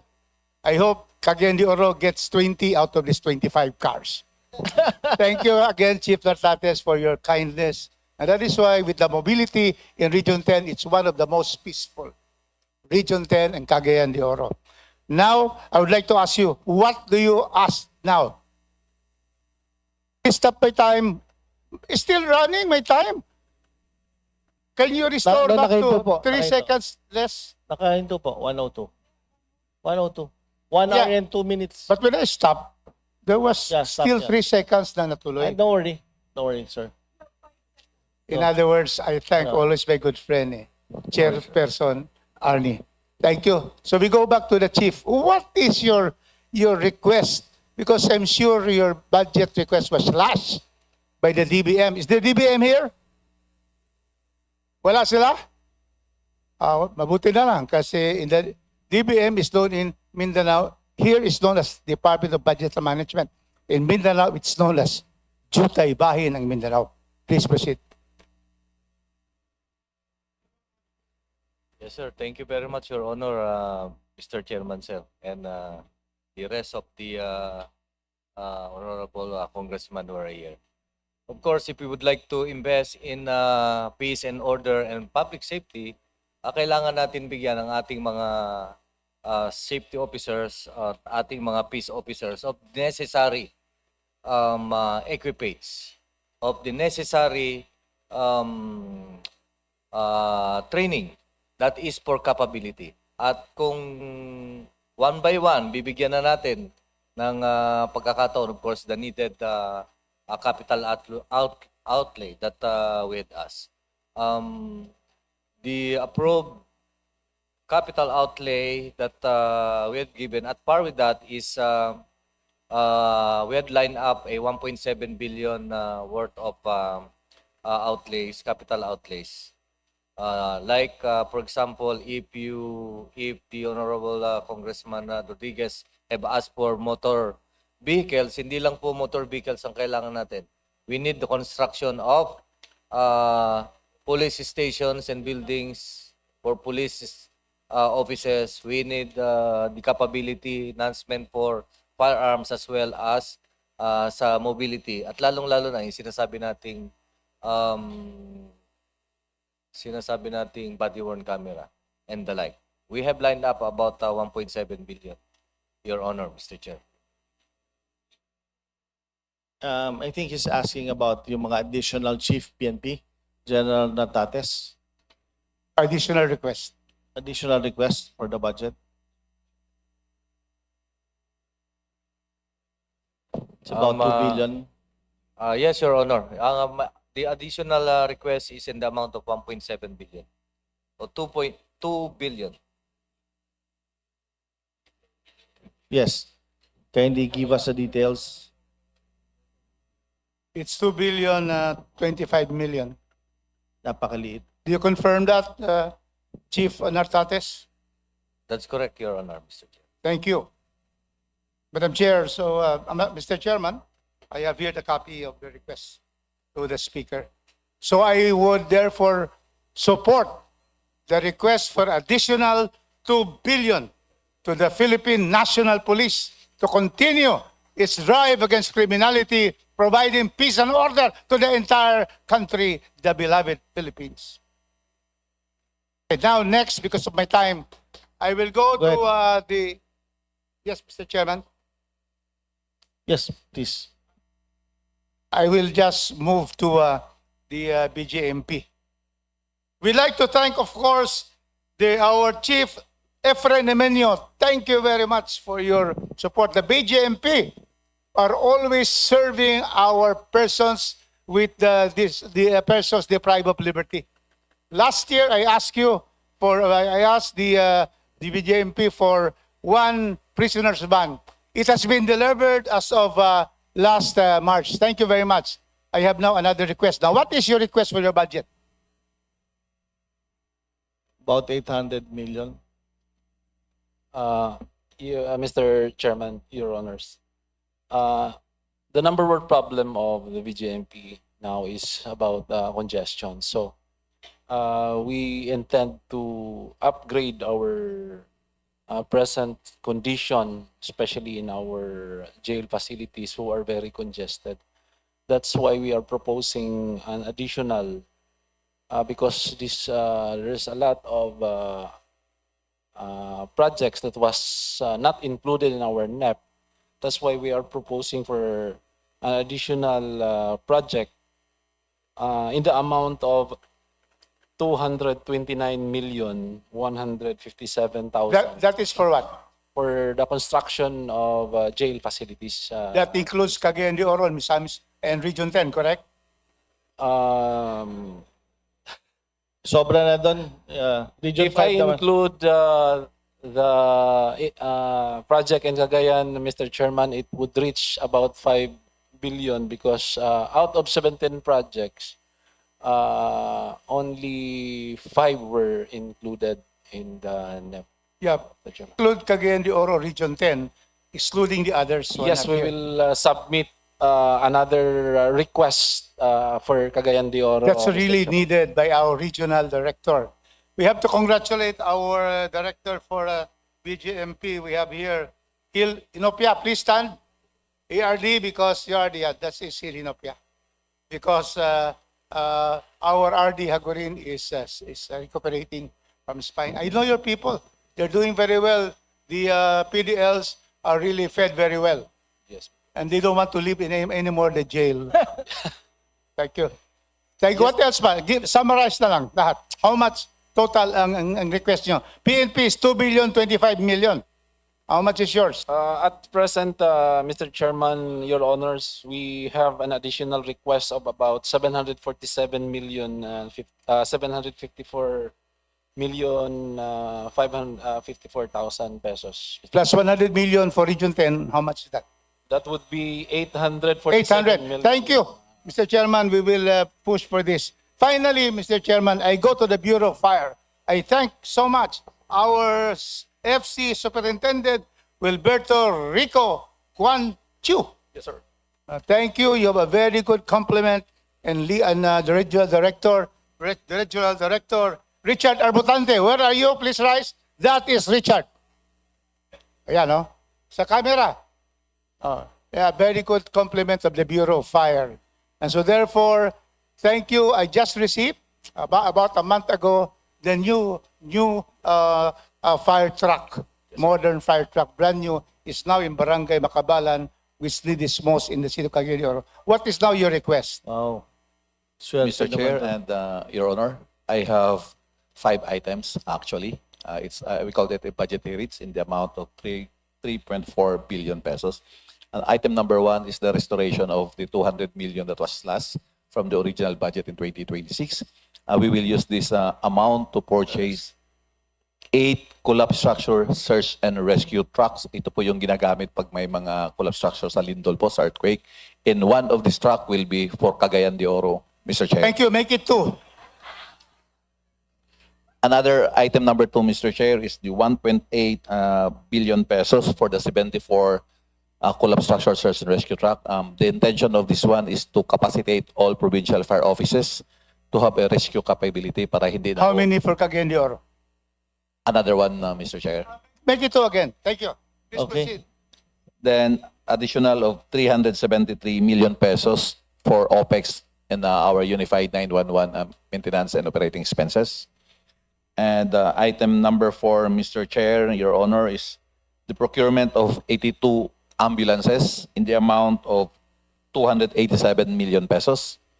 And number 5 is the additional quota for FO1, that is 2,000, so that we will be able to achieve the ideal manning requirements for the BFP in a shorter period of time. Pagbibigyan ho kami ng additional 2,000 on top of the 2,000 yearly. Ang mangyari pong magawa namin yung manning requirements na tama po within 10 years instead of going to 20 years. So all in all, Mr. Chair, yung amount po dito ay umabot ng 3.4 billion pesos. But Yes. additional to requests for legislation. 3.4, 27 million, right? Yes, Mr. Chair. 3 billion. With that, Mr. Chairman, I make a manifestation as I congratulate the DLG, the PNP, the Bureau of Fire, and the Bureau of Jail Management. In the proper time, Mr. Chairman, I will move for the approval of the budget of the DLG and the attached agencies with all the requested increase, Mr. Chairman. This country cannot be developing, cannot be economically strong, culturally strong if we have no peace. And who provides the peace? And who provides those, for example, there is a calamity, fire. Our fireman Cagayan de Oro arrives at the scene before the fire. And then Kindly also wind the up, sir. BGMP. So, Mr. Chairman, I thank you for the additional time. You have always, it pays to be a friend of the chairman. And so with that, in the proper time, I will move for the approval plus all the increase requested by the branches and also the LG. Thank you very, very much, Mr. Chairman. Duly noted, Congressman Rufus. Parang nakadami ito ah. Bakit yung chairman wala? Mali na to. Next to interpolate, Congressman Munir Arbison, sir, to recognize. Maraming salamat, Mr. Chairman. Mr. Chairman, unang-una gusto ko lang magpasalamat sa DILJ at saka sa Chief PNP for the maintenance of peace and order sa Sulu. Alam mo, yung Sulu ngayon, dati-rati ang tinatanong, ang gulo-gulo ng Sulu Bakit kaya? Ngayon, ang tinatanong na, saan bang magandang beach? Kasi peaceful na So maraming salamat sa Chief PNP at saka sa DILG. Ang question ko lang sa regarding the transition sa DILG. This is in accordance with the Executive Order 91 regarding the transfer of the BARM to Region 9. Ano na kaya ang status ngayon?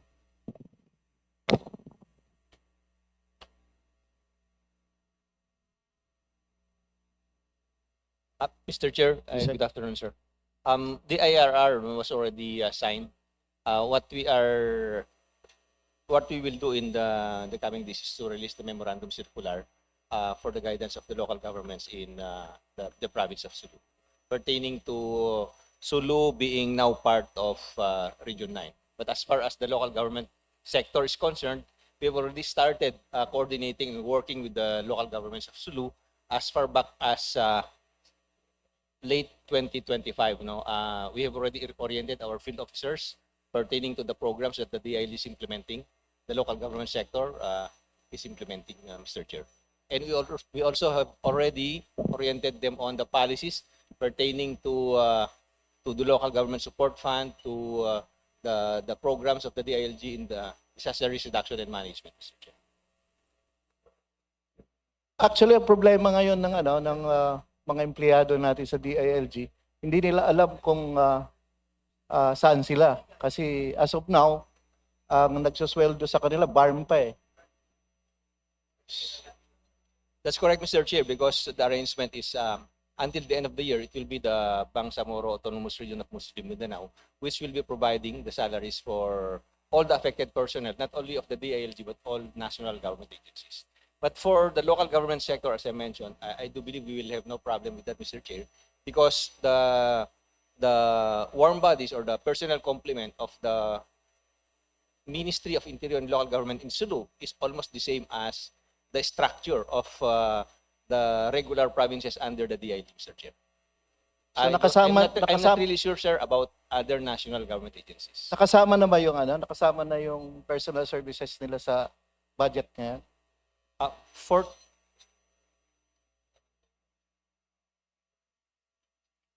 2027, Mr. Chair, as far as LG, the local government sector is concerned, their salaries are already included in our proposed budget for 2027. Maraming salamat. Maraming salamat, Mr. Chairman.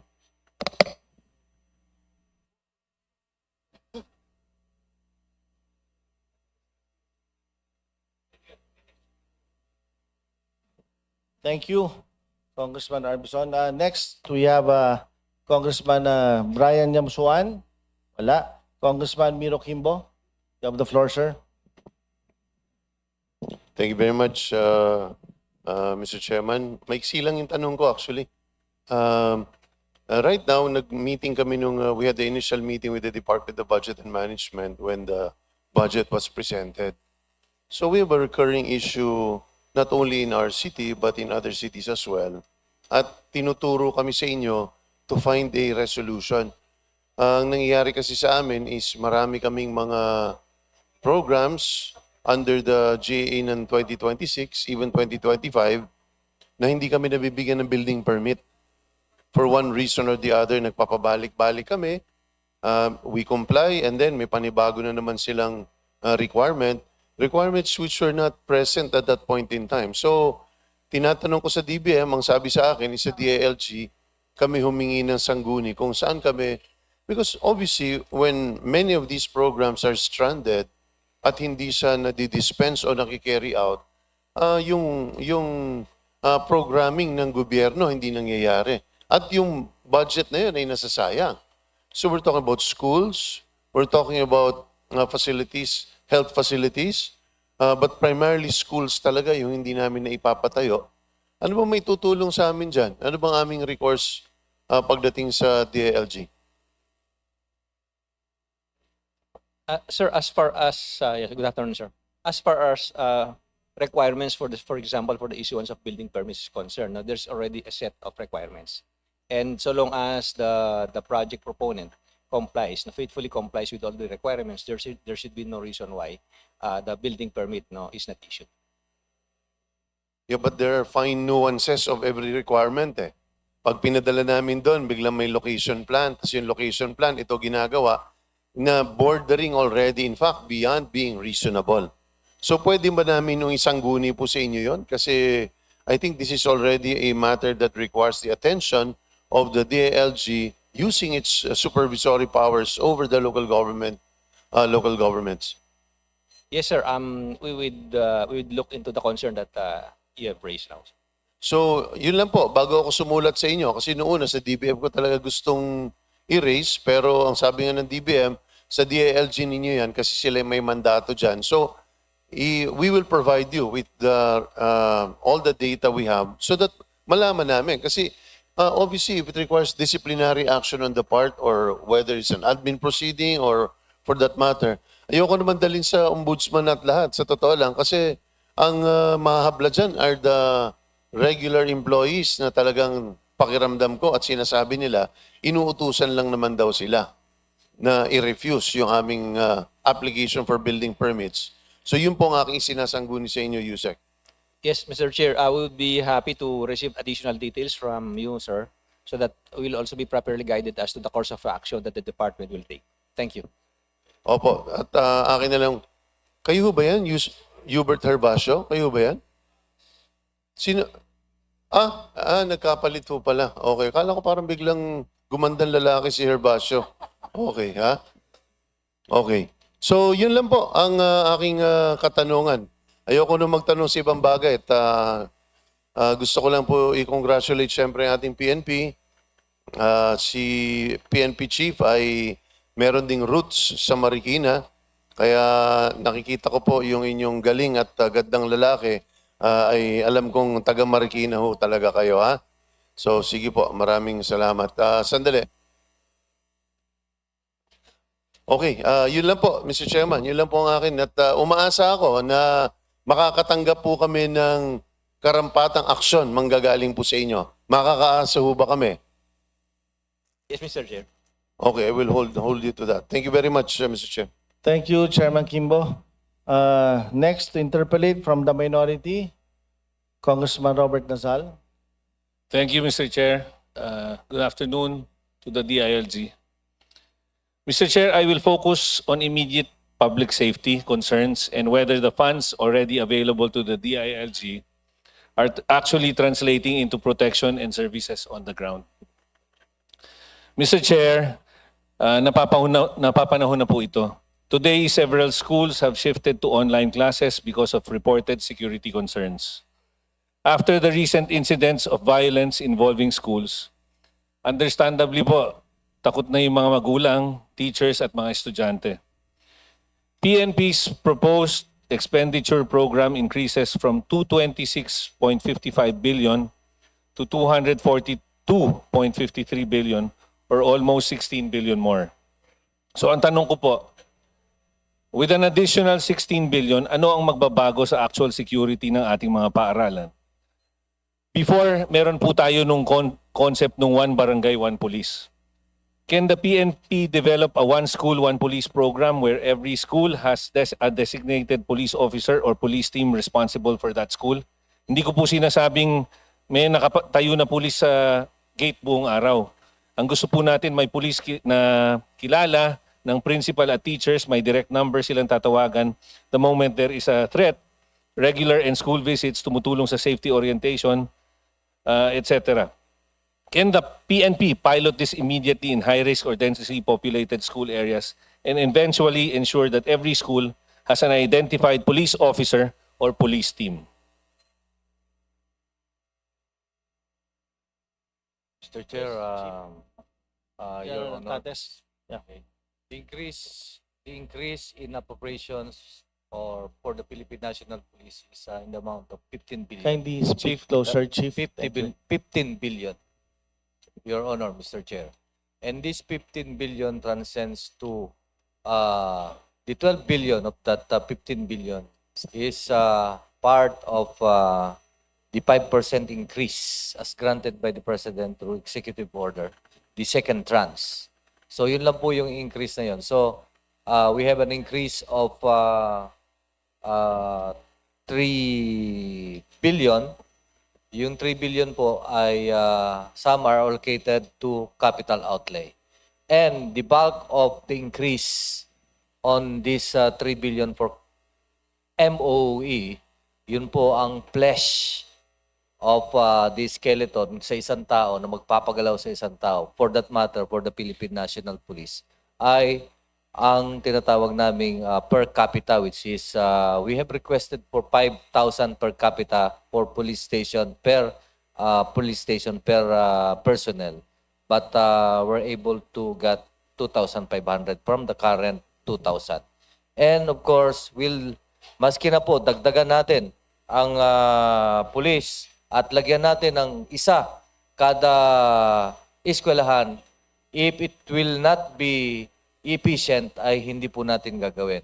Ang pinaka-importante po are the different programs that we need and different activities. Like, for example, continuous coordination with this, not only with the schools, but the entire community in order to have a peaceful school, kung yun po ang gagawin natin. At patuloy po natin gagawin yon, Your Honor, Mr. Chair.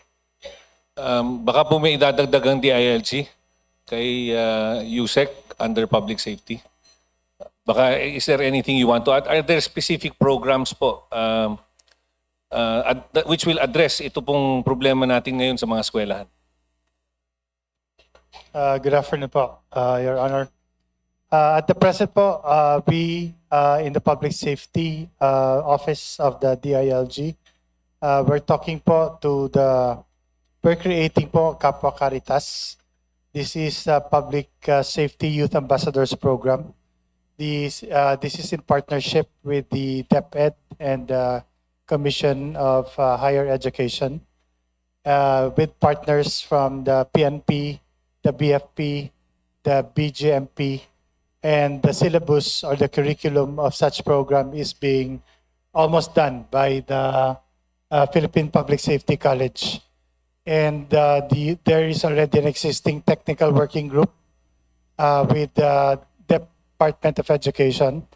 And the final draft is going to be presented hopefully by next week. And hopefully we could already pilot this program excuse me, by middle of September, sir. With starting with the federated student government of the high school all over the Philippines. There's a federation.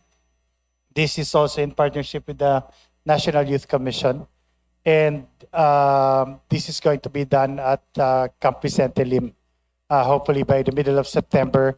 That then we can download this all over the country, in all the public high schools in the country, Your Honor. So you're saying, USEC, Mr. Chair, through you, na meron pong specific program na that will address ito pong violence na nangyayari sa mga eskwelahan? Yes, this is Kapwa Caritas, means Kapwa for peers, and Caritas for compassion.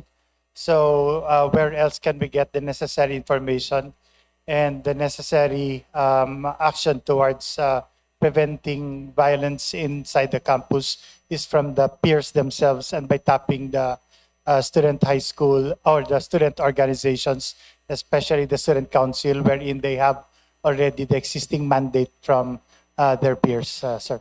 Meron po ba tayong interagency cooperation, Mr. Chair? Because I read in one of the, meron po ako nabasa na meron FBI advisory na meron pong mga online groups na sila po ang nag-i-instigate sa mga bata. And this has been happening in America already. Meron ba tayong information na nakukuha from other agencies abroad para to address this? Yes, sir. Can I address this to USEC JP Salvahan for the for Yes, more please. information about Planning. this, sir? Thank you. Thank you, Mr. Chair. Your Honor, insofar as the question on the plans or programs of the department to address school violence, we have been coordinating with the Department of Education to conduct a nationwide simultaneous active attack drill incident. It was supposed to be launched this week, but due to the bad weather, it was rescheduled and the guidelines are being fine-tuned.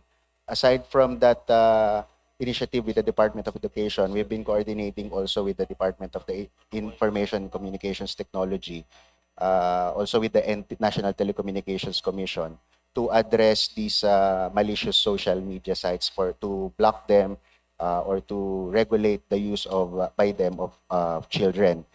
In addition to that, Mr. Chair, Your Honor, that the department is also working on a draft joint memorandum circular together with the Department of Education to install or allow barangay tanods to go inside schools during school hours to ensure visibility and prevent any malefactors from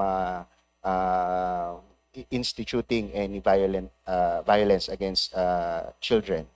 And also, Mr. Chair, we are enhancing the capabilities of the Unified 911 program by procuring additional vehicles.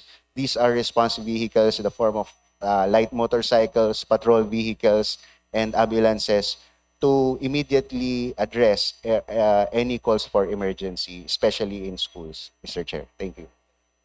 Ang sabi po kasi, what I've heard from reports is that, Mr. Chair, these are community games. So parang ang nangyayari, the children are playing games and then meron silang community within that game that are instigating na meron silang gawin in real life. Tapos ang nangyayari, pagka ginawa nila, nare-reward sila sa game. Ganun po ang nangyayari. Ganun po ba yung information na natatanggap niyo?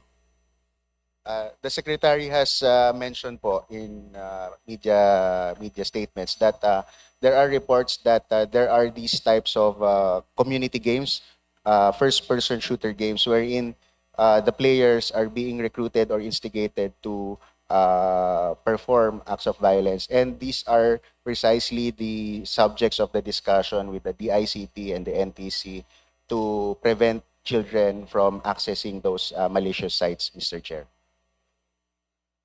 Related po doon, no?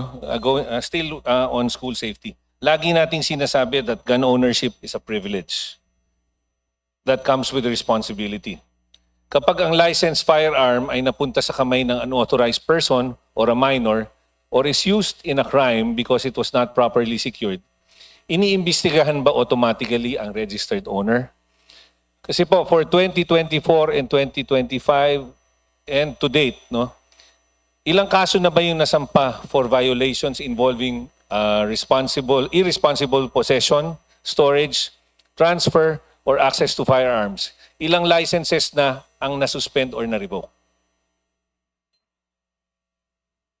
Your Honor, Mr. Chair, as to the number of incidents or filed cases, what I'm sure is when these two firearms that was used during the June 16 incident in Tacloban in the school, as well as the recent shooting in Zamboanga City, Of course, it was properly investigated, and after the conduct of investigation, one of the recommendations were the filing of cases before the court for reckless imprudence resulting to In homicide.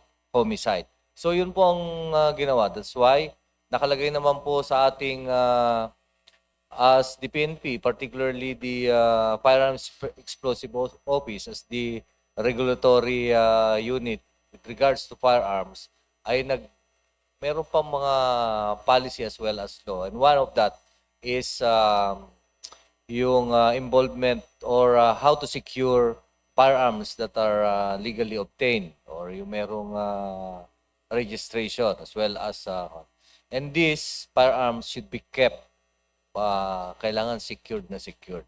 So marami pong mga policy procedure in maintaining to have these firearms. And we would like to the PNP, of course, after those data, should have or will be proposing to amend the law, like for example, making the firearms, illegally possessed firearms unavailable, especially for those that that was used in the commission of a crime. In our data, as like just like what our SILG have said, 98% po ng ating mga firearms that were illegally or that were used in a crime are loose firearms. So kailangan po natin na marami po tayong babalangkasin na batas, Your Honor, Mr. Chair. Baka po meron na kayong recommendation on specific recommendation kung anong pwede natin baguhin sa batas para to strengthen itong yung pag-storage saka yung sa yung sa firearms para hindi na pupunta sa mga minor. Yes, actually, there's a lot of recommendations already from DILG. Can I ask DILG to submit all yung mga pinag-usapan po natin na mga batas na kailangan amendahan dahil very supportive po dyan si Congressman Robert Nasal. Thank you for that, Mr. Chair. I'd like to go to the BFP. Mr. Chair, BH Party List fought for BFP to be able to access more of its fire code collections. Once you utilize the initial amount released, you can go back to the DBM and request another release based on actual collections. Tama po ba? Your Honor, Mr. Chair, every year the DBM provided us in the amount of 1 billion pesos only. 1 billion pesos lang po. Yes, Mr. Chair. So these funds are intended specifically for BFP modernization. Yes, Mr. Fire Chair. stations, fire trucks, PPE, and rescue equipment. Tama po ba? Yes, Mr. Chair. But in 2025, BFP collected 4.3 billion and spent only 1.684 billion, while the accumulated earmark was already 11.28 billion by year. Yes, Mr. Chair, Your Honor. So, tapos at that time, COA po found 107 municipalities without activated fire stations. 64 had neither a fire station nor a fire truck. And BFP had shortages of 20,854 fire coats, 22,000 gloves, 36,000 fireman's hoods. Tama po yun? Yes, Mr. Chair, Your Honor. So ang nangyayari po is kahit nagre-request po kayo, dahil alam nyo na kulang at pondo nyo po ito, hindi po nire-release ng DBM. DBM provided only 1 billion in the form of a Bakit daw po? Ano po ang sagot nila? There is a proposal now, Mr. Chair, Your Honor, for the full utilization of the fire code fees collections to address these particular issues. And hopefully, Congress will support this move for the full utilizations of the fire code fees collections in a certain period of time. So we'll be able to acquire all those necessary things under the modernization program, Your Honor. Mr. Chair, I would just like to emphasize na pondo po nila yan, earmark po natin, tayo po naglagay, may batas po na mandated na para sa kanila po yan, pero hindi po sila magkaroon ng access dun sa pondo nila. And up to now, dahil po dyan, hindi po na-provide yung dapat na fire truck at gamit para sa mga municipalities na nangangailangan. Totally agree. Yes, so Thank you, Mr. Chair. can you wind up? Just last question. Quick follow-up lang po. May nananalo na ba finally sa bidding for the 500 gallon fire trucks. How many bidders participated and sino po ang nanalo? For now, Mr. Chair, wala ho kaming bidding. The good secretary wanted to have a G2G transactions with our counterpart in the region. So G2G na po. Yun po ang directions ng procurement for this year, Mr. Chair. So wala na po yung dating controversial authorization or certification requirement from Isuzu Japan. Yes, Mr. Chair, because we found out that if we go to G2G, it will be lesser cost. We can acquire more to address the inadequacy, and it will be, as said, malinis po na transaction. So, okay. So mas maganda na po, G2G na. Hindi na pwedeng Yes. lutuin. Yes, Mr. Chair, Your Honor. Thank you for that, Mr. Chair. Thank you, Congressman Robert Nasal. And for the first round, last interpellator for the first round from the majority, Congressman Attorney Tim Cayton, you're recognized. Thank you so much, Mr. Chair. Magandang araw ho sa atin lahat, to the DILG family headed by the good Secretary, Secretary John Vic Remulla, lahat ho na nandito, PNP, PFP, at lahat ho ng guest members of the committee. Isang napakagandang araw ho sa atin lahat. First is to the DILG. Alam mo niyo yung kung sa Nueva Vizcaya, I was once a mayor, municipal mayor.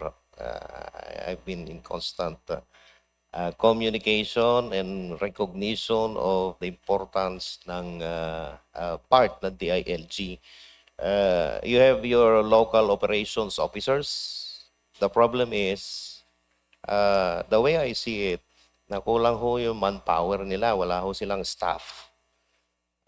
Maybe you could consider that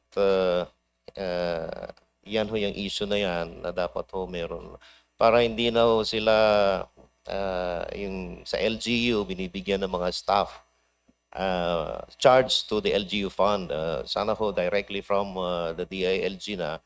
Aside from the operations officer, meron ho silang kasamang additional staff kasi they've been doing all the works in one municipality. Isa lang ho ang implementing arm ng LGU, the operation officer. Hindi ho niya kakayanin lahat. So, suggestion ho namin, may additional staff ho sana sila. Thank you, Mr. Chair.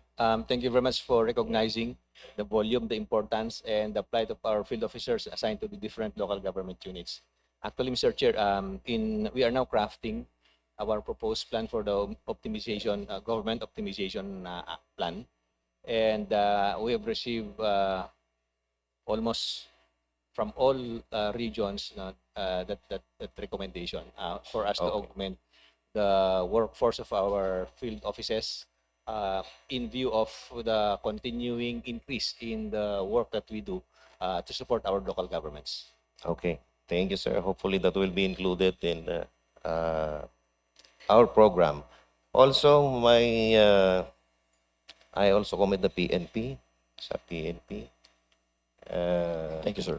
Kay Sir Nartates, dahil ho, including the regional director, Sir Rodriguez, dahil dahil ho yung issue ng peace and order sa Nueva Vizcaya, especially there's ongoing mining operation and a lot of people barricading the area. And cases filed, marami na hong kaso na na-file at dahil sa presence ng PNP doon, including the provincial director. I commend the provincial directors for the excellent performance. PD Paul Bumeditivo. Sana ho maituloy-tuloy ito. Ma-monitor yung issue ng mining sa Cebu, Nueva Vizcaya. Dahil ho, the issue on environmental protection, nagiging issue na ho ito ng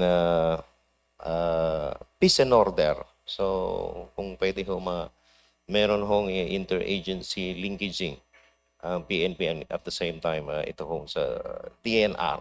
Ayun ho lang ang request ko. And to the BFP. Yes, BFP. General Quancho, yes. please take your seat. Kong Robert, may tanong lang po dito. Sorry. Yes, to the BFP, Sir Yes, sir. Good Wilberto Rico Neil Angquanti. Yes, sir. Good afternoon. Yes. Salamat din ho for this year. Meron allocated one fire truck for one of our municipality in Nueva Vizcaya. And syempre ho, still we are in dire need of fire truck and fire stations for Jadi, Alfonso Castañeda, and also for the provincial government. Kailangan po nila ng additional fire truck. Sana ho, this will be included in the budget for fiscal year 2027. Anyway, we will just submit yung support documents for that matter. Also, may I request, I was just hearing about this one, about the sale of items of recruitments. This is a hearsay. I was hearing about it. May we know if this matters reached your office? Yes, sir. Just recently, sir, nagkaroon po ng entrapment operation na ginawa po sa Region 3. One of our personnel engaging to anomalies and corruptions. Nagbibenta po siya ng slots para ho sigurado na makapasok yung isang applicants, and we are very fortunate, the courage of the applicant to tell this matter to the BFP. Kaya ho nahuli at na-entrap po through the help of the CIDG Region 3. The good secretary's instructions is very clear. Eradicate all forms of corruptions and anomalies, not only in the recruitment but as well as on the procurement of fire trucks and other equipments by the BFP. Ito ho yung ginagawa ng BFP ngayon, sir. Nililinis po natin ang ating hanay. The Oplan Santindig is working the mechanism to ensure that anomalies and corruptions are being undertaken and addressed immediately. Hopefully, mangyari pong malinis natin through a new form of recruitment. We have e-hiring. It's an online at the doorstep of the applicants. They can immediately apply to the Fire Bureau without spending much of their money by going to the regional offices. Tapos ang examination is being done online also to their cell phone. They can immediately get the results. With this kind of e-hiring mechanism, we can assure that at the very start of recruitment, medyo malinis po natin. Just very unfortunate that doon sa last stage na po, doon po pumasok. Alam nyo po yung anomalies, pag mayroon ho tayong in-place na safety net, nagkakaroon din ng evolutions of mechanism kung paano din po nila malusutan yung ganitong klaseng mekanismo na ginagawa natin. But luckily, ito nga po, ang mga aplikante po natin ay nagising na, alam na po nila na talagang ang direction po ng ating good secretary is really to cleanse the agency of any anomalies. And we are very happy with what transpired during the entrapment operation, and hopefully in the future or in the next succeeding recruitment can be addressed these anomalies, Mr. Chair and Your Honor.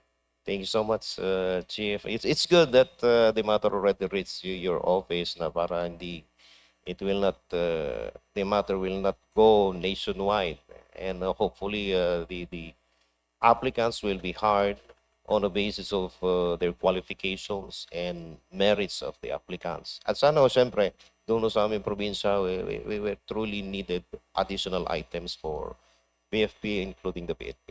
Yes, Mr. Chair, rest assured that our recruitment will be based on merit and fitness. It will be fair and transparent, and hopefully every year we are given 2,000 recruits by DBM, but the present strength of the BFP right now is very far from the ideal manning requirements of 78,000 for the entire across the country. Ang authorized strength po namin is only 43. So if we have 2,000 per year, it will took us 20 years to complete the manning requirements, and hopefully an additional 2,000 per year. Sinisiguro po namin na transparent, fair, and based on merit and fitness po yung magiging recruitment. Thank you. Thank you, Mr. Chair. Yes. Thank you. Sayang din ho yung mga equipments natin, fire trucks, fire stations, kung wala ho tayong additional manpower. So yun Yes, yung yes, concern Mr. Chair. sa grassroots. So once again, anyway, napaabot na ho namin. Maraming salamat po, Thank you, Your Honor. Chief, and to our Chair.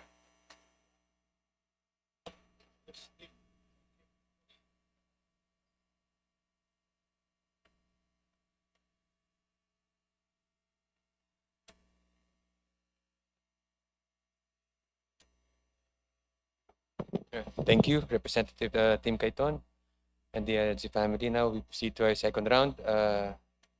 Acknowledge Representative Dada Kiram Smula. Maraming salamat po, Mr. Chair. May katanungan lamang po ako muna sa NYC, sa National Youth Commission. Nariyan pa po ba? Pagpaumanhin po. Mr. Chair, kung maaari po, wala pa po akong tinatanong. Yung oras ko po, tumatakbo na. Okay, papaulit po natin. Sabi niyo po, Mr. Chair, magiging magaan kayo ngayon sa oras. Ito pong mga katanungan ay nanggaling din po sa ating mga Akbayan Youth members po natin. Based on the research of our office from the PSA, 17.4% of Filipinos aged between 5 to 24 years old are currently not in school.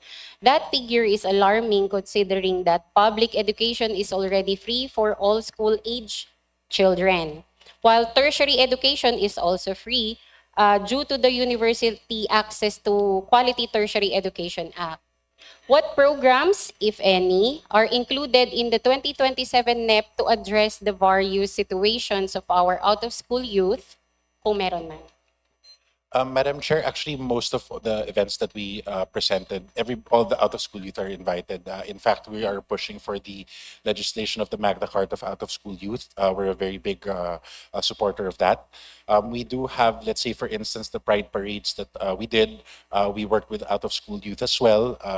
We always invite Akbayan youth also for our West Philippine Sea activities. So, marami ma'am naman, hindi naman po kami restrictive sa events. Definitely nag-agree po ako dyan dahil active na active po ang ating NYC.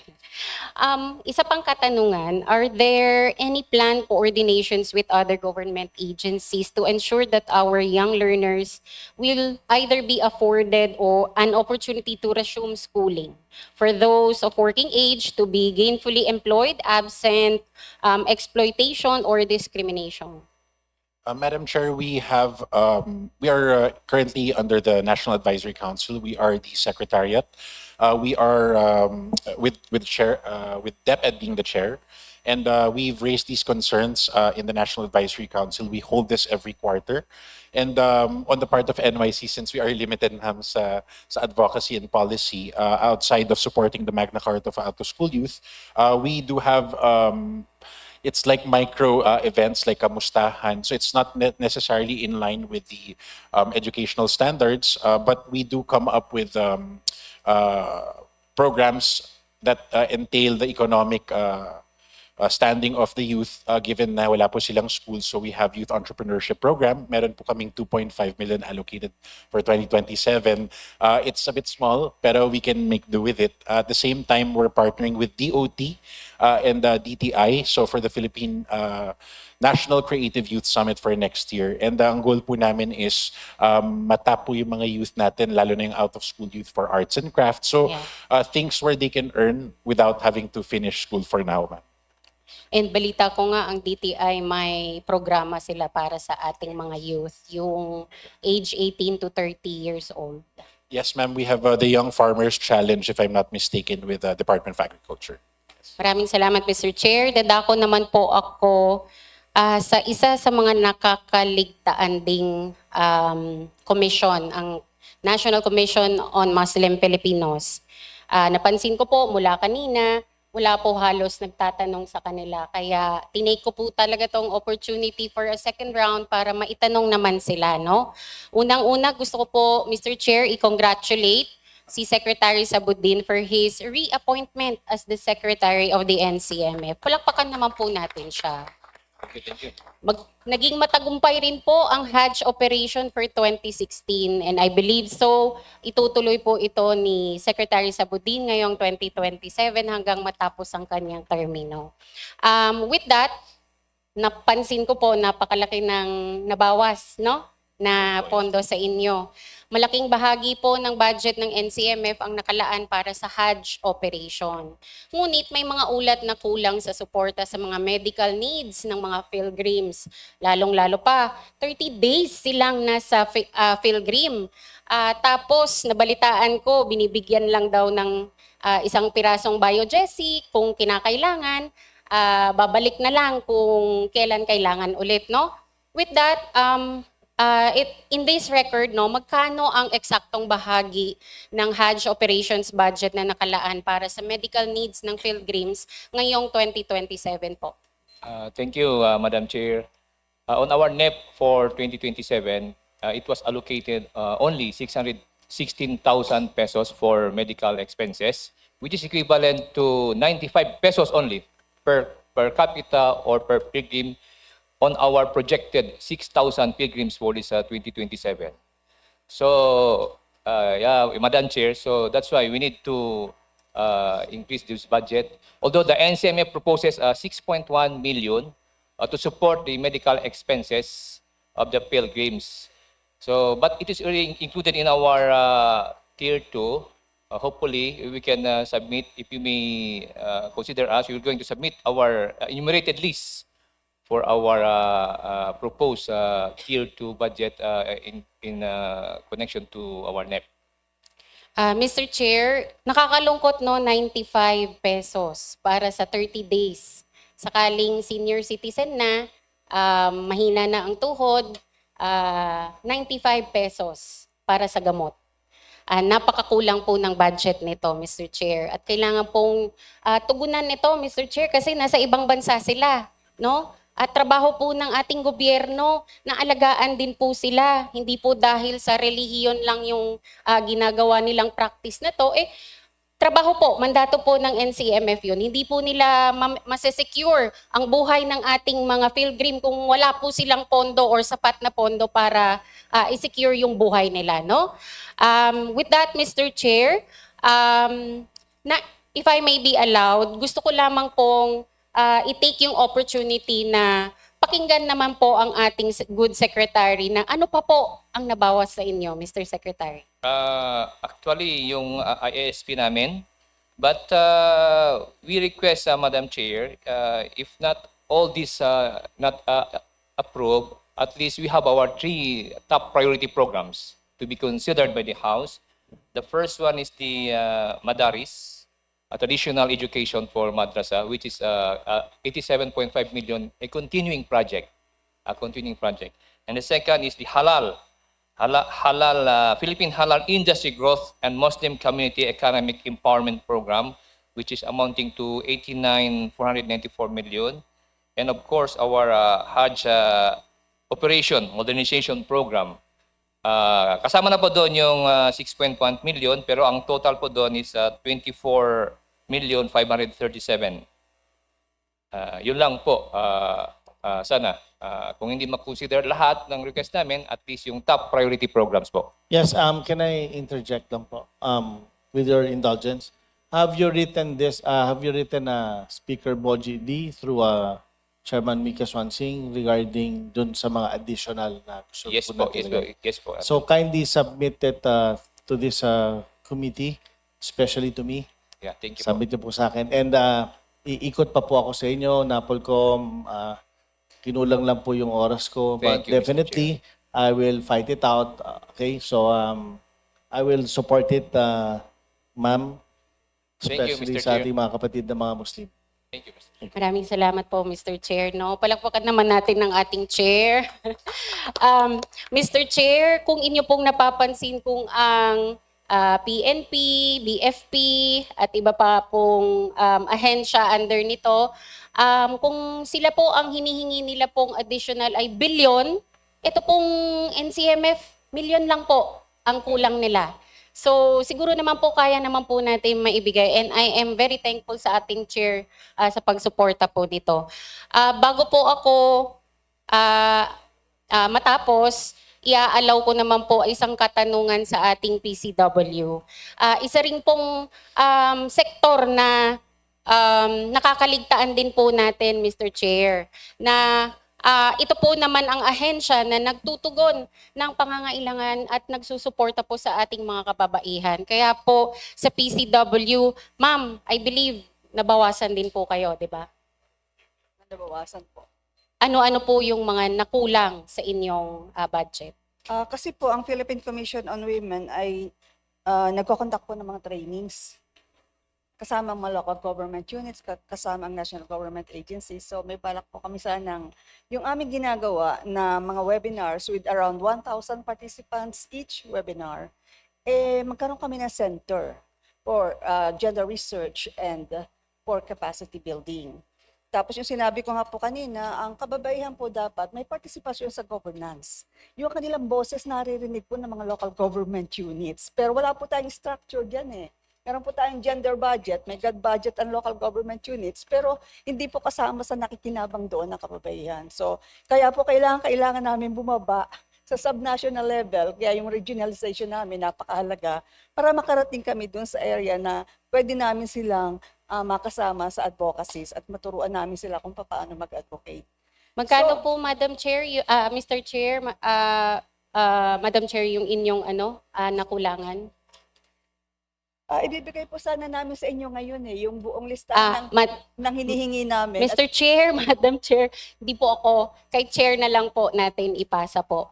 Mr. Chair, dahil nabanggit nyo na rin po kanina na iikutan nyo rin po silang lahat, baka po maaari include na rin po natin ang PCW, Mr. Chair. Yes, just kindly write a letter addressed to Speaker Boji D.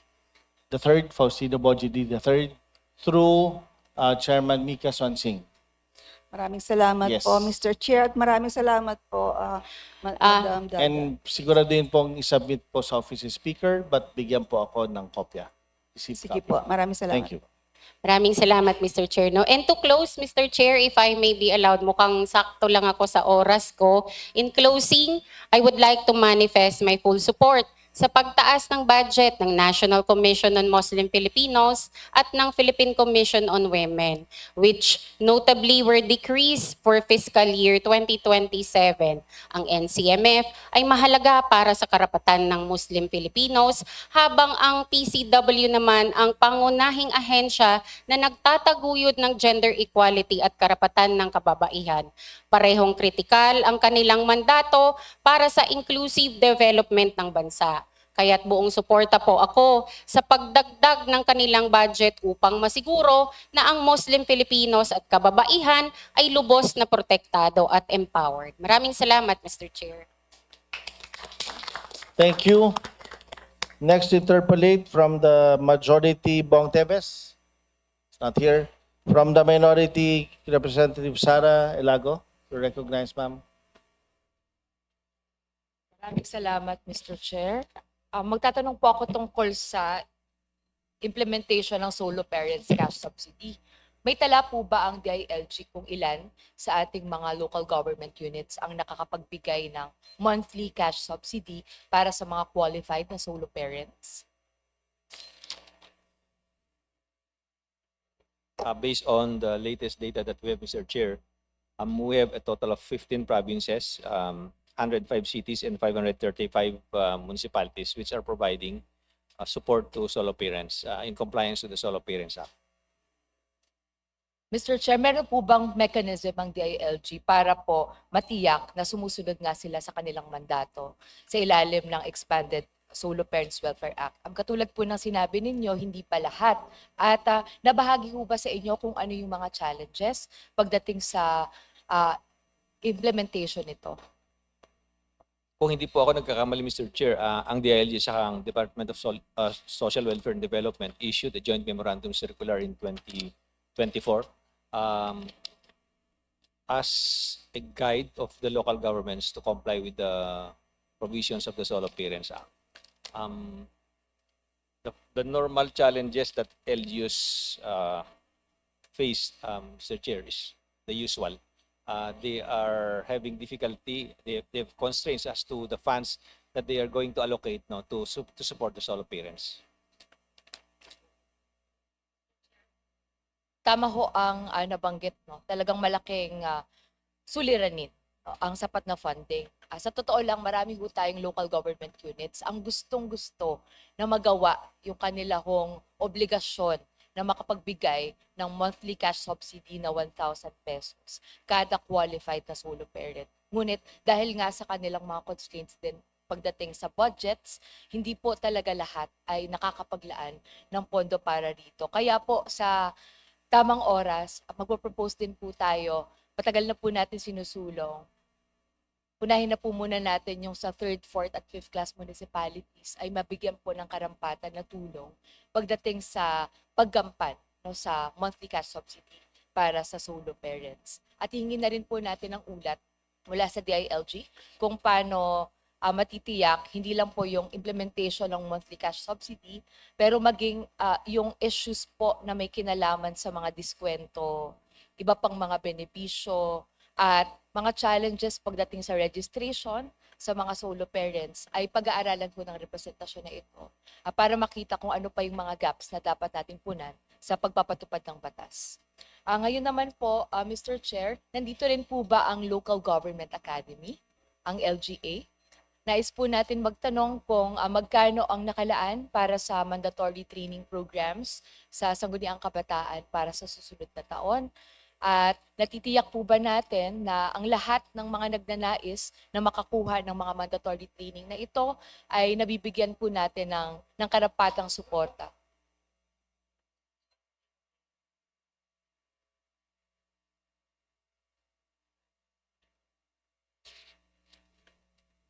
Madam Chair, apologies, I was discussing something with our lawyers. May I request for the question again, Madam Chair? Thank you.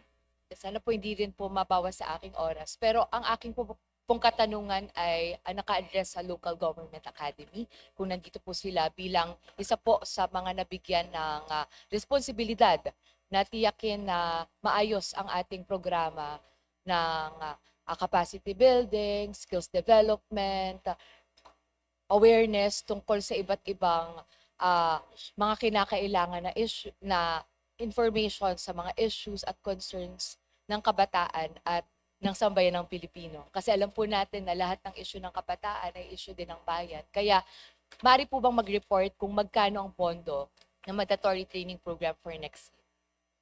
Madam Chair, roughly around 70 plus million, about 72 million for next year. Since ang expectation po namin, Madam Chair, was the BSK was for this year, nag-procure na po kami ng module development for Core 1, 2, 3, 4, which is the requirement for trainings of our SKs. So currently, it's ongoing, ma'am. Our on time naman.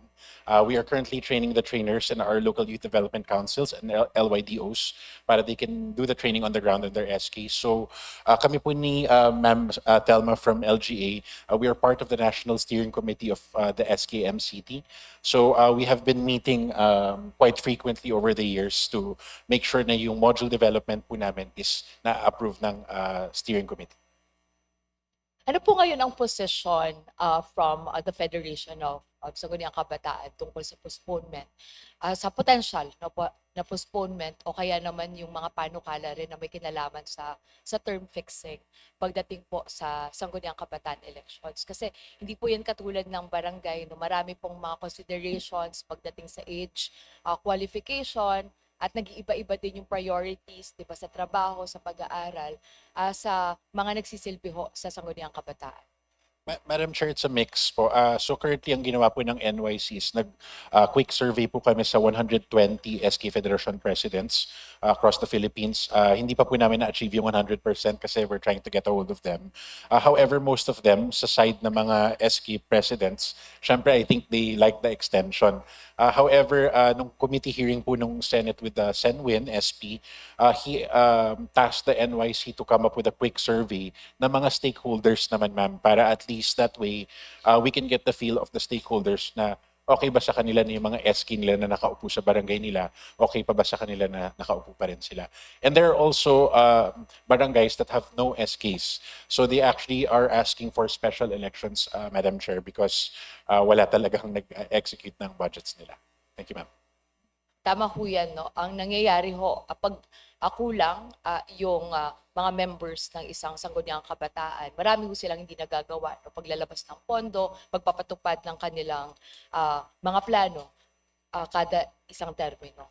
Ngayon po, sa LGA, meron po kayong isinigawa na strategic insights and perspectives in local governance session noong August 26 tungkol ho sa pag-unawa sa Pax Silica.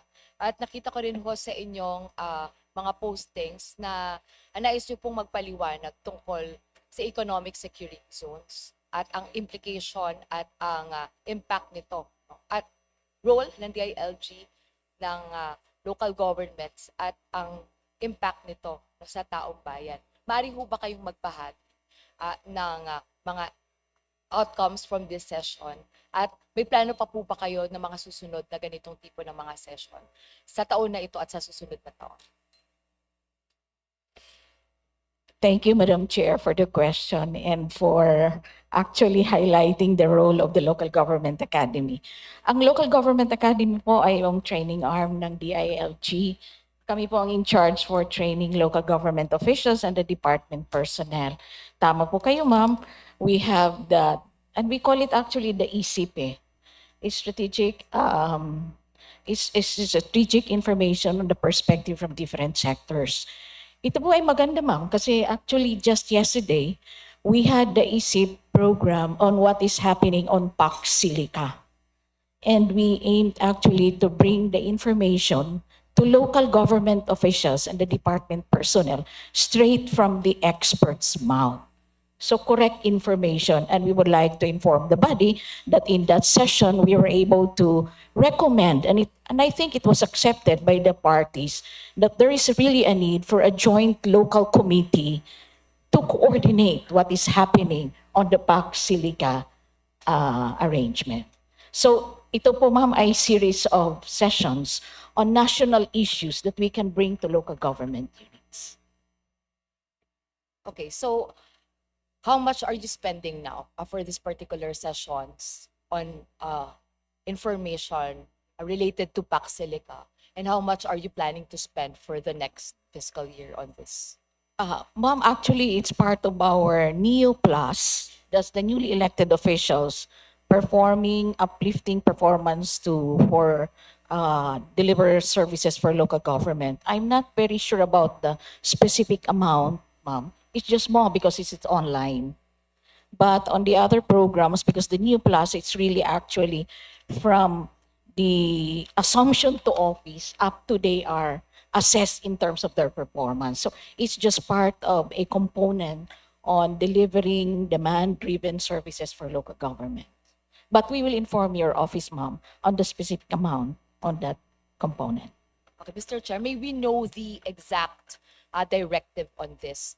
And what is the basis for that particular directive, given that the framework agreement has not been signed on PAC Silica? Ang narinig po natin na target from information dito sa House, nasa November daw po ang target. So, ibig sabihin po ba ngayon pa lang, meron na po sa inyong atas na magbigay po ng information tungkol dito sa PAC Silica? Oh, actually, ma'am, it was just a claymore from our field officers and local government on information on what is happening on the PAC Silica.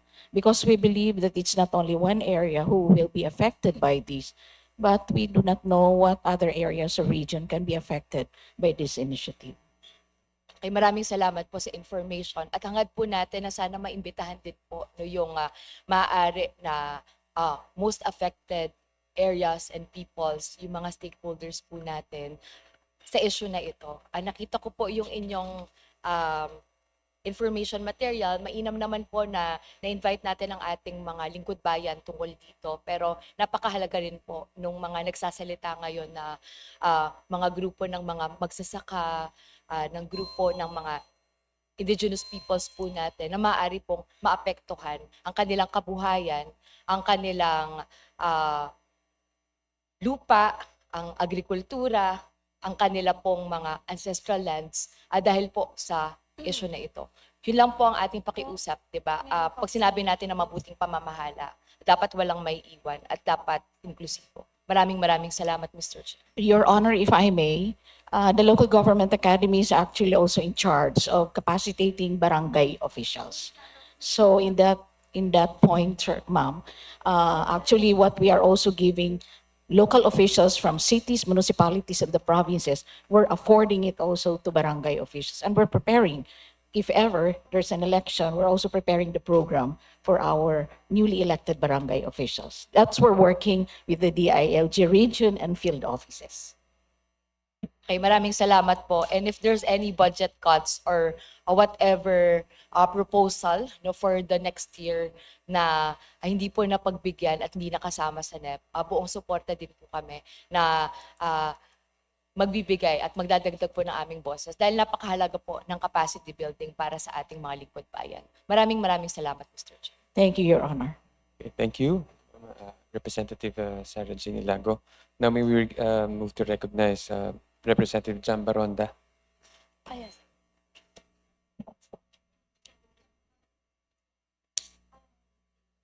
NYC. If ever matuloy ang SK elections, ano yung plano mo right after SK elections? What program do you intend to do Madam Chair, for the to guide SK, our SK? Madam Chair, for NYC, we still have continuing training. Meron pa rin kami mga electives that we offer dun sa mga bagong SKs. Pero may bago kaming programa, Madam Chair. Some of our continuing fund that we need to finish right away, we're actually printing out SK 101 books. So yung SK 101 na ito, makakatulong to sa mga bagong SKs kung ano yung mga steps na kailangan nilang gawin.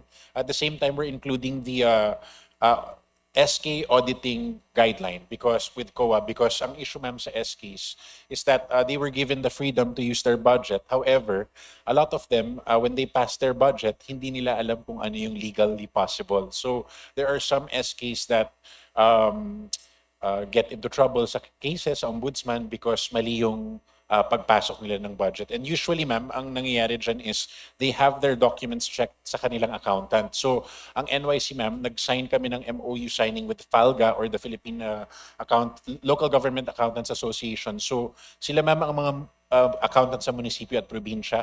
So, nag-commit sila sa amin na they will try as much as possible to help somewhat pre-audit yung mga plans ng ating mga SK, Madam Chair. Mr. Chair, I would just like to ask if what SK manual are you using right now? Di ba meron tayong SK reform bill? Ano po ngayon? Anong ginagamit nyo na manual? Madam Chair, yung books na ginagawa po namin, these are just the basics. It's we have the SK reform, pero yung ginagawa namin medyo mas pang simple reading.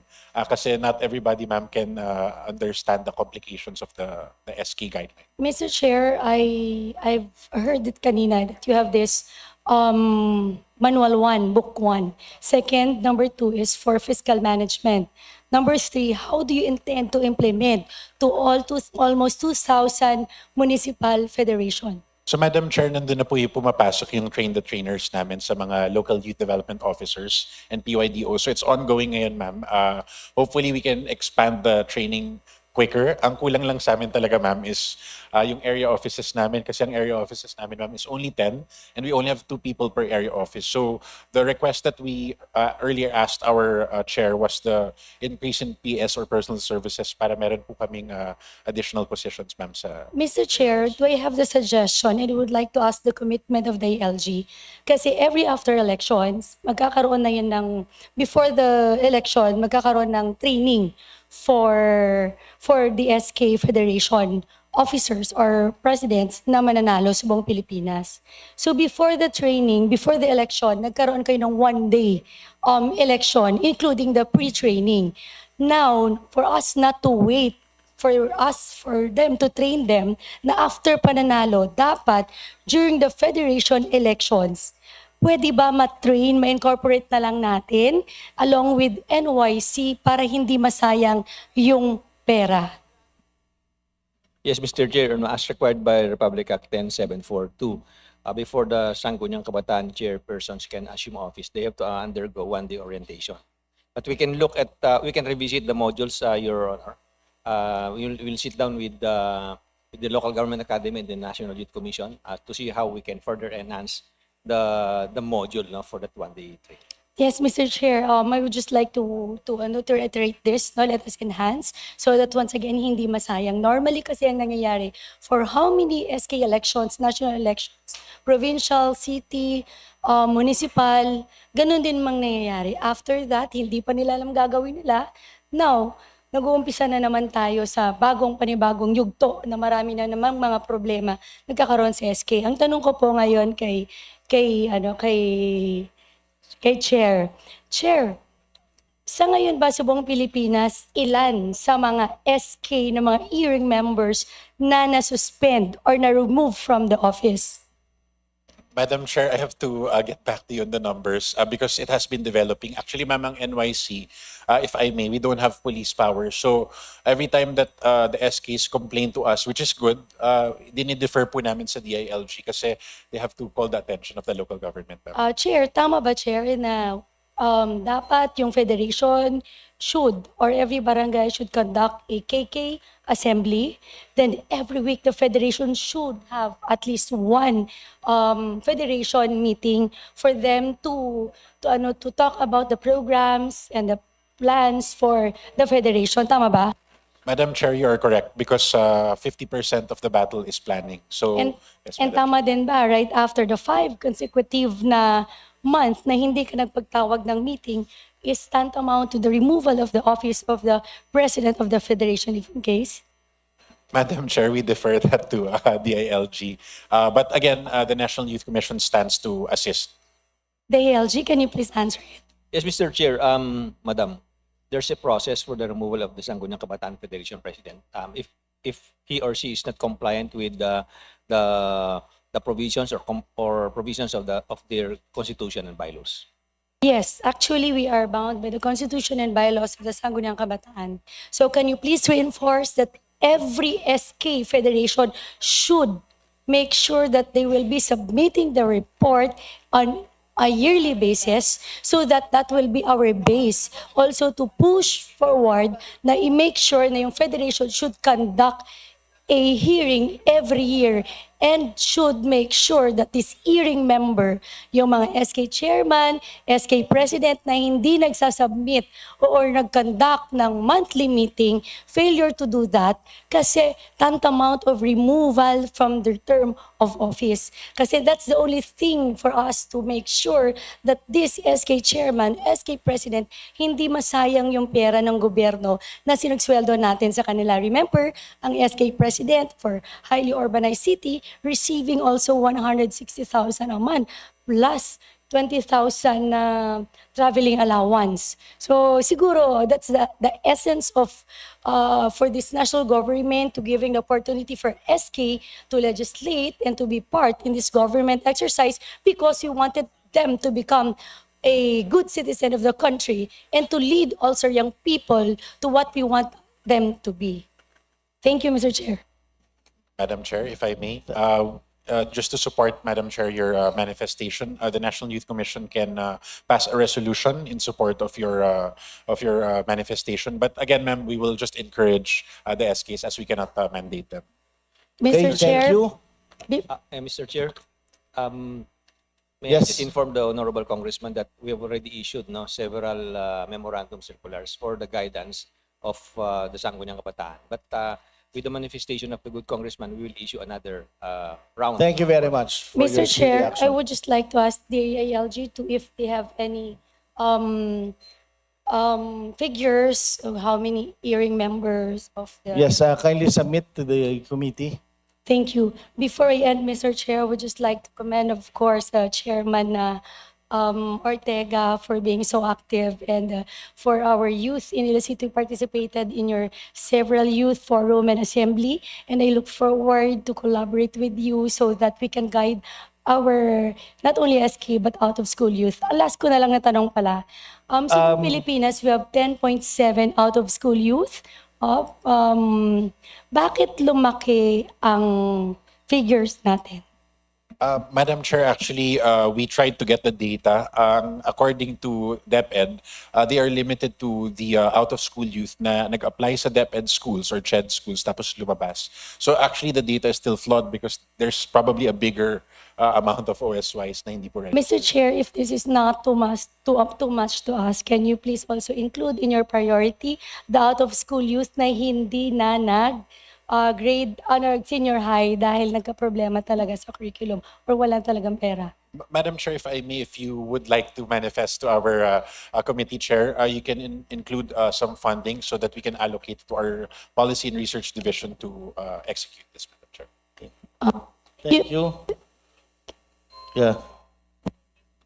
Okay. Thank So, you, Mr. Chair. Parang pinuputulan mo na ako. May Ay, hindi. support to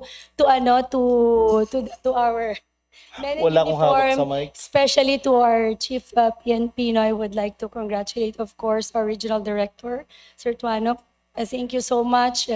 Ngayon, so ang dami ng mga drug, parang nahuli nyo sa droga. Ang tanong ko lang, kung paano, anong support na ibibigay natin to make sure na makontinue ito hanggang sa yung mga nahuli, nakukulong natin. Mr. Chair, Your Honor, the police operation and program with regards to the campaign against illegal drugs is continuing. Diyan po ang aming supply reduction and demand reduction. At tuloy-tuloy po yan, not only for the for this on our campaign against illegal drugs, but as well as more particularly on the maintenance of peace and order to ensure the negation or for the occurrence of focused crime. Lalong-lalo na itong in lowering the occurrence of focused crime, napaka-importante na i-address natin yung firearms as well as illegal drugs because this is the denominator of crimes.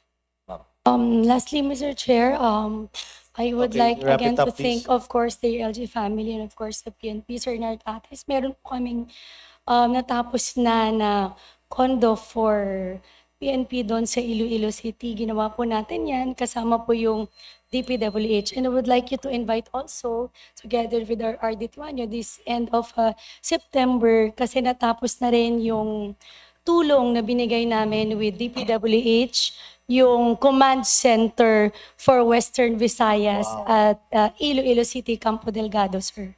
So again, thank you so much, Mr. Congratulations, Chair. ma'am. Kang Jam, thank you. At So- saka yung, ang alam ko, yung May condo pa- units yung walang elevator. Sa Iloilong ginawa namin, may elevator. Okay, Thank you. Are you done na talaga, ma'am? Thank you, ma'am. Love namin po yan si Kong Jam. Next to interpolate is Congressman Edgar Irice. He's not around. So we have Representative Antonio Tino. Congressman Tino, you have the floor, sir. Hindi na ba? Okay, go, sir. Thank you, Chair. Well, una kaugnay po sa BJMP. So, kanina may niraise akong issue and regarding yung problema nga sa mga records, no, yung karpeta. At may initial na napaabot din tayo sa BJMP. However, may nakausap, actually nandito sila ngayon, grupo ng mga former detainees at mga advocates for detainees' rights. And they brought something to my attention na tama po ba na mayroong patakaran ng BJMP regarding visits na ang pinahihintulutan nyo lang ay ang family. Yung mga pamilya ang pwedeng bumisita. Pamilya lamang ang pwedeng bumisita apart from yung legal representation or lawyers. Tama po ba? Mr. Chairman, Your Honor, per policy, Mr. Chairman, Your Honor, the lawyer, the doctors, and the direct family of the PDL are allowed to visit. And the PDL can also request to the warden kung may gusto pa siyang mag-visit sa kanya. But hindi po pwede, Your Honor, na pupunta yung bisita doon na hindi nag-request yung PDL natin. Well, Chair, ito nga yung nakakarating sa amin na ulat na kakaiba yung patakaran nyo with regard to non-direct family members. At ang sinabi rin sa akin na hindi ganito ang patakaran ng Bucor, halimbawa. No, na mas kayo pa, BJMP, ang may napaka-striktong patakaran na mainly direct family ang pwede. Pero may iba pang requirements kapag hindi direct. Ngayon, bakit issue to? Marami pong may mga kaso po na meron tayong mga detainees na yung hindi maaring nasa ibang isla, malayo ang kanilang direct family. Ibig sabihin, kahit halimbawa, best friend ka, kababata mo, hindi basta-bastang pwede mong bisitahin. Ganun po ang inuulat sa amin. Mga konkretong instances sa Bohol at saka sa Negros. Ganun daw po. No? At sinasabi rin na ang Bucor hindi ganun. Mas paigpit pa kayo sa Bucor. Bakit ko hina-highlight to? Sa Bucor, alam natin, yun ay para sa mga convicted. Okay? Whereas ang BJMP, detainees, innocent until proven guilty in the end. Diba? So bakit po mas mahigpit pa kayo? At hindi ba ito paglabag sa karapatan? Parang inhuman, cruel and inhuman na naghihigpit kayo sa karapatan na mabisita kahit ng hindi direct family. Dahil nga hindi sa lahat ng pagkakataon ay readily nandyan bilang support system ang direct family. Mr. Chair, gusto ko lang po natin marinig ang bakit may ganitong particular na sa BJMP lang. Mr. Chairman, Your Honor, hindi naman po namin pinagbabawal yung hindi direct family na bumisita sa jail facility natin. Ang pinahintulutan po natin yan pag yung PDL po natin mismo ay mag-allow sa person na yun na bibisita sa kanya. Hindi lang po natin ina-allow na automatic na pagdating doon wala siyang hindi naman inallow ng PDL yun na bibisita ka sa kanya. Baka kasi hindi naman gusto ng PDL yung tao na yun na bibisita sa kanya. Kaya we need the clearance first from the PDL na pwedeng bumisita sa kanya ng yung taong yun. Kaya kailangan ilista niya yung name na yun, isubmit niya sa warden natin para makabisita sa kanya. So ibig sabihin kailangan bago dumating kailangan meron authorization muna. Yes, sa bisita. sabihin muna ng PDL po na ito inaalaw kong magbibisita sa Mr. Chair, hindi ba pwede na halimbawa dumating doon, gustong makita yung PDL, di simple lang naman yan itatanong lang naman sa kanya kung okay ba sa'yo na may bumisita sa'yo? Tama kayo, importante yung consent ng PDL. No? Pero then and there, pwede naman tanungin siya, gusto mo bang makita to? Pag sinabi niyang yes, if I can hindi ba satisfied na? Yun. Rather than kailangan muna ilista niya. Paano niya malalaman? Halimbawa, may grupo na gustong tumulong sa particular na individual na to. Hindi niya alam. Ito, paano niya marirequest yun? Can I interject Di po lang with your indulgence? Ang tinatanong siguro, ano ba yung guidelines nyo po?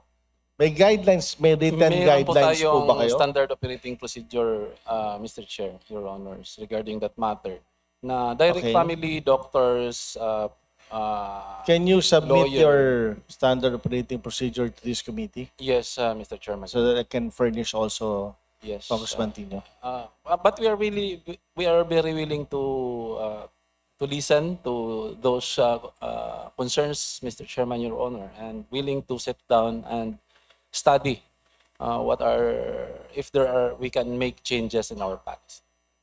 Yeah, yung sinasabi ni Kong Tino, part ba yun ng guidelines yung mga biglaan? Hindi po pwede yung biglaan, Your Honor, because What's the reason? majority of our jail facilities are lack spaces for visitation, Your Honor. That's why ang inaalaw lang talaga natin Siniset muna yung- yung direct family at saka yung doctor at saka yung lawyers niya, Mr. Chairman, Your Honor. Yeah, but submit yung standard operating procedure na please. Yes, we will submit, Thank you. Mr. Chairman. Thank you for that, Chair. Maraming salamat po for requesting the written guidelines or standard operating procedures. At thank you rin kay Director for openness to reviewing such guidelines. Ang gusto lang po natin i-balance, of course, sabi nyo may mga considerations kayo, pero kailangan din yung kilalanin na may mga karapatan ng mga PDL. So malinaw po ngayon, hindi inaalaw na biglaan may bumisita, talagang i-deny. No? So kailangan talaga nakalista ng PDL.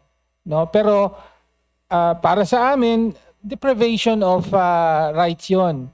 No? Lalo pa at mga individual nga na to, ano pa naman innocent. Kahit nga yung mga convicted, may karapatan Okay. Another topic. Kanina po, wala na po si Secretary Remulla, pero he spoke about procurement of fire trucks, 1,500 fire trucks, G2G, with Korea, nabanggit niya yon. At nabanggit din niya yung context na talagang matagal na controversial ang issue ng fire truck procurement sa BFP. In the previous Congress, alam ko, kahit wala ako rito, na may ongoing may committee investigation dyan. No? Because nga, controversial yung on the part of BFP, pati yung mga contractors involved.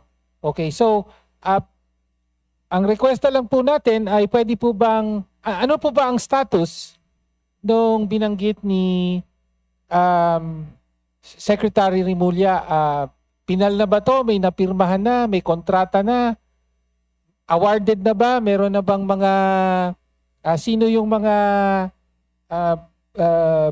contractors? Sino yung mga providers both on the part of Korea and the Philippines? Sino po ang pwedeng magbigay ng update and information? Yusek Paulo. Thank you, Mr. Chair, Your Honor. Kindly. Thank you, Mr. Chair, Your Honor. Insofar as the proposed government-to-government procurement po of fire trucks with the Republic of Korea, the department po is having advanced discussions na with the relevant agencies like the National Fire Agency of Korea, the Korea Fire Institute, and most especially po the Korea Trade and Investment Promotion Agency or the KOTRA. Sila po kasi talaga yung mag-open po ng bid po niyan. They will conduct evaluation. They will constitute 2 committees to screen the proposed suppliers based on the technical specifications that will be provided po by the Philippines to them. And then once ano po yan, na vet pa po nila yan, they will send the recommendation of the suppliers. Wala pa hong suppliers na ina-identify ang Philippines because it will be the Korean government which will screen po itong mga suppliers po natin. So just to be clear, the suppliers Kindly will wind up, be identified by the Korean side, the Korean government. Paano ba 'yon? Based on the specifications that to be we will provided submit by po, the Philippine by the government. Philippine government. So ang suppliers will be Korean suppliers. Yeah, tama po, Mr. Chair. Your Honor. Meron bang role dito yung mga Philippine contractors? Yun yung isang concern natin Yung wala mga po. contractors na involved na in many controversial issues. Wala po. Wala So po. Korean ang supplier, ganun po ba? Tama po, Mr. Chair. However, the status is it's still under negotiation, ganun po ba? Right now po, we are refining the technical specifications after po nung makita ho namin yung mga available specs ng fire trucks in Korea. Ina-adapt po based din sa need ng BFP, like lalagyan din ho ng mga rescue equipment po yung fire trucks natin. Yun po, and then after po ma-finalize ho yung technical specifications, and as I understand ho, it will be submitted by the BFP by tomorrow. Yun ho, we will continue coordinating with the Republic of Korea ho on this one, with KOTRA. Chair, pwede pong makahingi na lang ng a written update on Yes, kindly the submit. status of this possible procurement. Yes, please Pwede po. submit to this committee. Asa po sana bago Yung tayo plano. mag... Actually, Scenario. just to explain further, kakapunta lang po nila ng Korea, I think, 2 weeks ago. So, talking points pa lang po, how to process it, no? And I asked also Secretary John Vic, why Korea, not Japan? Mas mura yung Korea by 30%, so mas makakatipid pa tayo. Plus, yung may supply rin yung Korea, no? Pag nasira, maintenance, sila rin. So kasama rin yon. Ang maganda lang is government to government. mawawala na po yung mga sinasabi natin, mga SOP, etc. But ang pinaka-importante is DBM, i-push natin, i-release yung pondo para sa Bureau of Fire, para matapos na itong problema sa ambulansya, pati po sa ating problema sa ating fire station, problema rin po na 40,000 na mga personnel na kulang sila. So yun po talaga ang solusyon. Thank you, Sec. Kong. Chair. Biro lang po. Thank you, Chair. So we hope ma-submit po bago mag-plenaryo ang kanilang update dito, Yes. na detailed update. Thank you po. Thank you. Next, last to interpolate from the minority, ang aking anak din. Hinahanapan ko pong asawa to. Attorney Reneco. Congressman Reneco, please. Grabe na yung pagreto na sa national stage. Sige po. Thank you very much, Mr. Chair. Gusto ko lang pong mag-take off sa ilang mga questions na tanong ko kanina and then ng tanong ng ibang representatives. So, meron pong na-mention si Secretary kanina yung drug war, hindi na nga po policy yan or yung Oplan-Tokhang for the past 4 years. Pero unfortunately ay nagpapatuloy pa rin yung arbitrary listing. Ito po yung reports na nakukuha natin on the ground. Meron pong mga nasa listahan pa rin no, na at the barangay level. For example, si Jemboy Baltasar or in 2021, Caraga 2. May mga journalists pong nahahalo pa rin sa listahan. Mexico 4. And meron pa rin pong reports of reenacted arrests. So, ang tanong ko po, kung natigil na nga po ang Oplan-Tokhang at sabi nga po, community-based health-centered approach na under BIDA ang pag-address ng issue ng droga, bakit po tuloy-tuloy pa rin yung drug watch list system at the barangay level? Your Honor, Mr. Chair, totoo po yan. Katulad ng sinabi ko kanina, as deputized agents of the Philippine Drug Enforcement Agency, ay meron po tayong programa. And the program in our campaign against illegal drugs is no less than the supply and demand reduction. On the part of sa demand reduction, marami po tayong mga programa like for example, we go with the community in various campaign para maiwasan ang pagtangkil sa droga and the like. And we are also on the front line with regards to the supply reduction, especially in the conduct of police operations. In the conduct of police operations, nagsisimula po yan one by one painstakingly sa the conduct of information and intelligence gathering such that meron po tayong probable person of interest or target. At yan po ang pinupurso natin. And that is why meron po tayong mini-maintain na persons of interest and or target personalities. These target personalities came from doon sa mga nahuhuli na mismo natin, those who have been arrested based on interview and based on the arrests that were made in the last several years at tuloy-tuloy po yun. And so that's how we maintain our list. That's why we have our list. So, Mr. Chair, no Chair, Your confirmation na may nagtutuloy at nagko-continue na parang drug watch list system at the barangay level. So siguro dalawang tanong na lang po, paano po na-verify yung mga individuals na to? You mentioned a process, pero ano po siguro yung pagdetalye, paano nagagawa yun? And number 2, kunwari rehabilitated na, ano yung recourse nila para matanggal? No, dahil ang dulo naman po nito, wini-welcome natin no, yung health-centric approach, rehabilitation, ganyan. Ay, gusto natin we target the supply and hindi yung down to yung parang low-level demand, di ba? Ano po yung siguro sagot doon, Mr. Chair? Your Honor, Mr. Chair, we follow certain procedures, especially in the adjudication. And sinusunod po natin, especially in the conduct of police operations, marami na pong ibinigay, lalo na ang Korte Suprema, to ensure na wala pong EGK or wala po tayong sinasabing SBI system or whatsoever. Ang ginagawa mo natin ay an intelligence-driven police operation. Nandyan po ang ating body-worn camera. Nandyan po ang ating masticating or ang ating mga witnesses in the conduct of a police operation. This is being adhered to by our police officers, especially the PNP. Your Honor, Mr. Chair. Mr. Chair, ano po bang systemic administrative sanctions ang na-impose na ng DILG NAPOLCOM against police personnel that were involved in botched operations, reenacted arrests, and even sa EJK? Ano pong update dito, Mr. Chair? Napolcom. Tuloy-tuloy po ang ating investigations, ma'am, as we have discussed before and narinig niyo naman po. We have zero backlog for cases. Lahat naman po ng nakita natin na kailangan imbestigahan ay ginagawa naman po natin.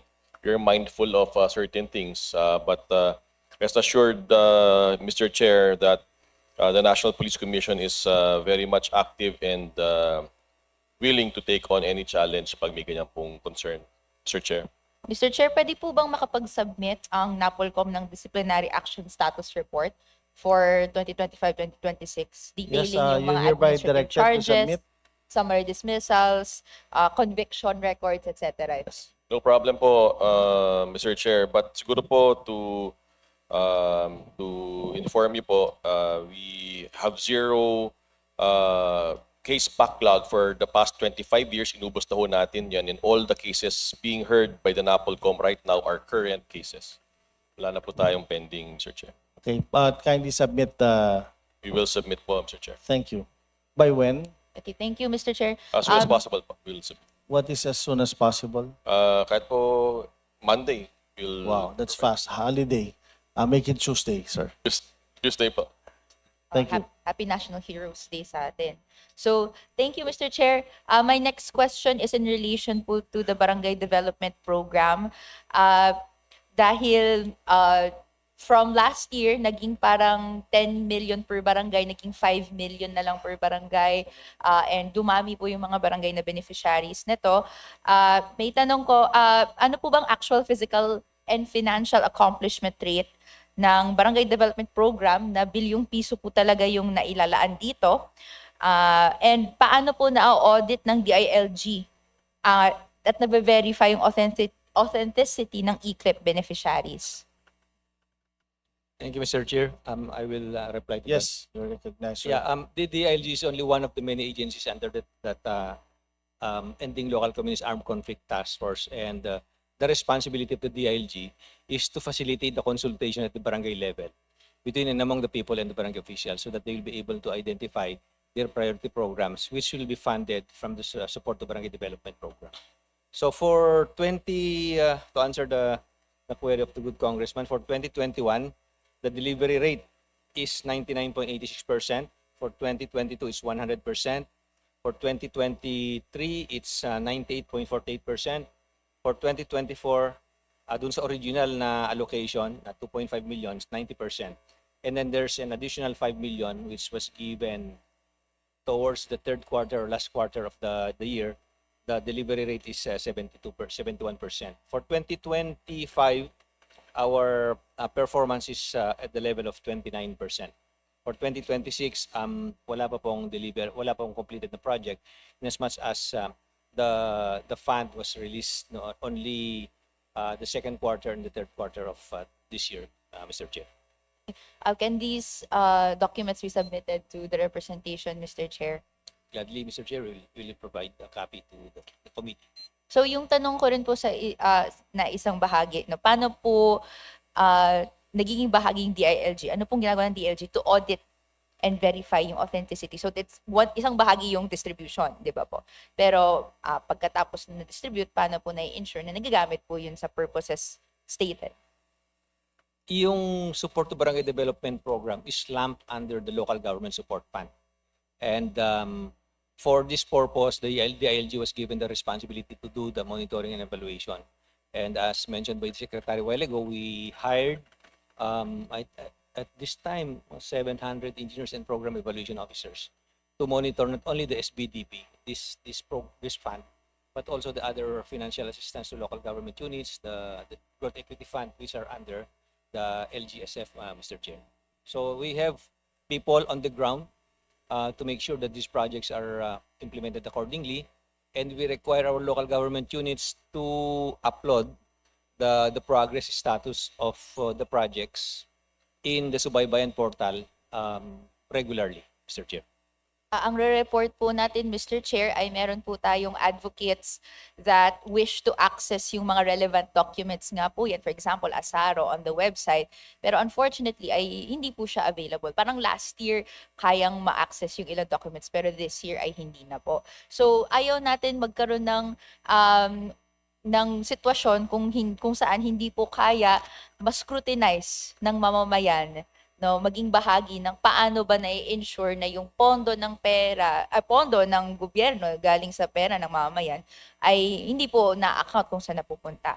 But you mentioned po, so may engineers, etc. So may audit processes po ang DILG dito. So maaari po bang makapag-submit ang DILG ng full financial and physical performance audit ng funds under BDP and yung disbursement breakdown ng e-clip for the last year? Mr. Yes, Chair. Mr. Chair. What we can provide is the status of the physical project completion and the fund releases. As to the scrutiny of how the funds are used, we leave it to the Commission on Audit. I also would like to add, Mr. Chair, that the SBDP projects are subject to third-party monitoring. We have coordinated with the CSOs and NGOs to help us monitor the implementation of the SBDP projects. And to clarify, yung third party na in-engage to monitor, ang DILG po ang nag-engage sa kanya? Yes, Mr. Chair, but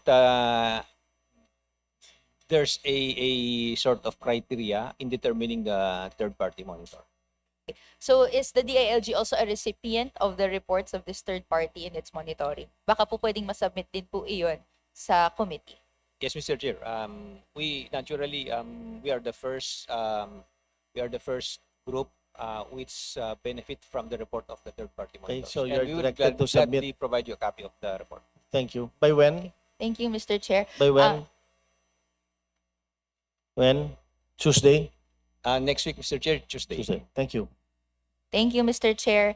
My next question is in relation naman po sa active shooting drills that na-announce po supposedly this week mangyayari pero na-push back po to September.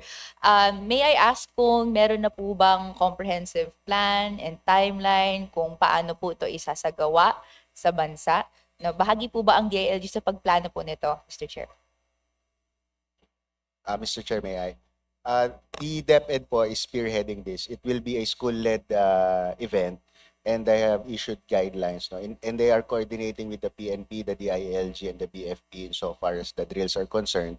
Ang plan po dito is they will conduct simulation drills in schools, and then there will be a group of experts, like for example, members from the PNP, DILG, which will somehow comment on how the drills are being conducted. Right now, the guidelines po are being refined by the DepEd in coordination with the DILG regional offices and then mga PNP personnel po natin sa regions.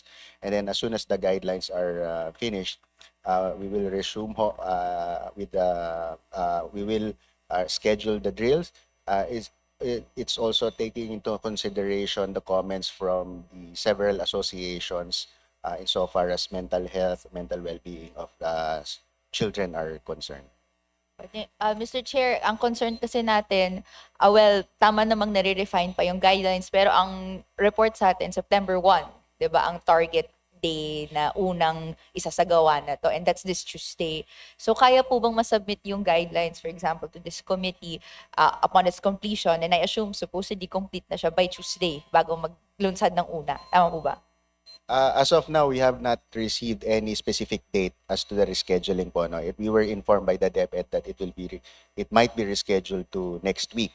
Wala pong definite date kung kailan next week. But surely, Mr. Chair, as soon as we receive the guidelines, we will share it to the committee.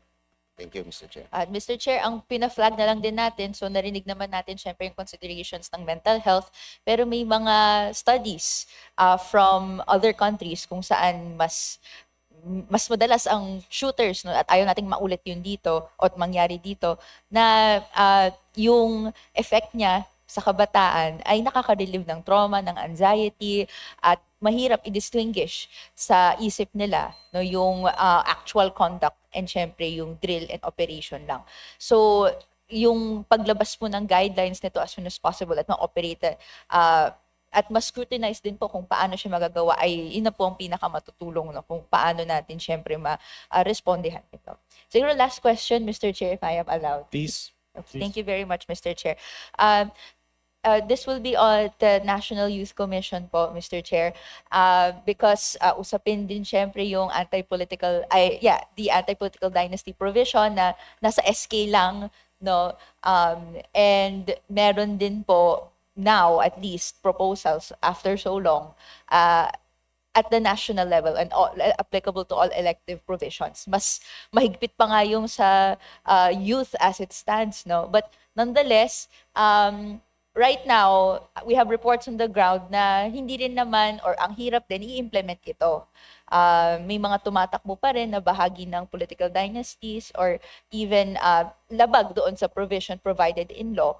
Kasi it's up to essentially any person to file at COMELEC ng complaint dito. So siguro ang tanong ko na lang, paano po ba makakatulong ng National Youth Commission sa pag-implement ng existing provisions in law para on the prohibition of political dynasties kahit sa sangguniang kabataan?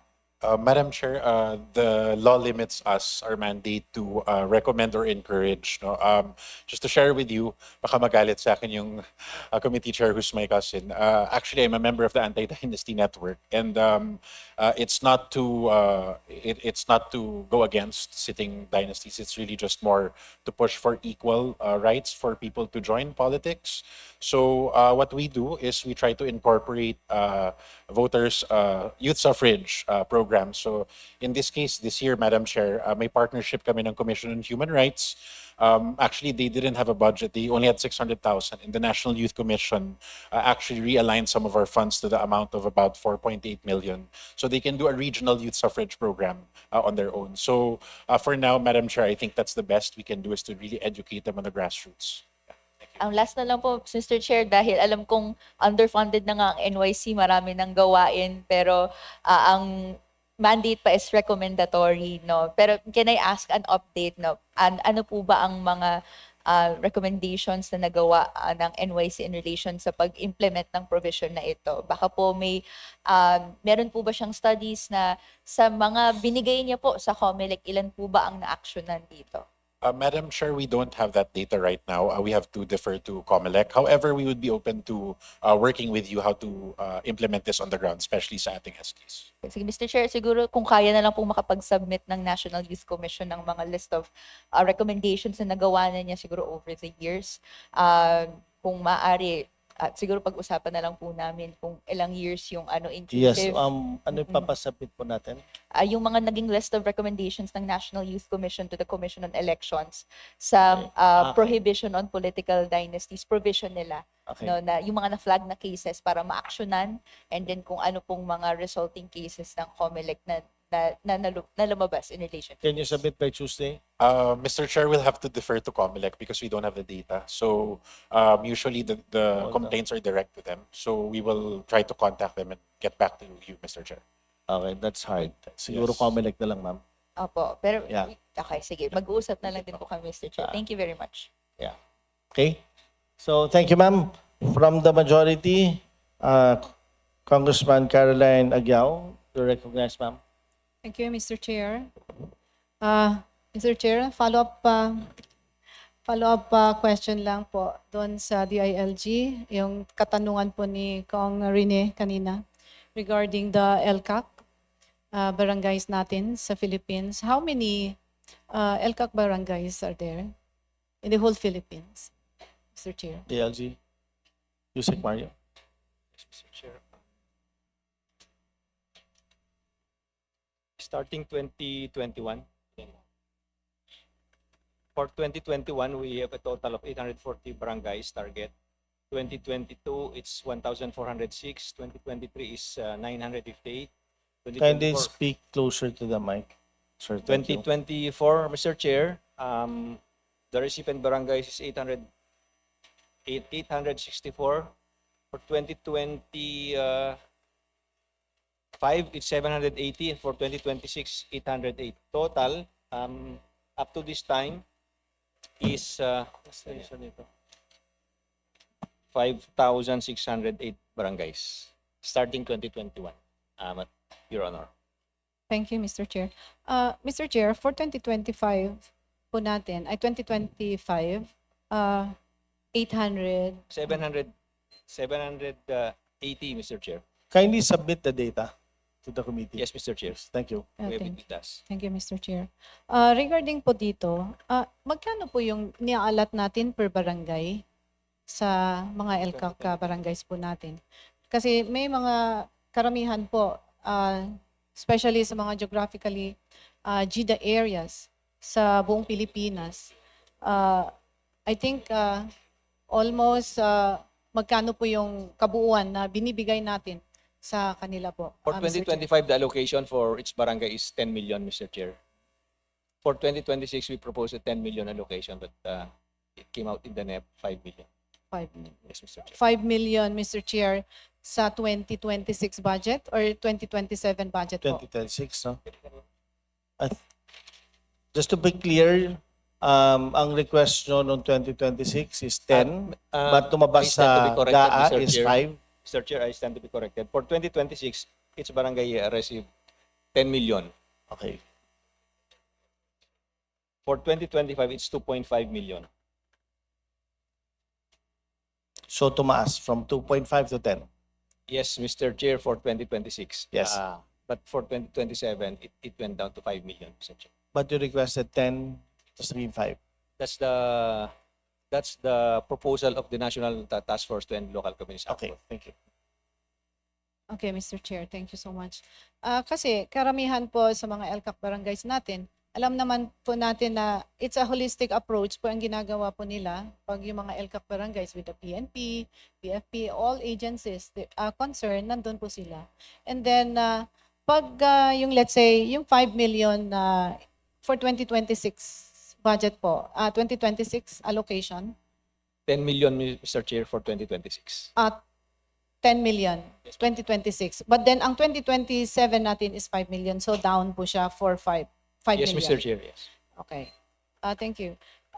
Regarding po dito, hindi po natin pwedeng, let's say, kasi bumaba nga po, kasi karamihan po sa mga LCAC barangays, marami din po na-include na may mga cities. There are cities na na-include doon. So, I don't think lahat po ng cities na kasali po dito sa LCAC barangays ay they're all under the LCAC, yung requirements po ninyo, Mr. Chair. Per the guidelines, Mr. Chair, all barangays which are recipient of the fund have been, at one time or another, been under the influence of the communist terrorist groups. These are the barangays which are already cleared by the armed forces of the Philippines. So, Mr. Chair, yung mga binibigay ho natin sa kanila, let's say sa mga, yung fund na 5 million, na-chop-chop po siya kung ano yung kailangan, yung need po ng isang barangay. Di mo ba, Mr. Chair? That's correct, Mr. Chair. I already mentioned a while ago the consultation done at the barangay level so that the felt needs of the barangays are identified. Yeah, thank you, Mr. Chair. Pero let's say, mga BHS, barangay health stations, mga ganon, ang kailangan ho nila. Mga water system. Di ho ba meron naman ho ang DOH na nagpro-provide for these projects, Mr. Chair? Yes, Yes, Mr. Chair. There's a menu provided in the guidelines. School classrooms, health centers, water system, electrification. May duplication po And, ba kayo farm sa to market DOH? Ang DOH meron din? Mr. Chair, the task force is created down to the level of the municipality. So they are talking at the LGU level so that there's no duplication of the projects implemented at the barangays. Okay, thank you. So Mr. Chair, yung implementing agency, sa inyo po, kayo po yung nag-i-implement doon sa project, let's say sa mga BHS. No, mga- no, Mr. Chair. The funds are directly downloaded to the municipalities. It's the municipality, it's the LGU which implements the project. What we are tasked to do in the DILG is to monitor the implementation of the project. Monitor and supervise, yeah. Yes, Mr. Chair. parang naging, Mr. Chair, parang maging LGSF na siya as a fund. So parang meron pa ring duplication.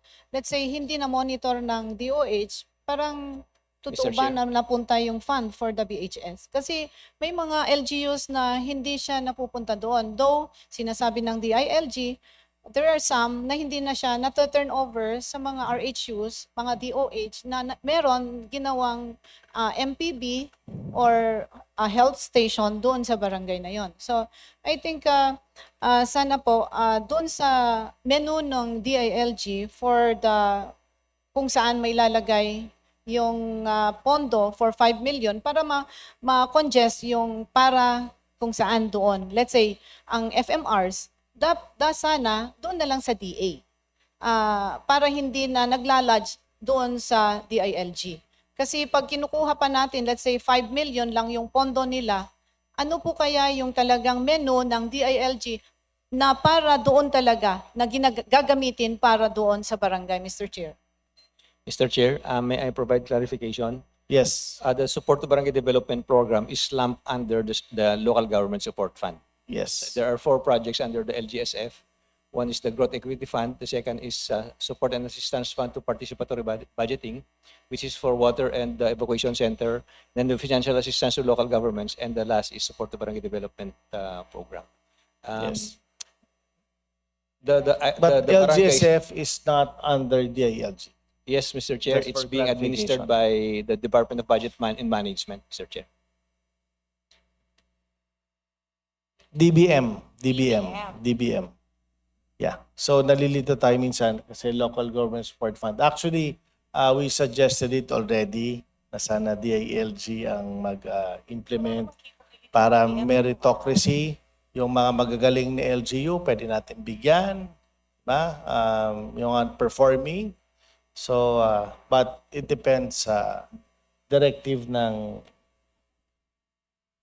Pangulo. Yes. Okay. Yeah. So clear, ma'am? Yes, sir. Thank you, Mr. Chair. Salamat ng marami. At sana po yung pagpili po natin sa mga LCAC barangays po natin ay makikita natin they're really sa LCAC. Nandito naman ang PNP and the Philippine PFP. Yeah, PFP, AFP. At least makikita natin sana yung mga cities, matatanggal na po sila doon. Kasi cities, they're really, hindi naman natin masasabi na yung LCAC is nandun talaga sa city. Thank you, Mr. Chair. Salamat ng marami. Yes, thank you. Thank you, thank you. And for the last to interpolate for the majority, ang aking paborito, Congresswoman Ana York Pondoc. Thank you so much, Mr. Chair. And thank you, Doctora, for giving me this time.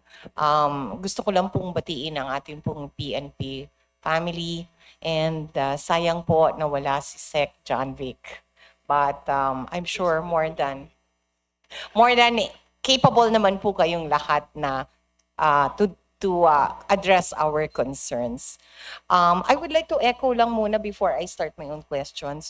Maganda po yung suggestion and concerns regarding the LGSF. And ako po, I would personally support po na mapunta na po under the supervision of the DILG. Kasi po, meron po kayong tao on the ground more than DBM para po ma-monitor mabuti. At saka po, very important din po sa LGSF, yung mga timelines. Kasi po, pag binaba na po yung pondo, sometimes we do not have a deadline. And one of the things na hinahabol po natin is yung mas mabilis pong implementation na atin pong mga proyekto. So, Ayun lang po muna. And again, I come from the 4th District of Pampanga, yung pinakapoong binabaha na lugar sa buong Pilipinas. And up to today, abot hita pa po yung tubig. And that will persist po for the next 3 to 6 months. So my question po for the DILG is, how are you preparing yourself and our LGUs? Kasi po, dati every 5 years, every 8 years. Ngayon po nagulat po kami na every year. So paano po kayo naghahanda dito? Can we clarify the question, ma'am? Ma'am, any question again? Yeah. How is the DILG capacitating itself and the various LGUs po for the, kasi hindi na siya disaster regular na po siya. So siguro, what are you planning to institutionalize na po? Hindi na po tayo dapat magulat. Kumbaga, kung kikilos po tayo sa araw ng baha, huli na yun. So we need to prepare. And as we all know, our PNP is also talagang first responders yan. At saka po ang ating pong barangay at ang ating pong mga mayor. So how is the DILG preparing po for disasters? Kasi alam ko one of the largest concerns din po ninyo ang disaster management or disaster preparedness. Hindi na po dapat i-manage, dapat i-prepare. Mr. Chair, Your Honor, the DILG is the Vice Chair for Preparedness under the National Disaster Risk Reduction Management Council. And on this note, we are working with other national government agencies, particularly the science agencies, to provide timely information and updates to our local governments, particularly on the high-risk areas that they have in the LGU.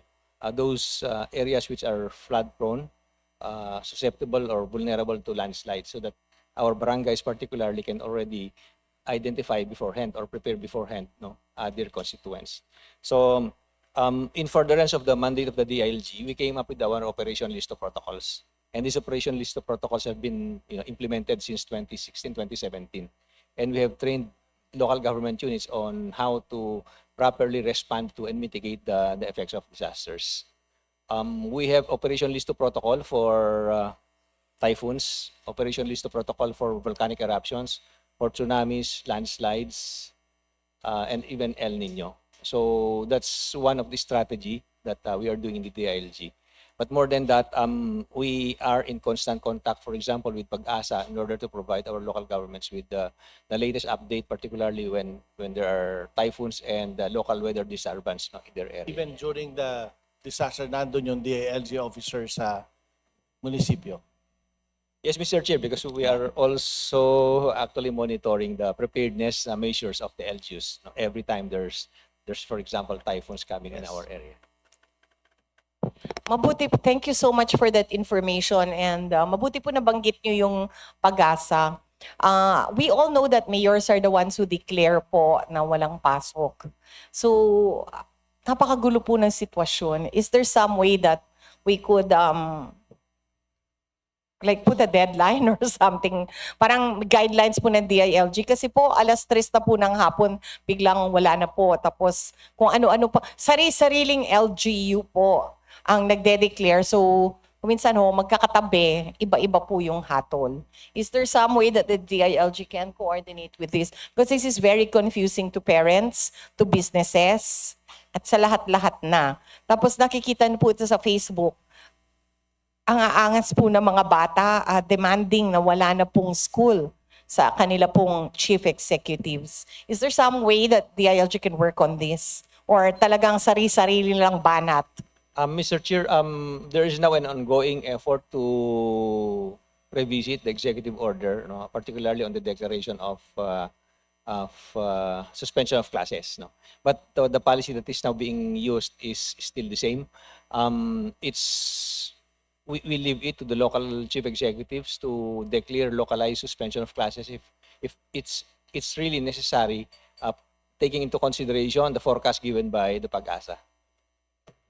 Late po ba talagang mag-forecast ng Pag-asa para sa ating po mga mayors?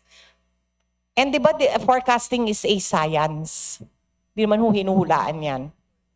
Well, if I may, there are other apps na not only Pag-asa na pwede. May Windy, may iba-iba. So yung minsan yun na po yung ginagamit rin ng mga ibang LGUs. So yeah, yung ginagamit po natin. But syempre, officially, pag-asa pa rin. Hindi ho ba pwedeng we work out something na may deadline naman po? Yes, Mr. Hindi Chair. naman siguro dapat alauna ng hapon. Ideally, the forecast should, the basis for the suspension of classes should be 11 p.m. forecast of pag-asa so that the following day, parents and students will no longer, have to go to school, before the suspension is declared. I do believe that Pag-asa is also doing its best to provide more accurate information to all local governments and to all our citizens. Yes. Thank you. Sa mga climate change threatened and forever flooded municipalities, first of all, I would like to commend the PNP sa kanila pong tulong sa amin sa 4th District of Pampanga. Napakasipag po nila and they were with us last year and this year. And sila po nagbibigay ng libreng sakay. So gusto ko po silang pasalamatan. Now, the second question sa amin, I would also like to thank the BFP. Meron din po silang rinescue po na mga drowning victims. So my question is, pwede ho ba natin silang i-capacitate at i-train? At saka naghahanap po talaga sila ng mga gamit for water rescue. Can we identify po specific flooded areas like the entire Pampanga or maybe the 4th District of Pampanga? Kasi wala man ho kaming mga boats eh. Konting-konti lang po talaga, and I think that we should identify areas that need to be rescued po. Pwede ho ba yun? And can you share with us what you are doing po for water rescue, lalo na po sa flooded areas? Ma'am, good afternoon po. Yung Bureau of Fire Protection plays a very vital role pagdating po sa HIDR, especially on flooding. Yung nakikita nyo po na naka-tangerine are all BFP. Ang ginagawa po ng BFP ngayon, ma'am, continuous po yung capacity building po ng mga local disaster risk reduction management office ng mga LGUs nila. Isa po yan, ma'am, sa nakasama po sa listahan ng mga bibilhin po ng BFP. Pagdating po sa HIDR, kasama na po yung mga watercraft natin na magagamit automatically. That includes also the life vest. So hopefully po, madagdagan lang po yung pondo ng BFP para ho mabili natin yung ating kailangan po. Rest assured, susuportahan ko po yan. And is it possible po that we would give the boats at yung mga gamit po sa mga places na talagang alam po natin na binabaha? Ma'am, meron na ho kaming identified mga localities na constantly po, maliit lang na ulan, binabaha kagad. Like yung mga nandun po sa Project NOAA, for example. Yes, ma'am. Pagka po nadagdagan lang ho yung pondo at mabibili ho yung mga gamit namin, that will be distributed geographically kung ano po yung needs ng mga local fire stations natin. Kasi po sa amin, umaagos talaga yung tubig and somebody drowned actually in front of me. At talagang kulang po yung gamit nila. So if you could support us po, we would be very grateful. Rest assured, ma'am, that we will do our best to help in the capacity building po ng mga local disaster reduction management office po natin, yung mga barangay disaster po. Constant naman po yung mga trainings namin sa kanila. And hopefully in the future po, ma-acquire po namin yung mga necessary equipments and that will be placed doon po sa mga localities na talaga hong tinatamaan po ng baha or whatever kind of hydromet hazards na meron po sila. Sige po, and we look forward to that.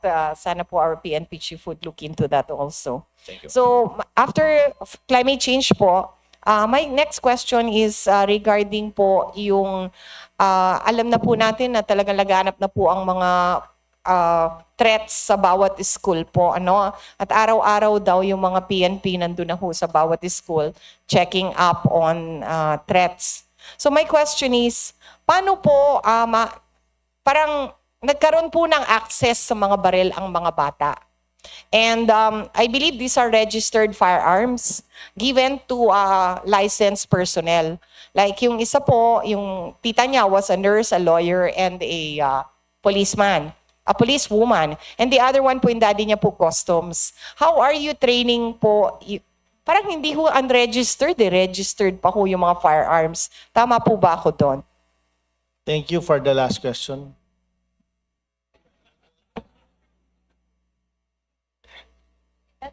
Kindly answer. Your Honor, Mr. Chair, those recovered firearms that were used in June 16 as well as in Zamboanga are registered firearms except for the other one.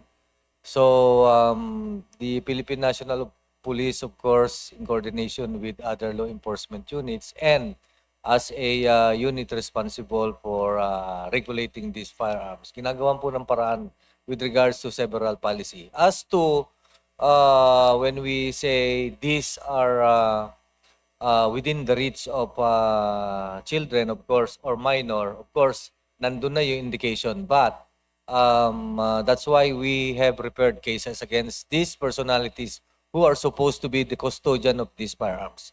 And one of the recommendation was, of course, the enactment of law such that ma-repeal yung naging bailable ang ating violation of firearms, illegal possession of firearms. We are recommending that a higher penalty be imposed for those in possession of unlicensed firearms, especially so that unlicensed firearms are being used in the commission of crime. About 98% of the cases are or involving firearms are unlicensed firearms. Mr. Chair, Your Honor. And lastly, ano po yung maging role po ng barangay tanods and the barangay regarding this? Ito pong mga nagiging violence in schools. Just like the police. At may role po ba sila?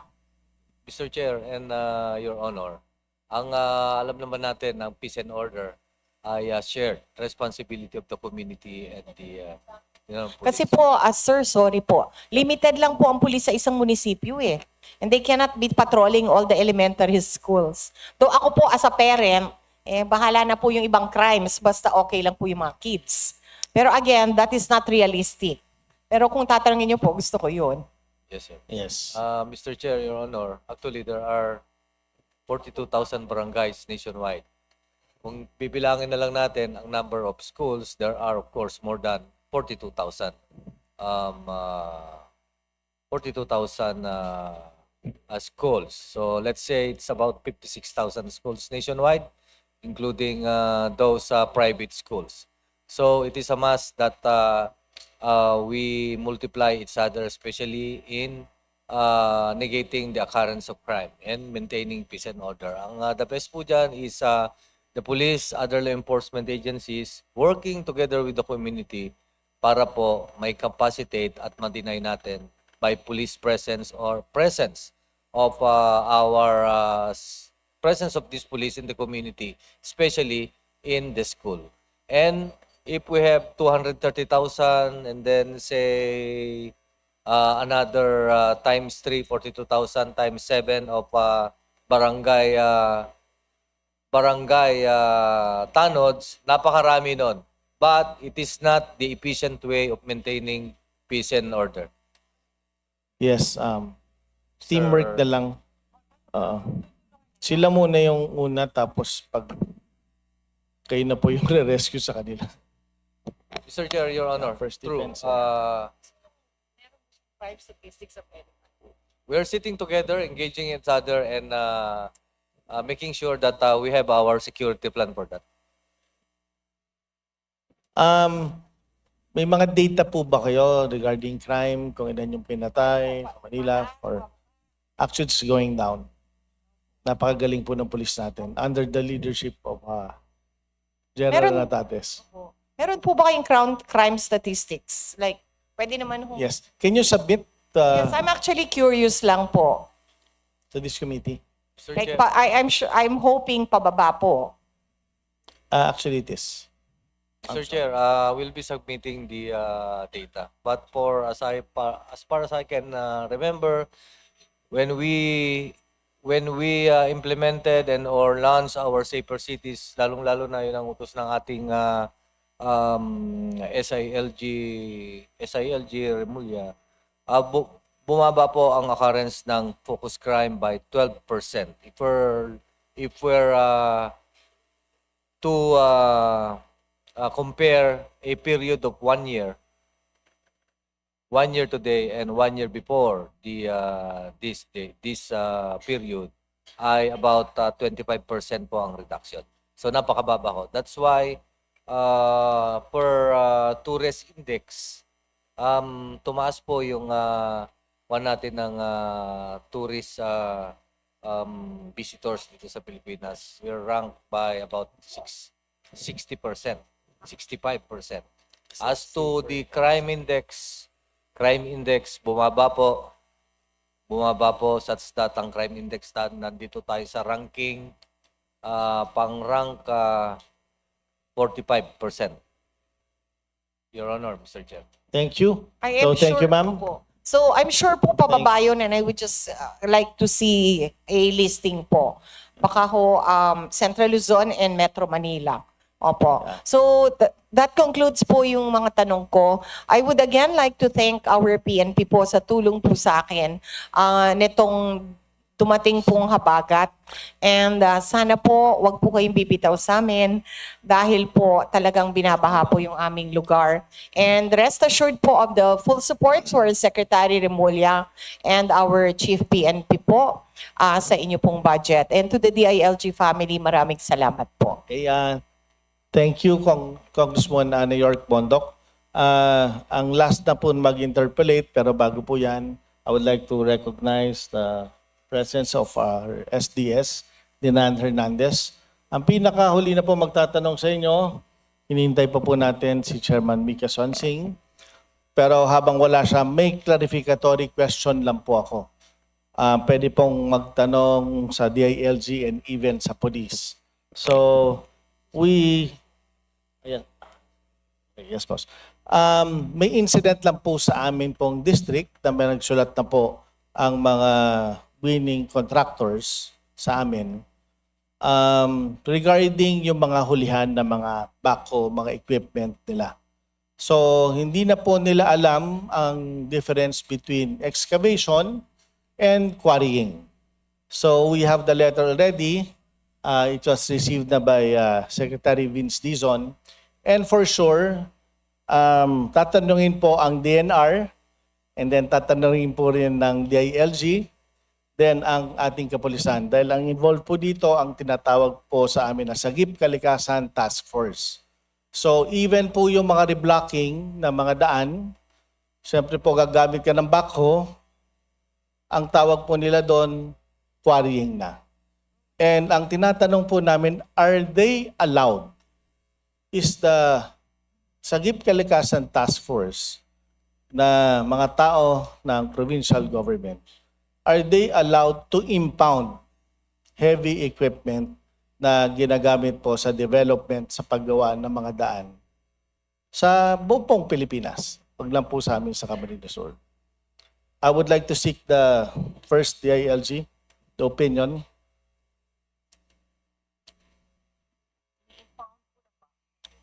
Yes. Meron pong contractor doon, 6 na po na backhoe ang nakuha dahil gumagawa po ng flood control. Yes.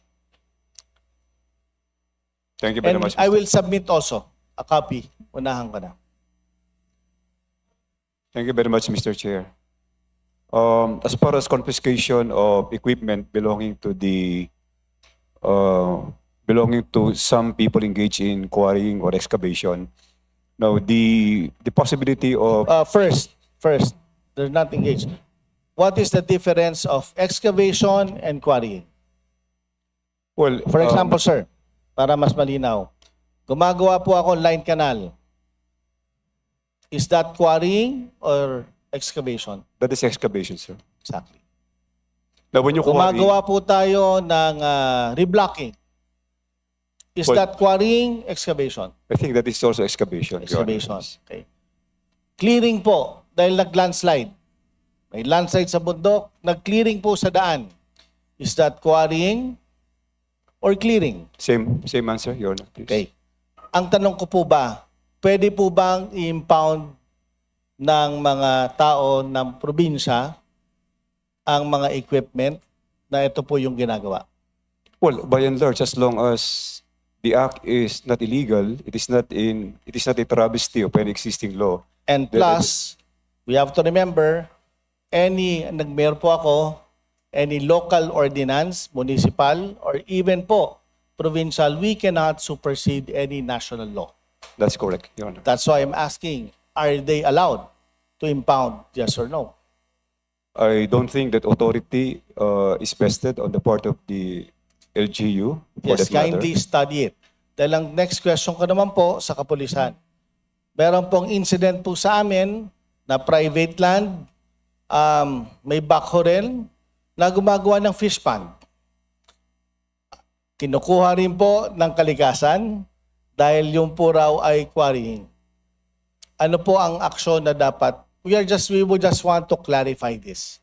No? So, because in our area, just to tell you honestly, mas matatapang pang Sagip Kalikasan Task Force kaysa sa mga pulis natin. And that is the situation in our area. So, what should we do? Please give us your guidance. Mr. Chair, of course, the Philippine National Police nag-exist to enforce the law. In enforcing the law, of course, for example, we have these heavy utility machineries involved in excavation and or quarrying. If these machines are being used in the conduct of or in furtherance of illegal activities, whether this is in violation of the special laws, DNR laws, or local ordinances or local laws, we are bound to implement it. Yes. And sa pag-implement po nito, kahit po Sagip Kalikasan ang tawag, dapat po ay deputize po ng DNR. Am I correct? That's correct, sir. That is always in coordination with the appropriate agency. And for that matter, in that instance, that would be the DNR, Your Honor, and the LGU. Yes. Kasi ang alam ko po dyan, kahit deputize po kayo, hindi kayo basta-basta pwedeng humuli. Dapat kasama ang DNR, lalo na kasama rin po ang ating kapulisan. And even ang ating kapulisan, kahit deputize po kayo, may nahuli po tayong illegal logging, ay sinosurrender po natin sa DNR. Ngayon po, ang nangyari po sa amin, basta kinukuha yung backhoe, nando na po sa Kapitolyo. So, ang gagawin na lang ay kakaso. Alam naman po natin, pag nagkaso, matagal, bulok na po yung backhoe. So, ang tanong lang po namin yung immediate. Can we run sa PNP pag may ganito pong insidente? It is a national government project na gumagawa po ng daan. Doon po kasi kami nagugulat dahil siyempre gagamit ka ng backhoe pag nag-reblocking ka. Pero pag ganon ay nangyayari po itong insidenteng ito sa amin. So I'm just letting you know that this is happening in my district. There are contractors na 6 na po yung nakuha. Po, 2. Pero ang pinakamalupit yung isa pero hindi po nakuha dahil hiniram lang yung backhoe niya at nagpapagawa ng fish pond sa private land. Okay? And nagsumbong po sa police. Ang sabi ng police, nasa gitna po sila. Okay? So, pumasok. I mean, the backhoe is nandun po sa loob. That's trespassing already. So, sana lang po, ma-actionan lang po ito. Sir, you can investigate. Sir, wag lang po kayo maniwala sa akin. Ito po yung mga report lang po sa amin. But, mas matindi po ang intel po ninyo kung nangyayari po talaga ito sa amin. Yes, Your Honorable Chair. Yes. Okay. So, thank you, sir. We'll just give you a copy na lang, the LG and PNP. Yun po yung pinaka-importante na sana po maturuan po natin yung ating kapulisan kung anong gagawin. Even sa DILG, siyempre may supervisionary powers din tayo over LGUs. So, let's look into this because sobra na po itong nangyayari sa aming pong distrito. And bihira lang po ako magsalita, bihira lang po ako umangal, pero pag sobra na, kailangan rin natin ipaglaban yung tamang proseso, yung tamang pagsunod po natin sa batas. And that's why I'm very happy to defend the DILG family. I'm very much contented sa lahat ng achievements nyo po. Keep it up. And sinasabi ko sa inyo, paglalaban po natin yung ating mga hirit. Kung makikita nyo po, pinagtsatsagaan ko po yan na para makita. It's not easy, especially now, the fiscal space na meron po tayo ay napakaliit. Kung last year po, naniwala po kayo sa akin, mas malaki yung pwede natin ibigay. And sa BFP, ipaglalaban po natin yung inyong pondo. BJMP, mag-uusap pa po tayo. Ayusin pa po natin ito.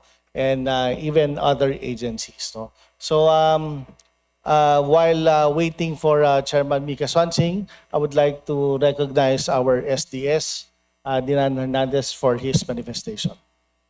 Thank you, Mr. Chair. Napakaseryoso ng ating chairman. Palakpakan po natin ating chairman. Patapos na yung budget nyo. No, hindi ako magtatanong. I just read this. It's magmamanifest lang ako ng support, no? So I manifest my full support for the approval of the budget of the Department of Interior and Local Government, the Philippine National Police and its attached agencies. Their sustained efforts in maintaining peace and order, enforcing discipline and accountability within their own ranks, and relentless combating criminality deserve the full support of this Congress. In particular, I commend their intensified campaign against smuggling and illicit trade of cigarettes, which not only deprives the government of much needed revenues but also undermines the legitimate business and the rule of law. Good governance, good performance deserve adequate support. I therefore strongly support the approval of their budget so they can continue protecting our communities and keeping our people. So, Chief Nartates, I'm from Mindanao. I'm from Region 12.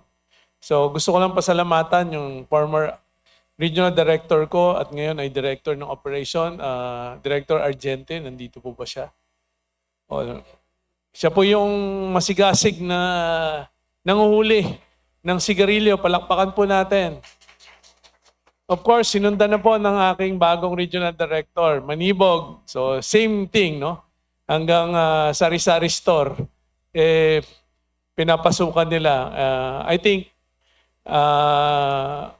talagang i-congratulate ko rin si SILG.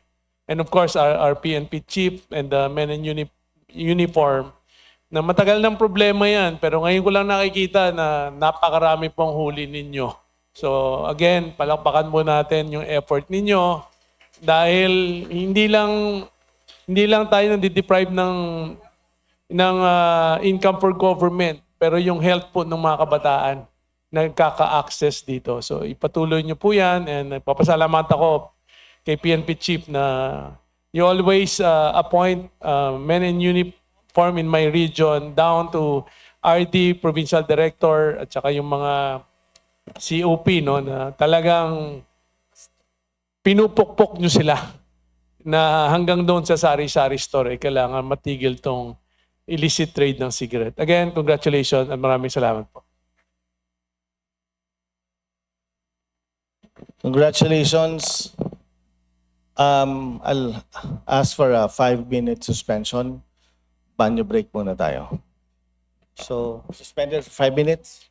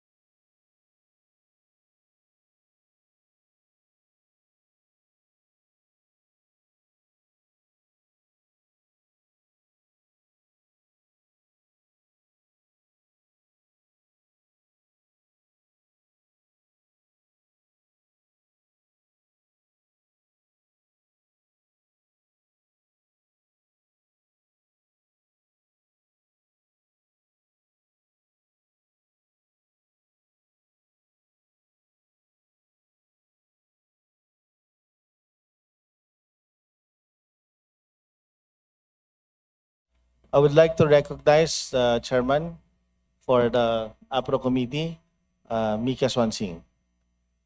Thank you very much, Vice Chair Arnie Fatabella. Good afternoon to everyone.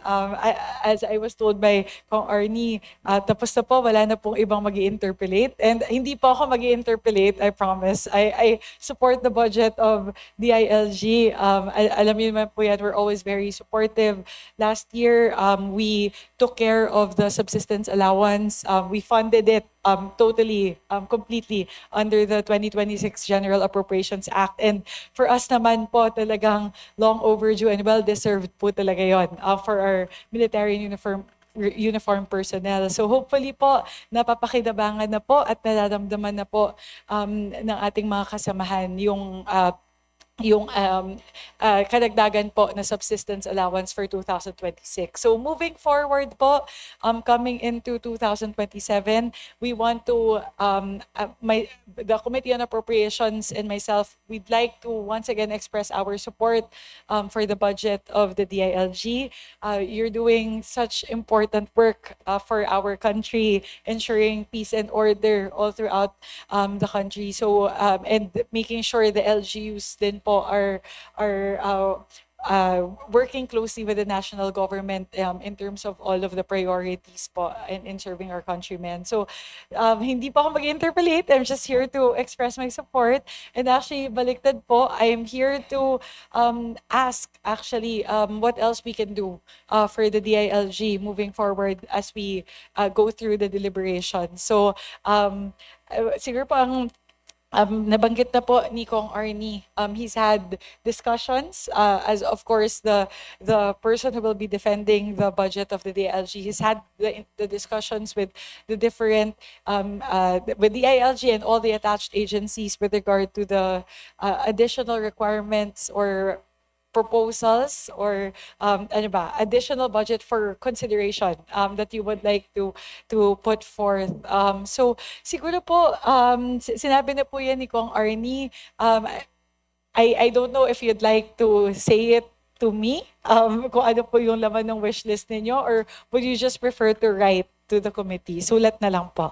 Okay. In terms of logistics po, I'll just request if we could have the request for additional consideration by Thursday po ngayon, by the first half of next week, if possible, because one of the major reforms that we've done in the Committee on Appropriations is we are now institutionalizing the Budget Amendments Review Subcommittee, which openly deliberates on all the requests for institutional amendments emanating from the agencies. So yun po sana yung request namin as we are targeting to convene the PARC in about a week or so before the plenary, para po mahimay na namin yung mga budget requests po at saka maisama po namin for consideration of BARC. So hopefully po, if it's okay po, by the first half of next week, if we could have those. And siguro, Kong Arnie, if I may, this is actually one of the engagement models that we have been doing since last year, which is to give the civil society organizations the opportunity to pose questions to the agencies through the Committee on Appropriations.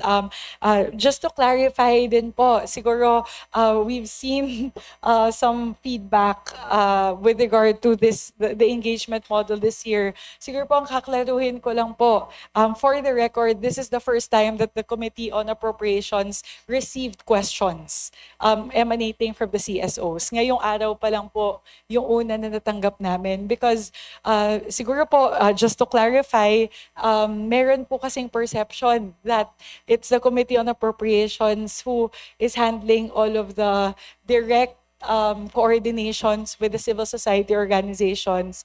But in fact po, it's actually the CPBRD within Congress who directly coordinates with the civil society organizations. So ang nangyayari po, umaasa po kami sa CPBRD every morning to give us a list of the civil society organizations present during that day, as well as the list of questions emanating from the civil society organization. So gusto ko lang po sigurong klaruhin for all our partner CSOs who are watching and and also everyone who would like to engage with us.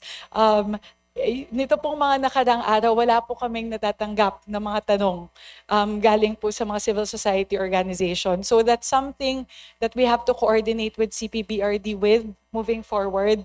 Na sana po, araw-araw mabigyan na po nila kami ng listahan ng mga civil society organizations at yung mga katanungan po para sa araw na yun. Because on the part of the Committee on Appropriations, we are really sincere when we were really adamant in upholding the engagement models with the civil society organization. So we would like to apologize to the civil society organizations who felt that they have been left out of the deliberations in the previous days, when in fact po talaga, honest to goodness, utmost sincerity, we have not been receiving any of the questions from the CSOs. But now that we've received this today. Hopefully po in the next days, kukulitin po namin yung CPBRD to give us the questions because we really want to be your voice. We want to be your avenue in asking questions to our agencies. So, buena mano po itong DILG in terms of the question. So if I may po, on behalf of the civil society organizations, I would like to pose a few questions to the DILG family. These questions po emanate from Code NGO. And these are the questions po for DILG. The first is the rationale for the local government support fund. I believe this was actually discussed at length by Sec John Vic earlier today. The Bandanas Garcia ruling broadened the tax base used to compute the just share of local government units in national taxes, now released through the national tax allotment. Considering the resulting increase in the NTA of LGUs, what is the policy justification for retaining a separate local government support fund whose allocations are still determined and directly released by the national government to beneficiary LGUs? Follow-up question po, what specific programs, needs, or fiscal gaps funded through the LGSF cannot be adequately supported through the increased NTA and other regular revenues of LGUs? How does the government ensure that the LGSF supplements rather than duplicates or substitutes for resources already available to LGUs? So yun po siguro yung katanungan, if we may post that to DILG. Jose Mario. Thank you, Mr. Chair. Your Honor. For 2027, the estimated national tax allocation share of local governments is like 1.32 to 1.4 trillion pesos. But this amount is divided between and among the 82 provinces, 149 cities, 1,493 municipalities, and more than 42,000 barangays. So on the surface, it looks as if it's very, very big amount. But when divided between those local governments that I mentioned a while ago, it will not really be enough to fund the priority projects of the local governments, considering that there are devolved functions that are given to LGUs. So the local government support fund, which will be like 58 billion for 2027, will be an additional fund which the local governments can use in responding to the other felt needs of their constituents. No, these funds are earmarked for projects like water system, water sanitation system, farm to market roads, electrification, health centers, and for other basic services of the people in the different localities. So I believe, Mr. Chair, Your Honor, that's the rationale why there's the local government support fund. Just to clarify po, I believe this was something that Sec Remulla raised earlier today, that for the record, the ILG, what is the role that the ILG plays in LGSF? Para lang po malinaw. Yes, Your Honor, Mr. Chair. The local government support fund is directly released to the local governments. The DILG's task is to, per the General Appropriations Act, is to do the monitoring and evaluation in the implementation of these projects. So for that purpose, as I mentioned a while ago, we have a fund allocated for the hiring of engineers and the project evaluation officers, which we deploy to our provinces and regions to help us monitor, to ensure the faithful implementation of all those projects funded from the LGSF. So in terms of validation po, vetting, receiving all of the proposals, that is done by DBM. Yes, Your Honor, Mr. Chair. There's a portal created by DBM where LGUs can submit their project proposals. So just to answer the last question of our CSO partner, hindi po DILG yung kasi po ang tanong, how do we ensure that these are not duplicates, duplicate projects? So the vetting, the validation, all that process is not handled by DILG, but rather DBM. So we can, perhaps we can also pose that as a question to the DBM. That's later correct, on. Mr. Chair, Your Honor. It's the LGUs themselves which identify the priority projects that they will fund from the LGSF. Yes. Through the portal. Thank you po, Yusek. So we'll move to the next question. This is with regard to community participation, project validation, and oversight, also from Code NGO. Could the DILG explain the complete process for identifying, endorsing, validating, procuring, and monitoring projects funded under the LGSF, particularly the FALGU, to the Barangay Development Program? At what stages are local development councils, local sanggunians, accredited civil society organizations, sectoral representatives, and affected communities meaningfully involved? What safeguards are, ang haba, mayroon pang sorry. What safeguards are in place to ensure that projects respond to documented community needs, are aligned with local development plans, do not duplicate existing national government or LGU programs, and are protected from conflicts of interest and undue influence in procurement?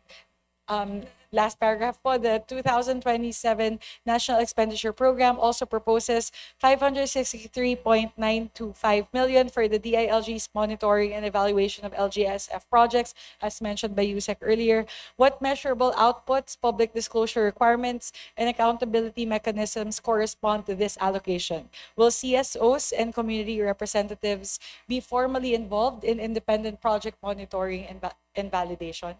Yun po. Yes, thank you, Mr. Chair, Your Honor. As I mentioned a while ago, the identification of priority projects, the procurement for these projects now are lodged with local governments. What we are doing in the DILG is to just make sure that the projects are not cost projects and that they are properly implemented. To do that, we came up with a 3-tiered monitoring of all these projects. The first party monitoring is done by the local project monitoring committees. This is the mandated committee that should be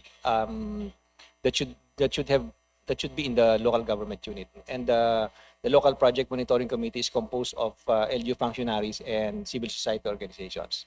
The second tier is second party monitoring, that is us.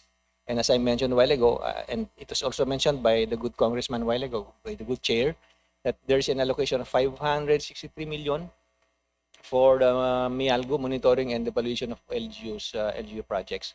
So the 560 million is used for salaries of the engineers and the project evaluation officers that we hired to do the monitoring on the ground, because the field officers of the DLG really do not have the technical know-how to do the monitoring themselves. And the third-party monitoring, the third tier is the third-party monitoring. In the past, we have engaged civil society organizations and non-government organizations to help us monitor the projects implemented by the local governments. So those are the monitoring mechanisms that we have put in place. But aside from that, Your Honor, we also have the Subaybayan portal, which is a platform where local government units are required to upload status updates of projects implemented through or funded by the local government support fund. Yes, that's already the the safeguards that we have put in place to ensure the integrity of the implementation of all these projects. Thank you, Yusek. Thank you for clarifying. Next is with regard to participatory budgeting.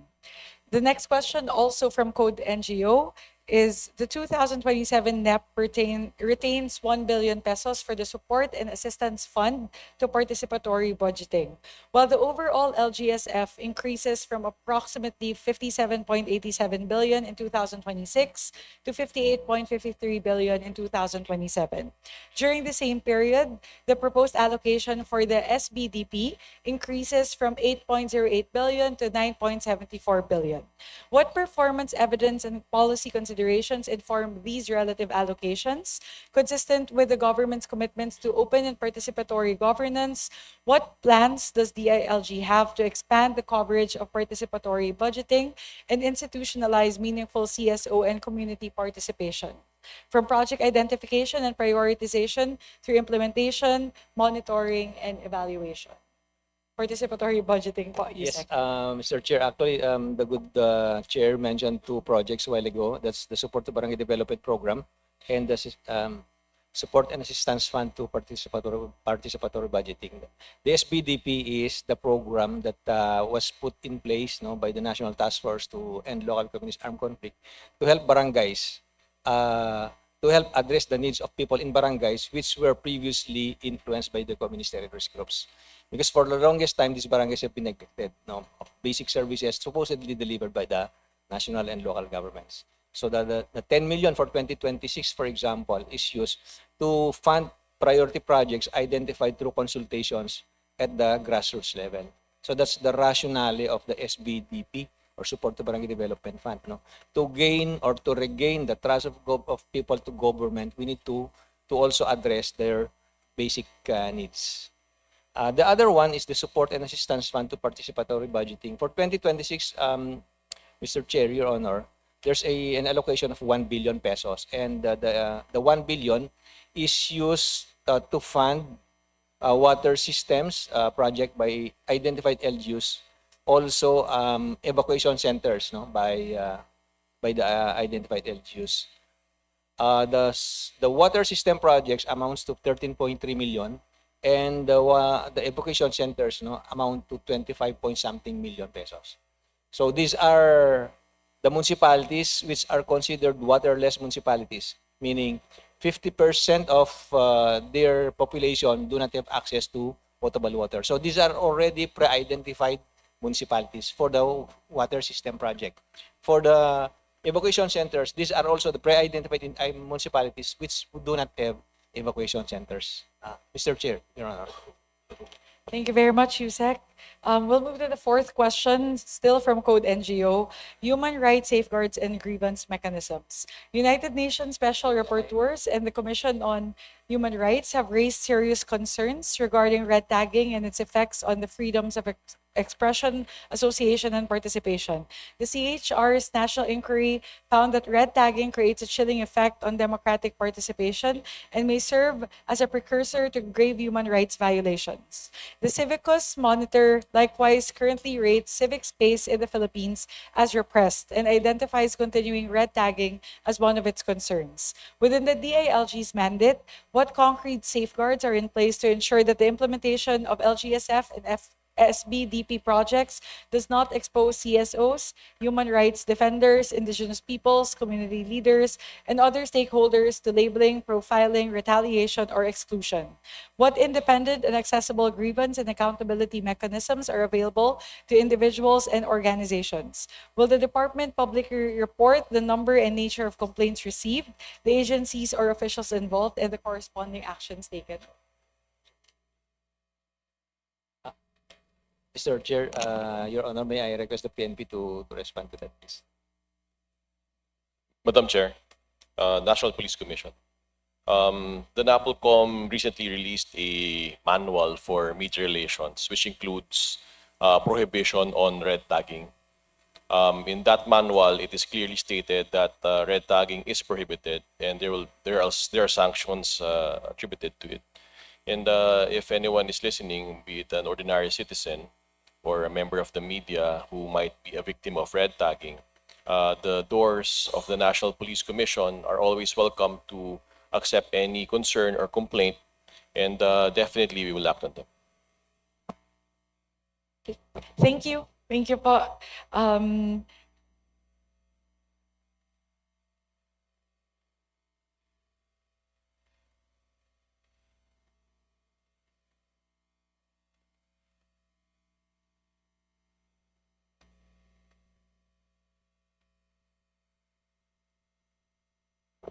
Thank you, Com. Thank you so much. So I hope that clarifies the question. Next is the fifth question, also from Code NGO, which is the basis for the proposed increase in the SBDP budget. So same program po. The 2027 NEP proposes 9.74 billion for the SBDP, an increase from the 8.8 billion appropriated in the 2026 General Appropriations Act. What verified needs assessment, utilization, and completion data and independent outcome evaluation support this proposed increase? Could the department please provide the following information?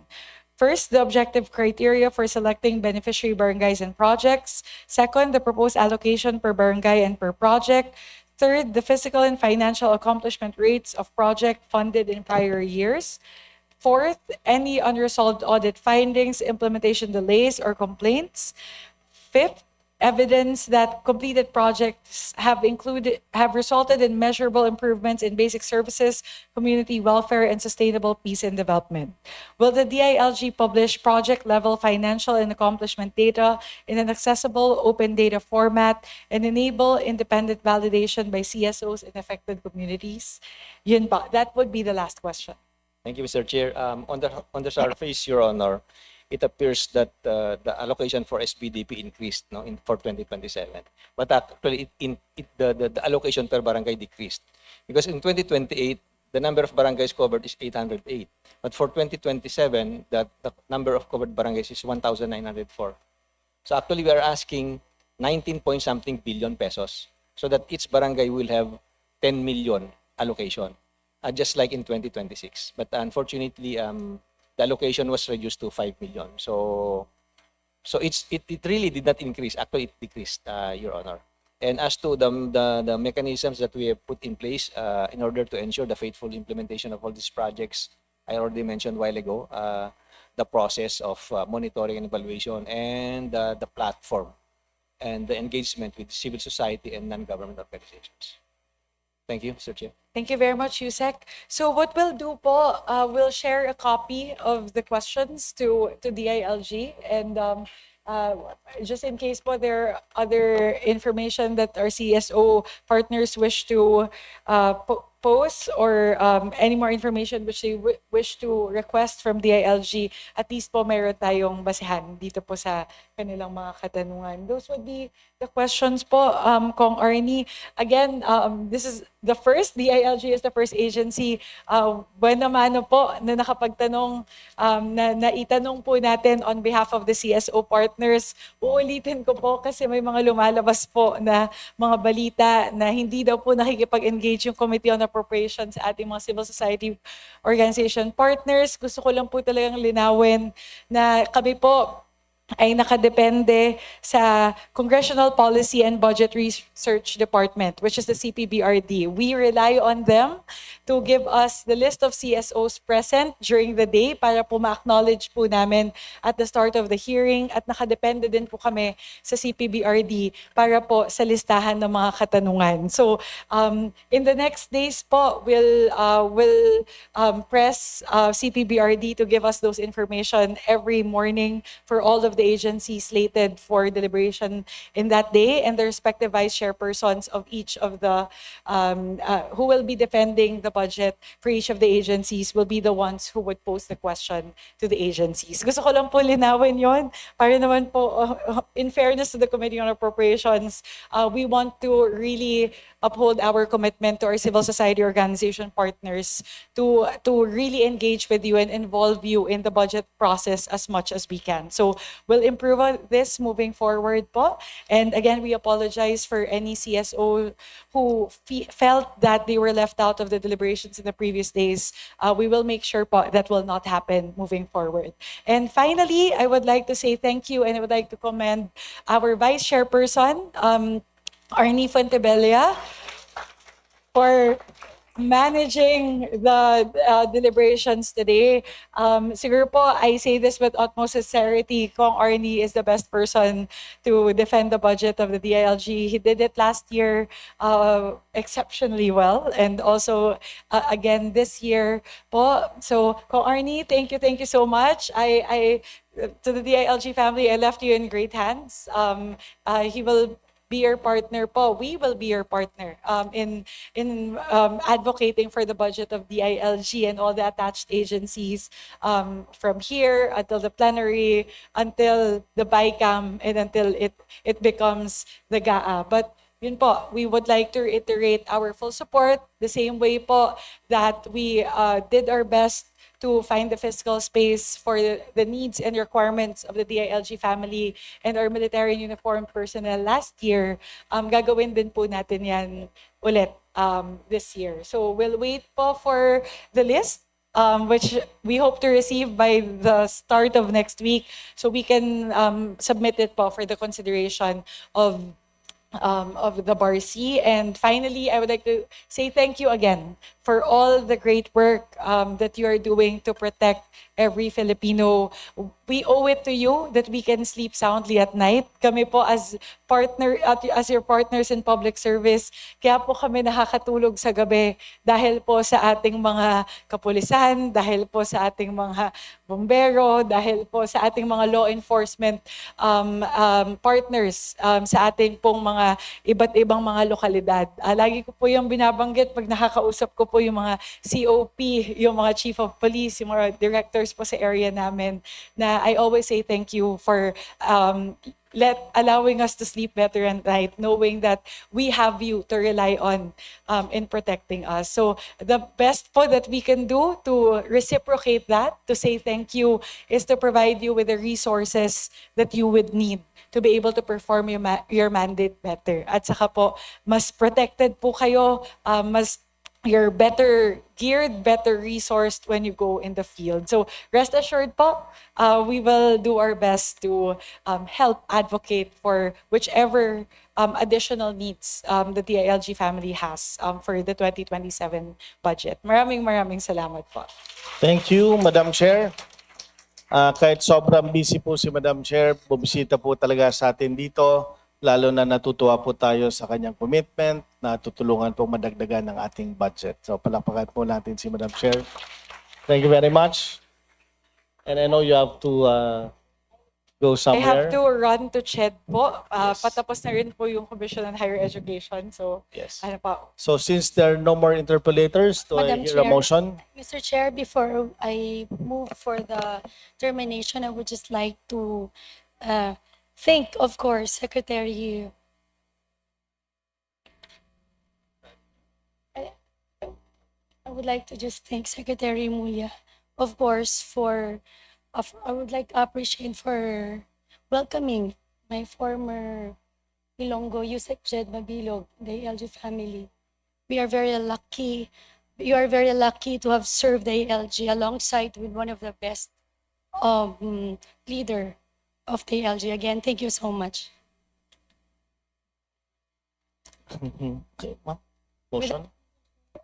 I would Motion? like to move that the committee on will to terminate the hearing of the proposed fiscal year 2027 budget of the Department of Interior and Local Government, including its attached agencies, under House Bill number 10858. So move, Madam, Mr. Chair. Do you have a second? Julia seconded. Is there objection?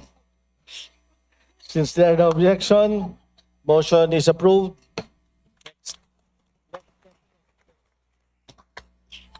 Mr. Chair. Hindi pa po tapos. Kindly sit down. One more motion. Kindly sit down. Baka bawiin po.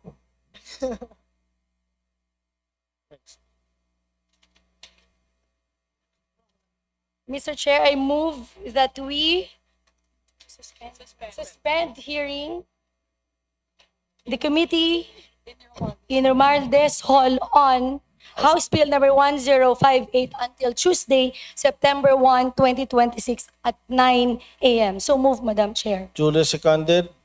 It has been moved and duly seconded. Is there any objection? Hearing none, the motion is carried. So the committee hearing on House Bill number 10858 here at Romualdez Hall is hereby suspended until Tuesday, September 1, 2026 at 9 a.m. Thank you very much.